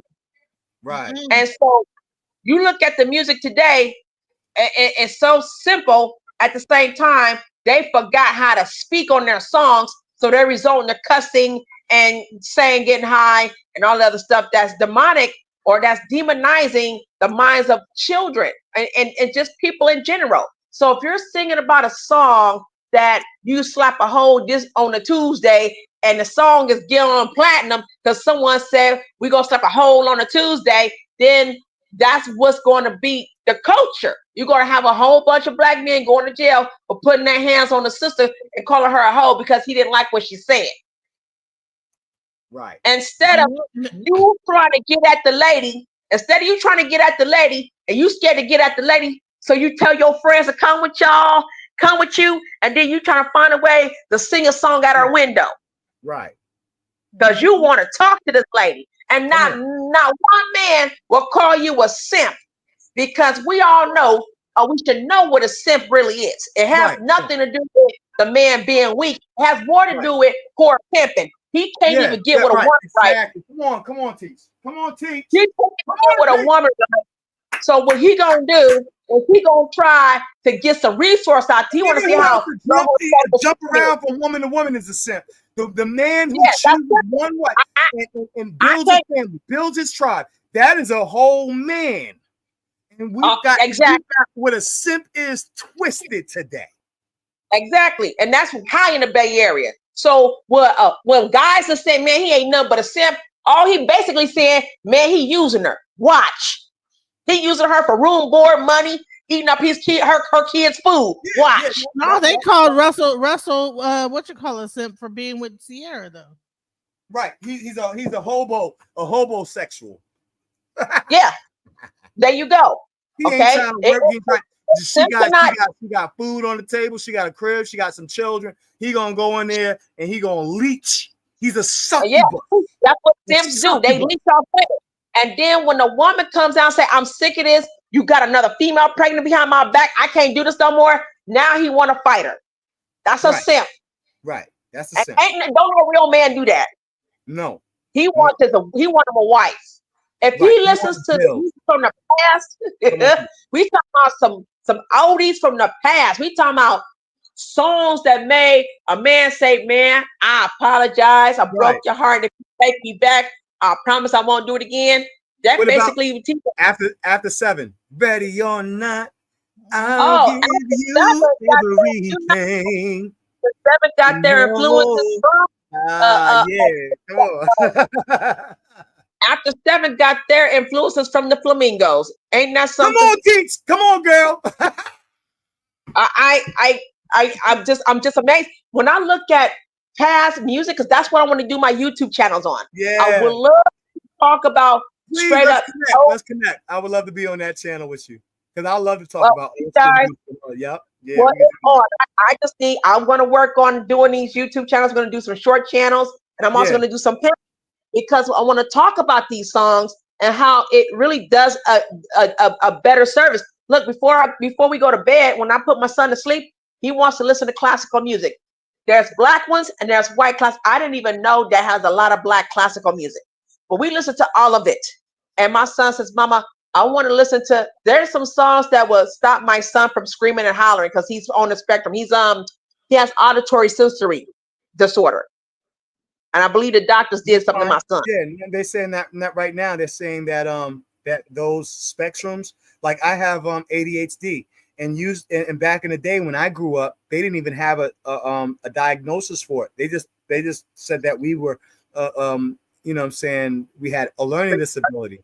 But really what they're finding out is a lot of these things that they call learning disabilities are actually a next evolutionary step, you know what I'm saying, in human those kids, because I told them I didn't want my son getting a shot. He just got here. He was a preemie. Okay, he was born 8 months and 3 days early. And I believe they did that to my son because they was trying to get me to abort my babies. I don't want to get off the subject real quick, but let me tell you. I'm gonna tell you real quick about this abortion rights stuff. It's not an abortion right for women. It's an abortion awareness for women if they're in danger and the baby is stillborn. It's supposed to be right. California and anybody involved with CDC got it bad because what they're trying to do is they're trying to tell women, you know, they're trying to stop. You just don't like it. Yeah, you don't want it. You can just get rid of it. But that's not what they're doing. What they're trying to do is what they're not telling you is these white coats are abusing pregnant women, and they're trying to make you want to have an abortion or try to get you to understand that you may have to get this abortion, but it's nothing to do with the woman just going to go run to get an abortion. Now, I was they want the fetal tissue to put it into like a beauty product for themselves. Yeah, it's so sad, Genesis, because when I was 6 months pregnant, they wanted me to take this. They wanted me to get this shot, and I said I don't want to take a shot. Then they wanted me to drink this. They wanted to put and give me this. You're a black woman. You shouldn't have to take a shot. See, white women have to take a shot if they're pregnant by a black person, a black male. They have to take a shot. They absolutely, if they're going to survive or the child is going to survive, they have to take a shot. I don't know what the shot is called, but there's a name for it. You're a black woman now. Why would you need to take a shot? Why would you need to take a shot? Yeah. Why would you need to take a shot? Well, let me tell you, Filipino woman told me when I first had my first daughter, she told me, don't ever take the immunization shots, not even when you're pregnant again. I says, okay, Filipino woman. Okay. She told me not to do this. She was my house visitor because they want to take my child from me. All right. Make a long story short, here comes me pregnant with my son. Now they kept asking me, am I ready to get the immunization shots during my pregnancy? They're going to poke it on the side of I said, I'm not doing that. I don't need to do that. Now, mind you, Donald Trump is the president, so you don't have to do it.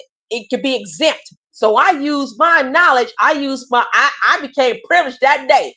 Not only was I making money with him in office on his first term, but I was able to say, I don't want them shots. You ain't got to give me the shots. When I was 6 months pregnant, they told me, oh my gosh, I ain't never seen so many racist women. They were so mad and want to get that shot. They almost tried to kill me 3 times in my pregnancy. Okay. One of them had my head on the supine position too long. And if it wasn't for this other doctor that ran in and held my head back up, I would have went to sleep and never woke up pregnant. There was another one. She called my unborn child a monkey. And I told her, don't put your hands on me. And how I found out this chick wasn't even a Donald Trump fan, as I called, because at that time I figured he all for the white folks. I'm all thinking this is about white folks. You know, she only doing this because he's the president. And she says, we don't touch people. We can't touch people like you. I said, you get out my room. I said, with your Donald Trump love, and then she said, nobody care about that creep. I said, oh, wait a minute. And then a sister that's sitting next to me, she goes, girl, he ain't the enemy. So I'm saying, I said, how you know he ain't the enemy? He like black men. He don't like black women. Didn't even know he was trying to give back to the people. And that's how I found out later on, you know, when I had my baby, a bunch of white supremacists was surrounding me. And I was talking about how I said one good thing about what Donald Trump was doing that was helping black people, putting police officers in prison for killing unarmed black folks. For the first time in my life, I've seen unarmed black people get justice. He put officers. I don't want to get into political conversation, but you know what I'm saying? I know, but trying to pass a bill where police. The political stuff. What I'm saying is, I said one thing, and they already try to kill me during my pregnancy. I'm talking about white. Listen, Democrats and Republicans are 2 wings on the same bird. I don't care about nothing. Because I'm rhino. Neither one. The same Republican. 2 wings of the same bird. All I know is I follow it very well. And Donald Trump is not a Republican or a Democrat. He's a federal. He's a federal. And this is how come I told y'all them white supremacists been talking about he need to hang with Negroes. He need to hang. They've been trying to kill. Bullshit. And so I watched it. I'm not gonna sit here and do I don't like him because he had white billionaire. I'm looking at the fact that billionaires are mad because they got to pay taxes. I'm looking at the facts. I'm seeing it from my own eyes. The tax evader made it so. That they're pissed. I ain't never seen so many angry billionaire. Okay. Angry billionaire. He's gotta pay back for what they did. I don't fall for manipulation tactics. You know what I'm saying? White people will sit there and smile in your face. White people don't like each other. I'm talking about the devil.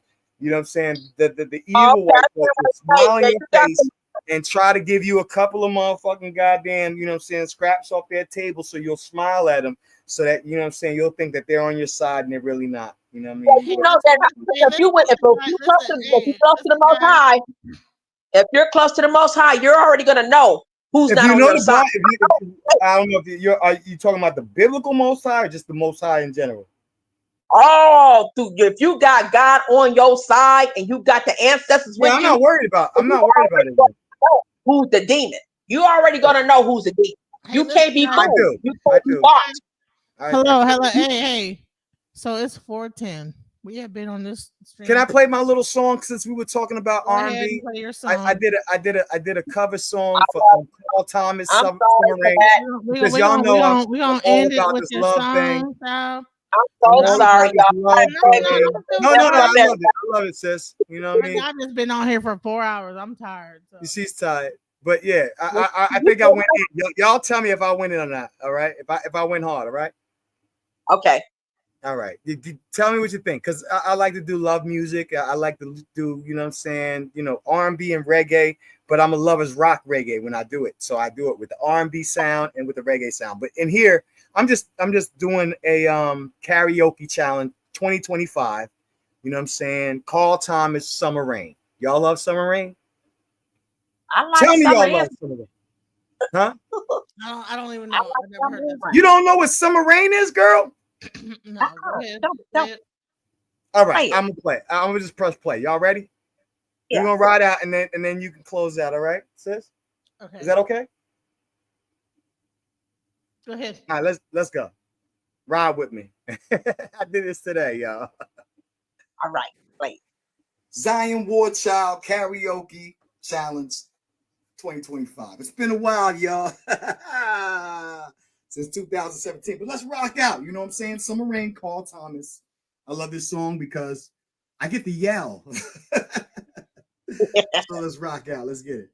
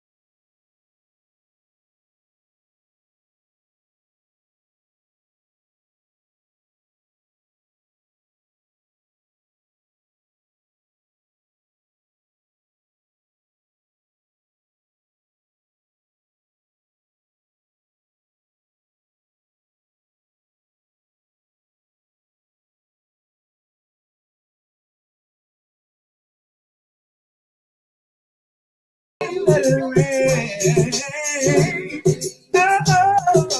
Oh. Hey, keep it right there.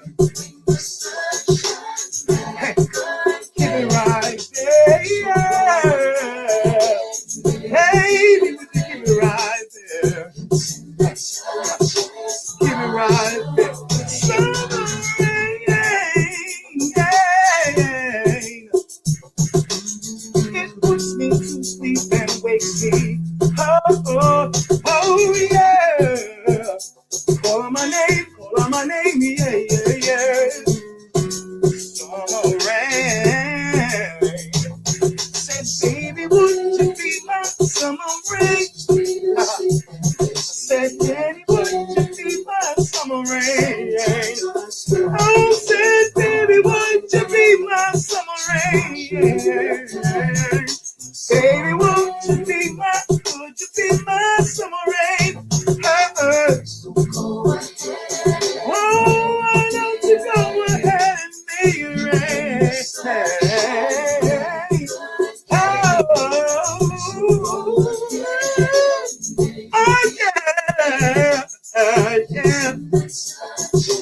Keep it right. Hey, I need you to make it rain. Just do it for me one time, yeah. Oh, make it rain. Oh. Hey. Oh.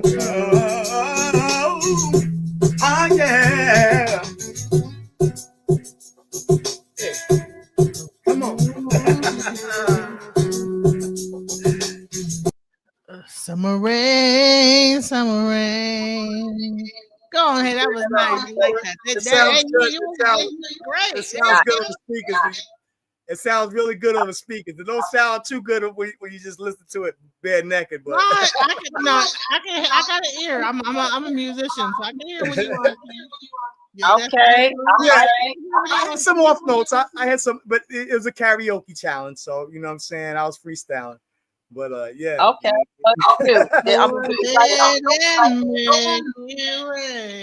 Yeah, we gotta do that. We gotta start making some karaoke challenges on here. You know what I'm saying? Yeah, we be all into the deep and heavy stuff, but sometimes we gotta actually get into the spirit and sing a little bit. You know what I'm saying? Like, you know, I'm down with that. Your creativity. Your creativity. I made up a song myself. Go ahead, girl. Paul. And I was doing it for my son because he had to get showered. And it was so fun. I was like, look, son, it's called hot foot, hot foot, hot foot. There you go. No, my son, and he would laugh about it. He said, say it again, mama. I said, hot foot, hot foot, hot foot. Come on, hot foot. That was it.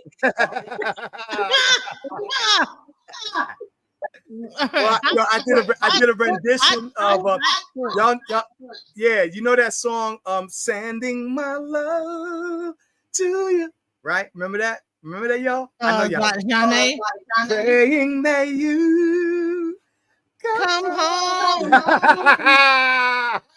I did a reggae version. I did my own reggae version of it.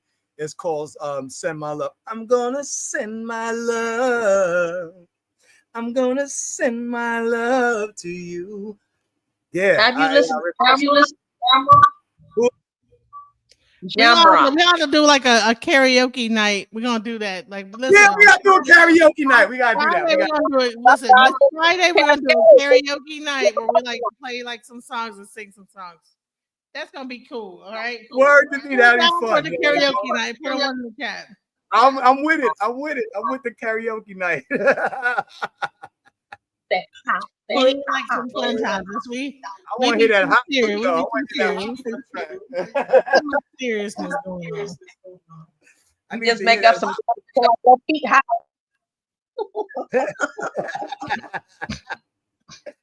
Well, I'm just so excited. I'm so thankful for the people that stuck around with us tonight. Man, it's been 4 hours and 18 minutes, y'all. We have been up on. Listen, I didn't know you were 5 hours last night. I was on for 5 hours last night on Paradigm Shift. And that's only because they put a whole bunch of, you know what I'm saying, haters in the chat. You know what I'm saying? They put a whole bunch of haters in there in the you know what I'm saying? So, but it was fun. It was fun. You know what I mean? I'm definitely thankful for people that stayed around, that stuck around to listen to us and us talk about this stuff. And Nick, each other. Shout out to Nick. Yep. I most definitely have a whole bunch of haters when my team come up, because I have to do ladies in football too. Because me and some sisters, we gonna get together. Okay. So we're doing ladies in football, and I'm gonna have some haters coming. But I welcome the haters because I think the Niners finna do it this year. Honey, I ain't been played football since I was in junior high. And they used to hunch on me when they would tackle me. Well, you're Generation Z, because when I grew up, I'm X. There was no female. There was no female football. Honey, I'm Generation X, and so I would be like playing football, and then they would tackle me down and get a couple pumps, and then like let me up. There was a girl that tried to play football. Now I'm very conservative, so I always thought that y'all trying to mess up something. But when her name was Natasha, she was a Russian American, and she wanted to play football. So I'm in San Francisco, so it was always the Bell game. It was always Abraham Lincoln High School versus George Washington High School. And I was the hater because my father put me in Lincoln, but I wanted to be in George Washington High School. I didn't even like Lincoln. Oh, you but when we had no, I'm like being at the outside playing football with the kids, and toss you the ball and you run and they tackle you down and pump it up and then let you up after about getting pump you real quick and then pause. You know what I'm saying? Imagine you got tackled down, grass in your face, and they pumping on you. What the hell? Oh, they be trying. They be trying with their cheeky self. Yes, they did. Because they was little kids. When we were little kids, the boys was playing hide and go get it. And I didn't like that game. Hide and go football, get it. It was the football. I have no idea about that. And the girl then would do the whole thing. Oh, you want to fight? Oh, okay. Well, you hit me on my hand, and then I'm gonna hit her, and then you hit me on that hand, and then I'm gonna hit this person, and then y'all supposed to this is gonna start the fight off. Yeah, that's called the instigation fight. So you put them good boys was assholes starting up. Yeah, when somebody bet the fight, right? And two people fight each other. They trying to get you to fight each other and yes, because two people are already scared to fight. So you got the middle person coming up here and talking about who mama wear panties. Whoever hit her hand first, she gonna turn around and hit. She hit you. No, you hit me. That's how this person hit me. I'm like, we used to do stupid shit like, but it was a little boy in the middle. That sounds like the ball reloaded right now. This person and then I'm gonna hit. Man, that shit made so much sense back then. That sounds like the cafeteria table ass Negroes and stuff. Right now, they grown. They in their 40s and they still freaking daggone having cafeteria table fights. We need to stop it, y'all. Right. We need to grow up together, y'all. The past was cool. Okay, because we used to have these kids don't know how to play none of these games we played. We sat there. We used to play cartoon tag, freeze tag. Be still trying to hunch. They be still trying to hunch at the same time. Like they'll still try to hunch. Like even if they old as hell, still trying to hunch on you first. They'll try to get the little hunch on and then move into the. That's what I'm saying. We need to grow up. We need to grow up. Like do the first base punch and then the second base is like, come on, let's get it in. Like, listen, ain't nothing wrong with a little. You know what I'm saying? I don't see nothing wrong with a little hunch and grind. A little hunch and grind. Ain't nothing. I don't see nothing wrong. Yeah. A little hunch and grind. Hunch and grind. Jennifer, remember when y'all was about to play tag? They said who, and everybody didn't want to be it, so they said, "Okay, put your feet in first and do 1, potato, 2, potato, 3, potato, 4, 5, 6, 6." And who was the last potato? They was it. How many something did you miss or whatever? What something? Nick, we just went into BET at 2:00. It's BNT Uncut right now. It's BET Uncut right now. We done got real crazy with it, right? Hunch and grind. I can't believe she's scared like the horny talk. Like, oh, okay. So let me just talk about. Yeah, I didn't like the boys trying to touch my butt. I was too square. I was square. We have to leave that alone. You know what I'm saying? It didn't got weird. This conversation didn't change. It was something else, and I'm the one that changed it and didn't even realize it. Yeah, I was a square, and I was a private, and I was a snitch. Yes, I told on all my brothers. I told on them. I did. You did something that didn't look like. I would only tell if I wanted to beat somebody up later. So a lot of times you smack somebody off, then you get in trouble, right? But if you tell 2 or 3 times, then you slap them off, you got probable cause. Like, listen, I told y'all 2 or 3 times. Now when I puffed at that nigga lip, don't say nothing to me. And my mom was mean. She whooped all her kids. If one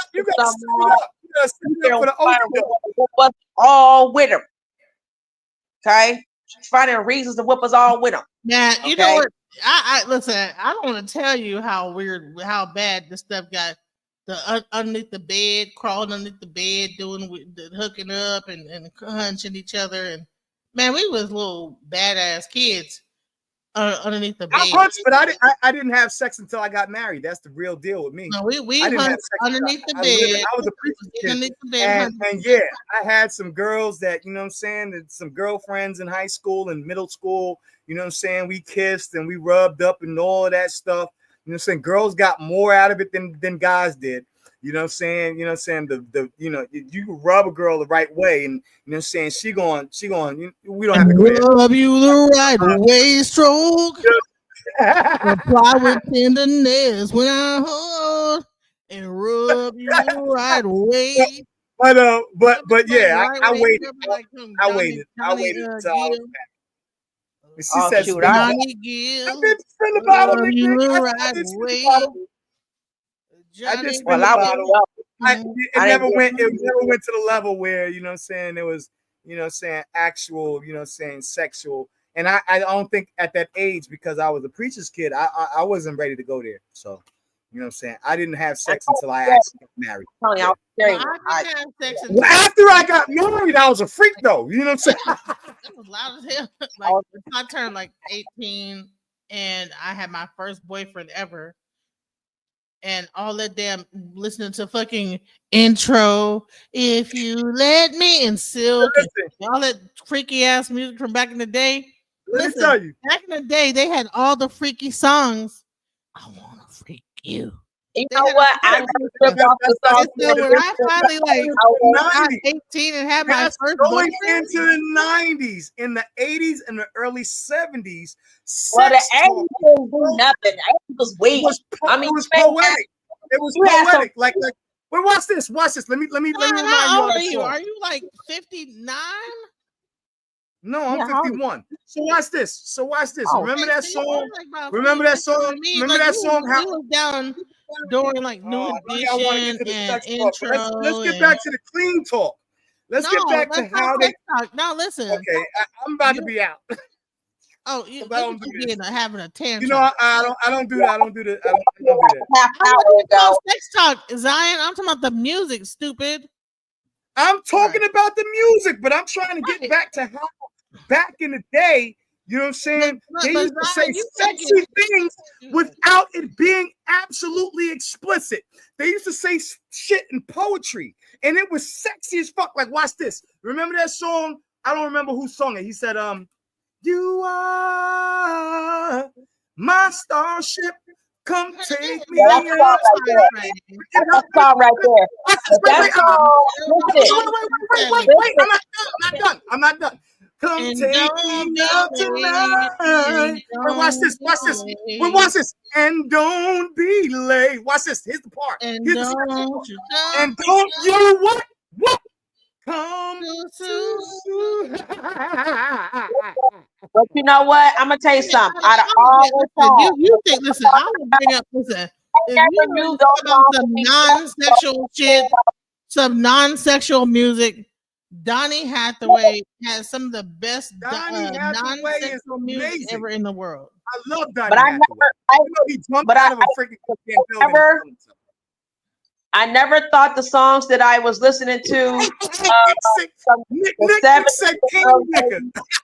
was sexual until I was in our 40s when I started listening to the lyrics. Because even then I didn't hear the song, I didn't feel anything of sexual content of it or anything. I didn't, because it was just, I love the beat, I love the tune, how they sung the song was nice, but I never took off them lyrics until I hit 40. And after I had my son, understand them until you hit 40, and that's how it's supposed to be.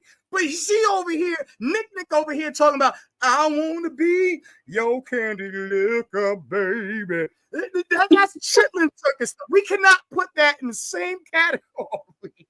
Nick, we got to stop that right now. The songs I never, you know what I'm saying? Look, I even had the nerves. Look, I had to stop listening to dance song. What about stand up in it? Stand the dance song around my son, because as soon as I started listening to Movado, all of a sudden my son had his fingers up. When I say something, he's about to get off the panel, but he just mentioned a song called "Stand Up in It." I ain't never heard no goddamn song called "Stand Up in It." What the hell? You never heard stand up in it? You never heard stand up in it? Hell no! What Oh kind of my weird God! song And you from down south? You in the Bible Belt and you never heard? I'm from Ohio and New Jersey and you should have heard. Okay, from Ohio. My favorite group of Ohio players. You wasn't gonna hear that in New Jersey, but in Ohio you might have heard it. Stand up in it. Nah, not in the, Nick know what that is. Nick, tell him about stand up in it. I heard, and the beat goes on. Okay, that's the whisper. Just like my love everlasting. I never heard it like stand up. And the Whispers had songs back in the 60s. Did you know that? Did you know that the Parliaments had songs back in doo-wop times? In the early 50s, 51. I'm telling you, I am amazed by a lot of songs that they sung all them years. I am so, like, for real, like, I want to do channels on that. Yeah, we need to talk about that though. We need to actually open up some of these things, like Ebony I love you. Like always and forever. He wasn't talking about her. Wait, he wasn't talking about her two eyes. There is no wait. There's no plural. Wait, DJ Dennis, listen. Tomorrow. Listen.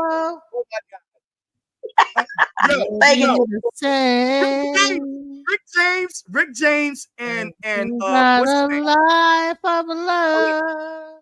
Okay, that's Heat Wave. Never change. I don't know what y'all was doing. Do the frog up in it and stand up on top of it. Your special way. But you know what's that was like a bunch of drunk ass people at the end of a fucking nightclub. Y'all missing. And all the drunk people start like singing songs and shit. Oh my God, y'all are missing the My favorite song is "Cause You're My Star of the Story. I always tell you are my star." Hey, that was Heat Wave. I'm trying to tell y'all. Do you know what Ebony Eyes was all about? What was that all about? Jesus Christ! Oh my God! Please don't let it be something terrible. And I want y'all guys to know that Ebony Eye. What the fuck was that about? Please don't tell me it's some weird freaky stuff. DJ Genesis, stop right there. You said Ebony Eye, not Ebony Eyes. The name was named Ebony Eyes, but they were talking about Ebony Eye, which is a butthole. I'm sorry, I'm done. They weren't talking about the two. Absolutely not. No. It was singular. It was singular all through the song. It wasn't. There was no plural all through the song. There was no plural on the eyes. It was Ebony Eye. I love you. Do not talking about that girl. You didn't know that. I need you. Her booty hole? Right now, baby. Right now, baby. Oh, no, you got listen. We are not going to mess up the songs. What's this? Ebony Eye. What an S? What an S? Where's the plural? No. He ain't talking about two eyes. He talking about the ain't no booty eye. Look at the lyrics. The brown eye is the one that's looking at you when you Ebony eye. Oh my God. Ebony eye. Wait a minute. Y'all got me over here. Y'all got me over here talking about simple things. Ebony eye. You know that Ebony eye. Really? It has an S to it. I'm looking at the lyrics right now. There's no S in all the song. The S is only in the title. There is no S. It is a one up. No. It's one eye, and you're talking about Rick James. So you gonna sit here and argue with me? Ebony eyes. Just looked it up. 1983.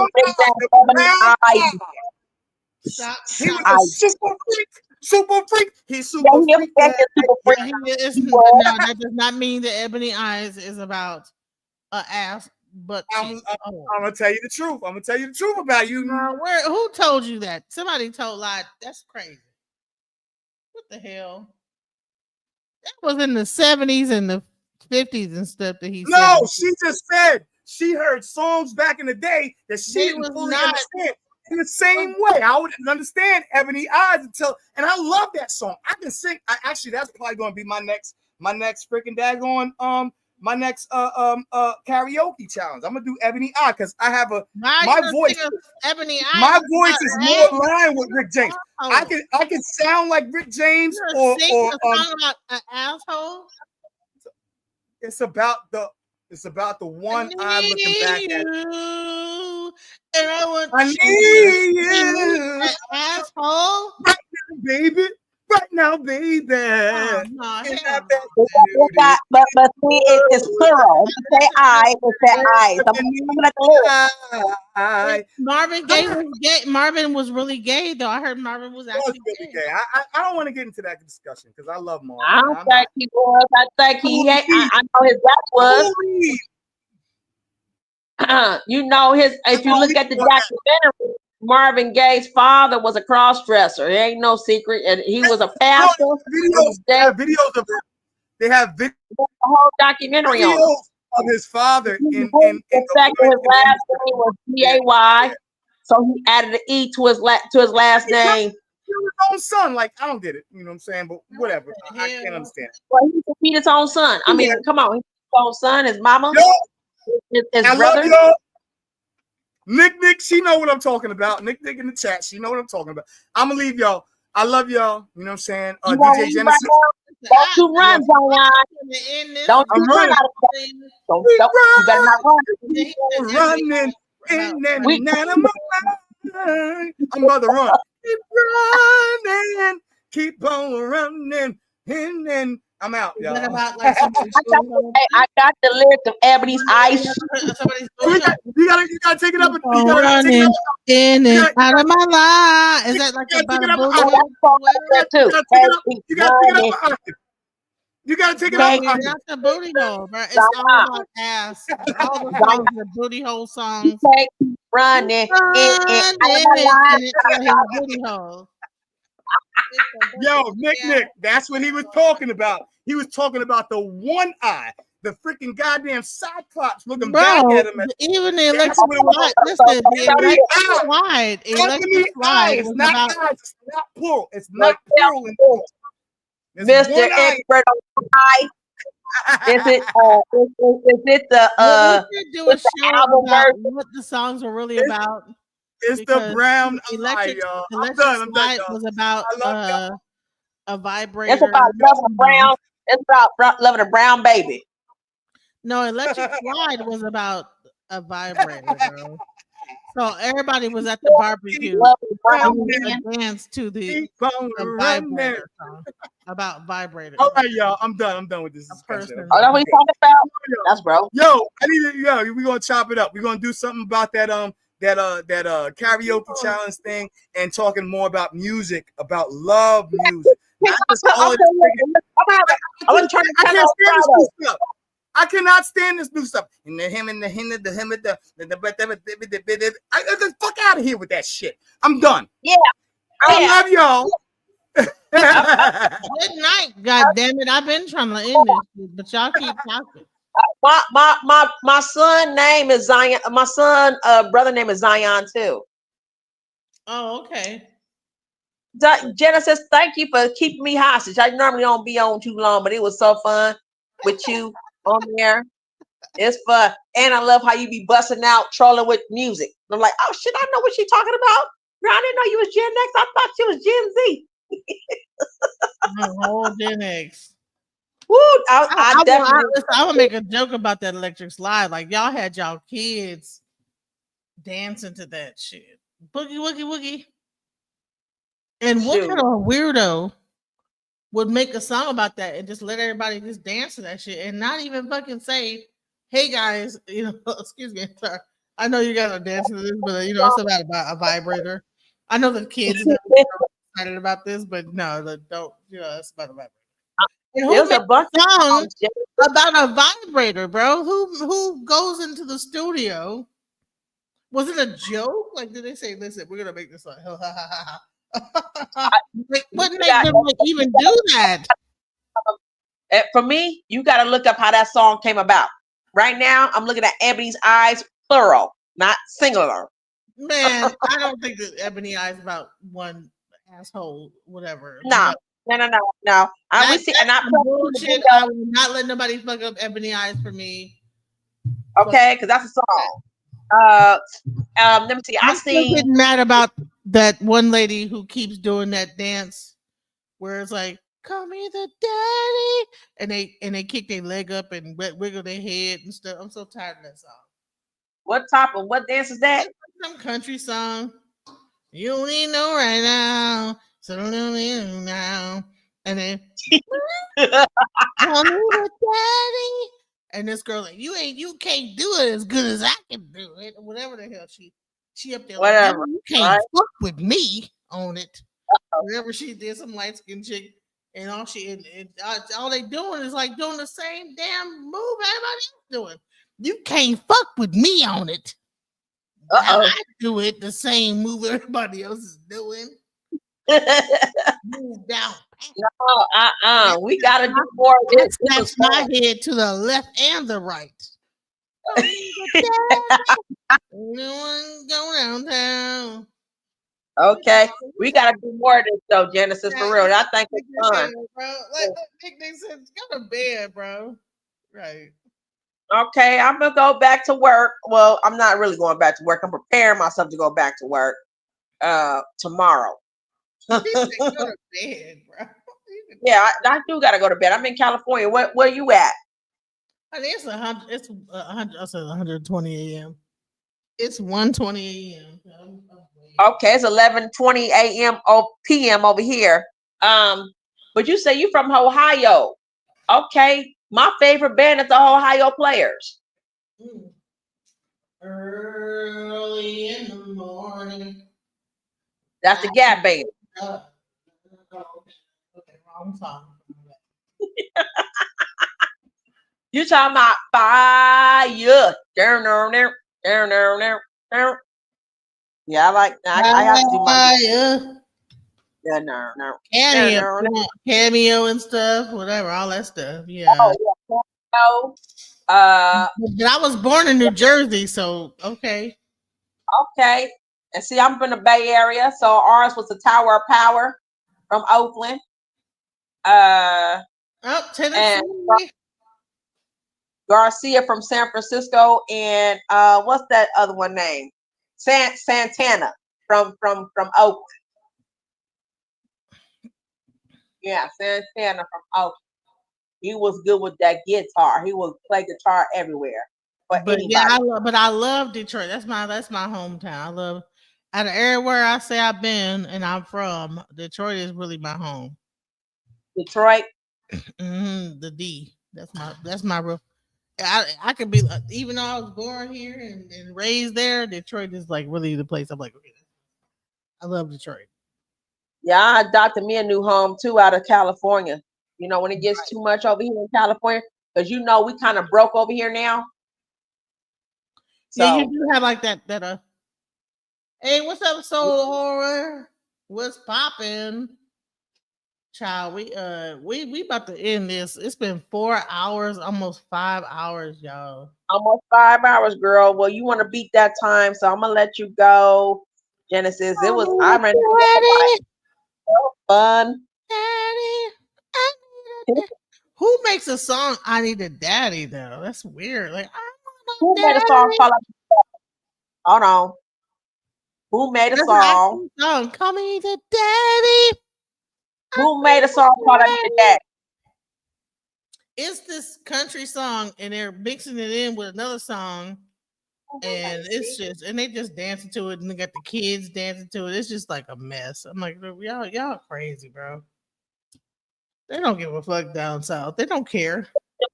No song like that. Flapping fans. I need a daddy. You need a daddy, bro. Oh, he got a song called I Need a Daddy, but the woman saying she need a daddy, he acting like he the daddy. You better get up out of here. Okay, yeah. It's 2:21 your time. We gonna let y'all go. I know y'all tired. Because if you keep with me, I'll keep getting like an extra wind and keep talking, y'all. You know that's the Gemini bullshit going on. I need a daddy. You need a daddy. There's an actual song that's the thing. Call me a daddy or whatever, and they got their country hats on and honey, and they don't even like realize what the words are saying. I'm like, dude, do you hear what this is saying? Dudes are dancing to it, kids got their country boots together. Really? You need a daddy, bro. You need a daddy, bro. All right. You can't touch this. All right. Don't. I know. What was that? Rick James and then MC Hammer from Oakland. Right. Yeah, that's girl. Can't touch this. Y'all take come to my mom.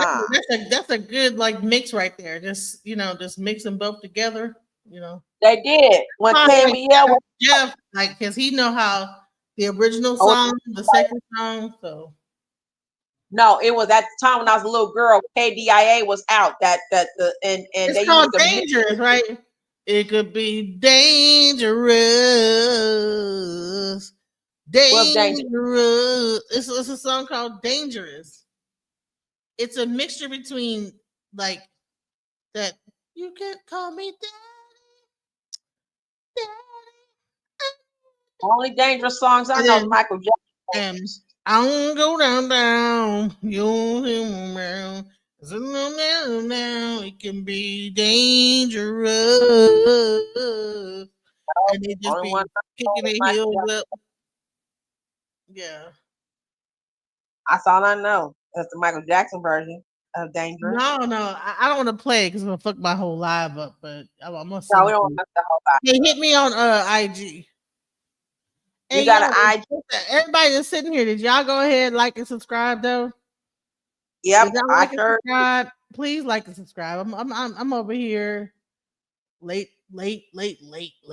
All right, my IG's right there.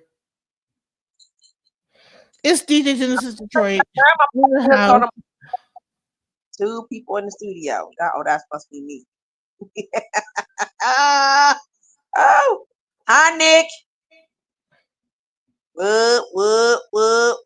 Bang bang Niner gang. We tired. We just doing tired shit right at this point. I'm telling you right now, y'all. The Niners is going to the Super Bowl, and I hope we win and get that 6th Super Bowl Lombardi. That's all I have to say.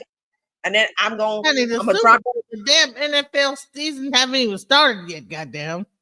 Oh, I know, but they keep bringing it up about who's gonna be there.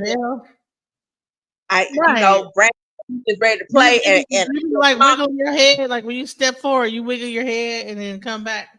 It could be danger. Wiggle the head, bring it back. Because they'll step forward, wiggle the head real quick, and then bring it back. Slap the heels, bring it to the side. You know what I'm saying? Turn around. Nick, you like your playlist? Got that down. I'm gonna learn how to do it though. I'm still trying to learn how to do boots on the ground with a fan. I mean, I got a broken purple fan that my son broke by accident, and I almost yelled at him, but I said, "Okay, you a kid."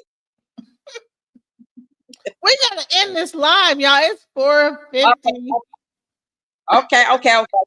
Well, guess what? You get to wake up and play some music, y'all. But you know what? I might play some. I'm gonna play some of my music on Suno real quick, so y'all can like listen to my up and coming album. Okay, you got an album coming out? Yep. Young girl. That's what I'm talking about. Oh Lord. All right, so I'm gonna play this on the way out, and then we're gonna end the show. But I'm gonna play some music on because we've been talking about music, so we're gonna play some music. All right, let's see.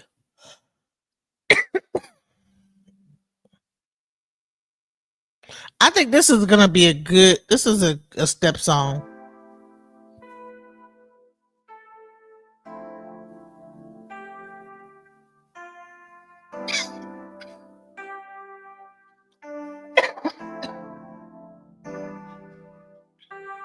Brace yourself for this love affair.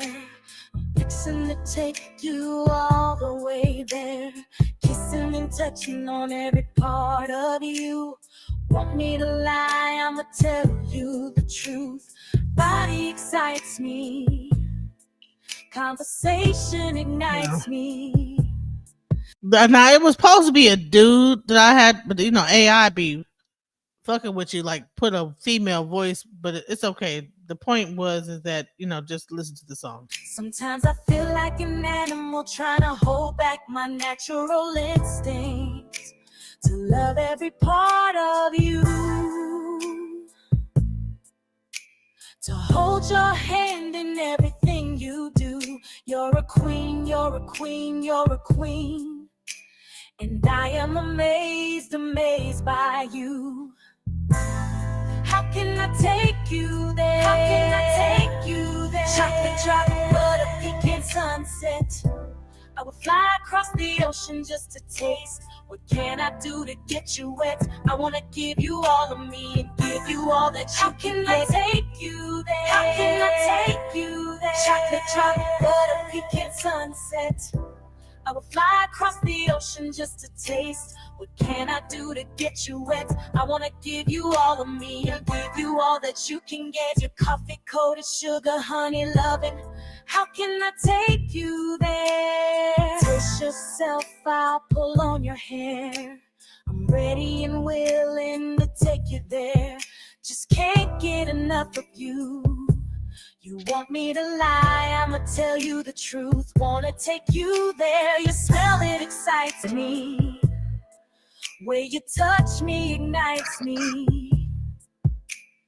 Feel like an animal trying to hold back my natural instinct. I sit back and think, ooh, how can I take you there? How can I take you there? Chocolate drop, butter, pecan sunset. I would fly across the ocean just to taste. What can I do to get you wet? I wanna give you all of me and give you all that you can get. How can I take you there? How can I take you there? Chocolate drop, butter, pecan sunset. I would fly across the ocean just to taste. What can I do to get you wet? I wanna give you all of me and give you all that you can get. Your coffee coated sugar, honey loving. How can I take you there?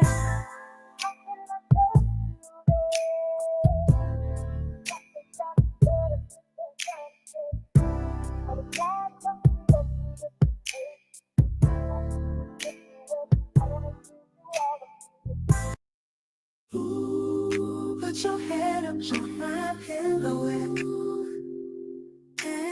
ooh, let me lay between your thighs.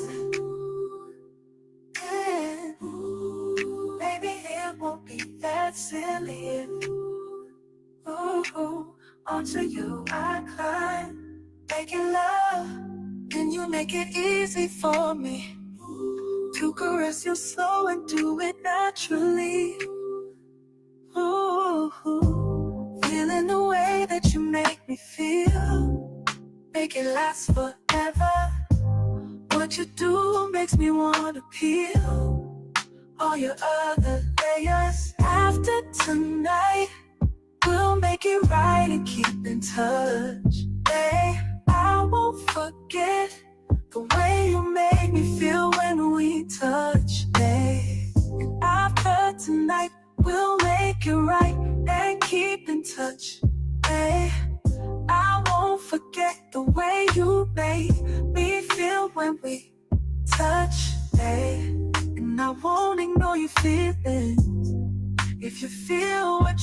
feel when I lay down what I put down. Just hold still and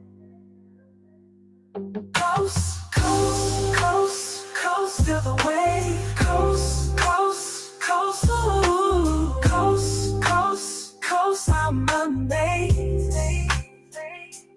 Coast, coast, coast, coast, feel the wave. Coast, coast, coast, ooh. Coast, coast, now I'm amazed. Coast, I'll be a slave after we coast. Ooh, ooh, ooh, lay my pillow and ooh, let me put my head between your thighs and ooh, baby, it won't be that silly. And ooh, onto you I climb, making love, and you make it easy for me to caress you slow and do it naturally. Ooh, ooh, ooh. Feeling the way that you make me feel, make it last forever. What you do makes me wanna peel all your other layers. After tonight, we'll make it right and keep in touch, babe. I won't forget the way you make me feel when we touch. Coast, coast, coast, coast, feel the wave. Coast, coast, coast, ooh. Coast, coast, coast, I'm amazed. Coast, coast, coast, coast, feel the wave. Coast, coast, coast, ooh. Coast, coast, I'm amazed. Coast, I'll be a slave after we coast. So before we leave tonight, I'm going to give you guys a really nice song for manifestation, right?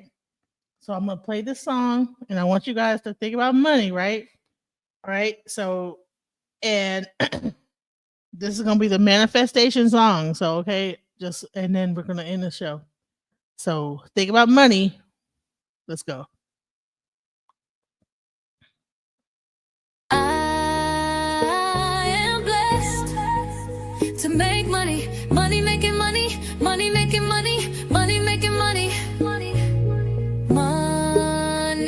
making money, manifest making money, money making money, money making money, money making money. I ain't stressed, making money, money making money, money making money, money making money. Gratitude is my attitude. I'm making money moves. Jewelry in the safe, piggy bank on full. And I'm living life abundant. I'm making money fast. I'm a money making magnet, making cold hard cash. I'm making money. Oh, I am blessed. One more time for the ones in the back. To make money, money making money, money making money, money making money, money making money, manifest making money, money making money, money making money, money making money. I ain't stressed, making money, money making money, money making money, money making money. Gratitude is my attitude. I'm making money move.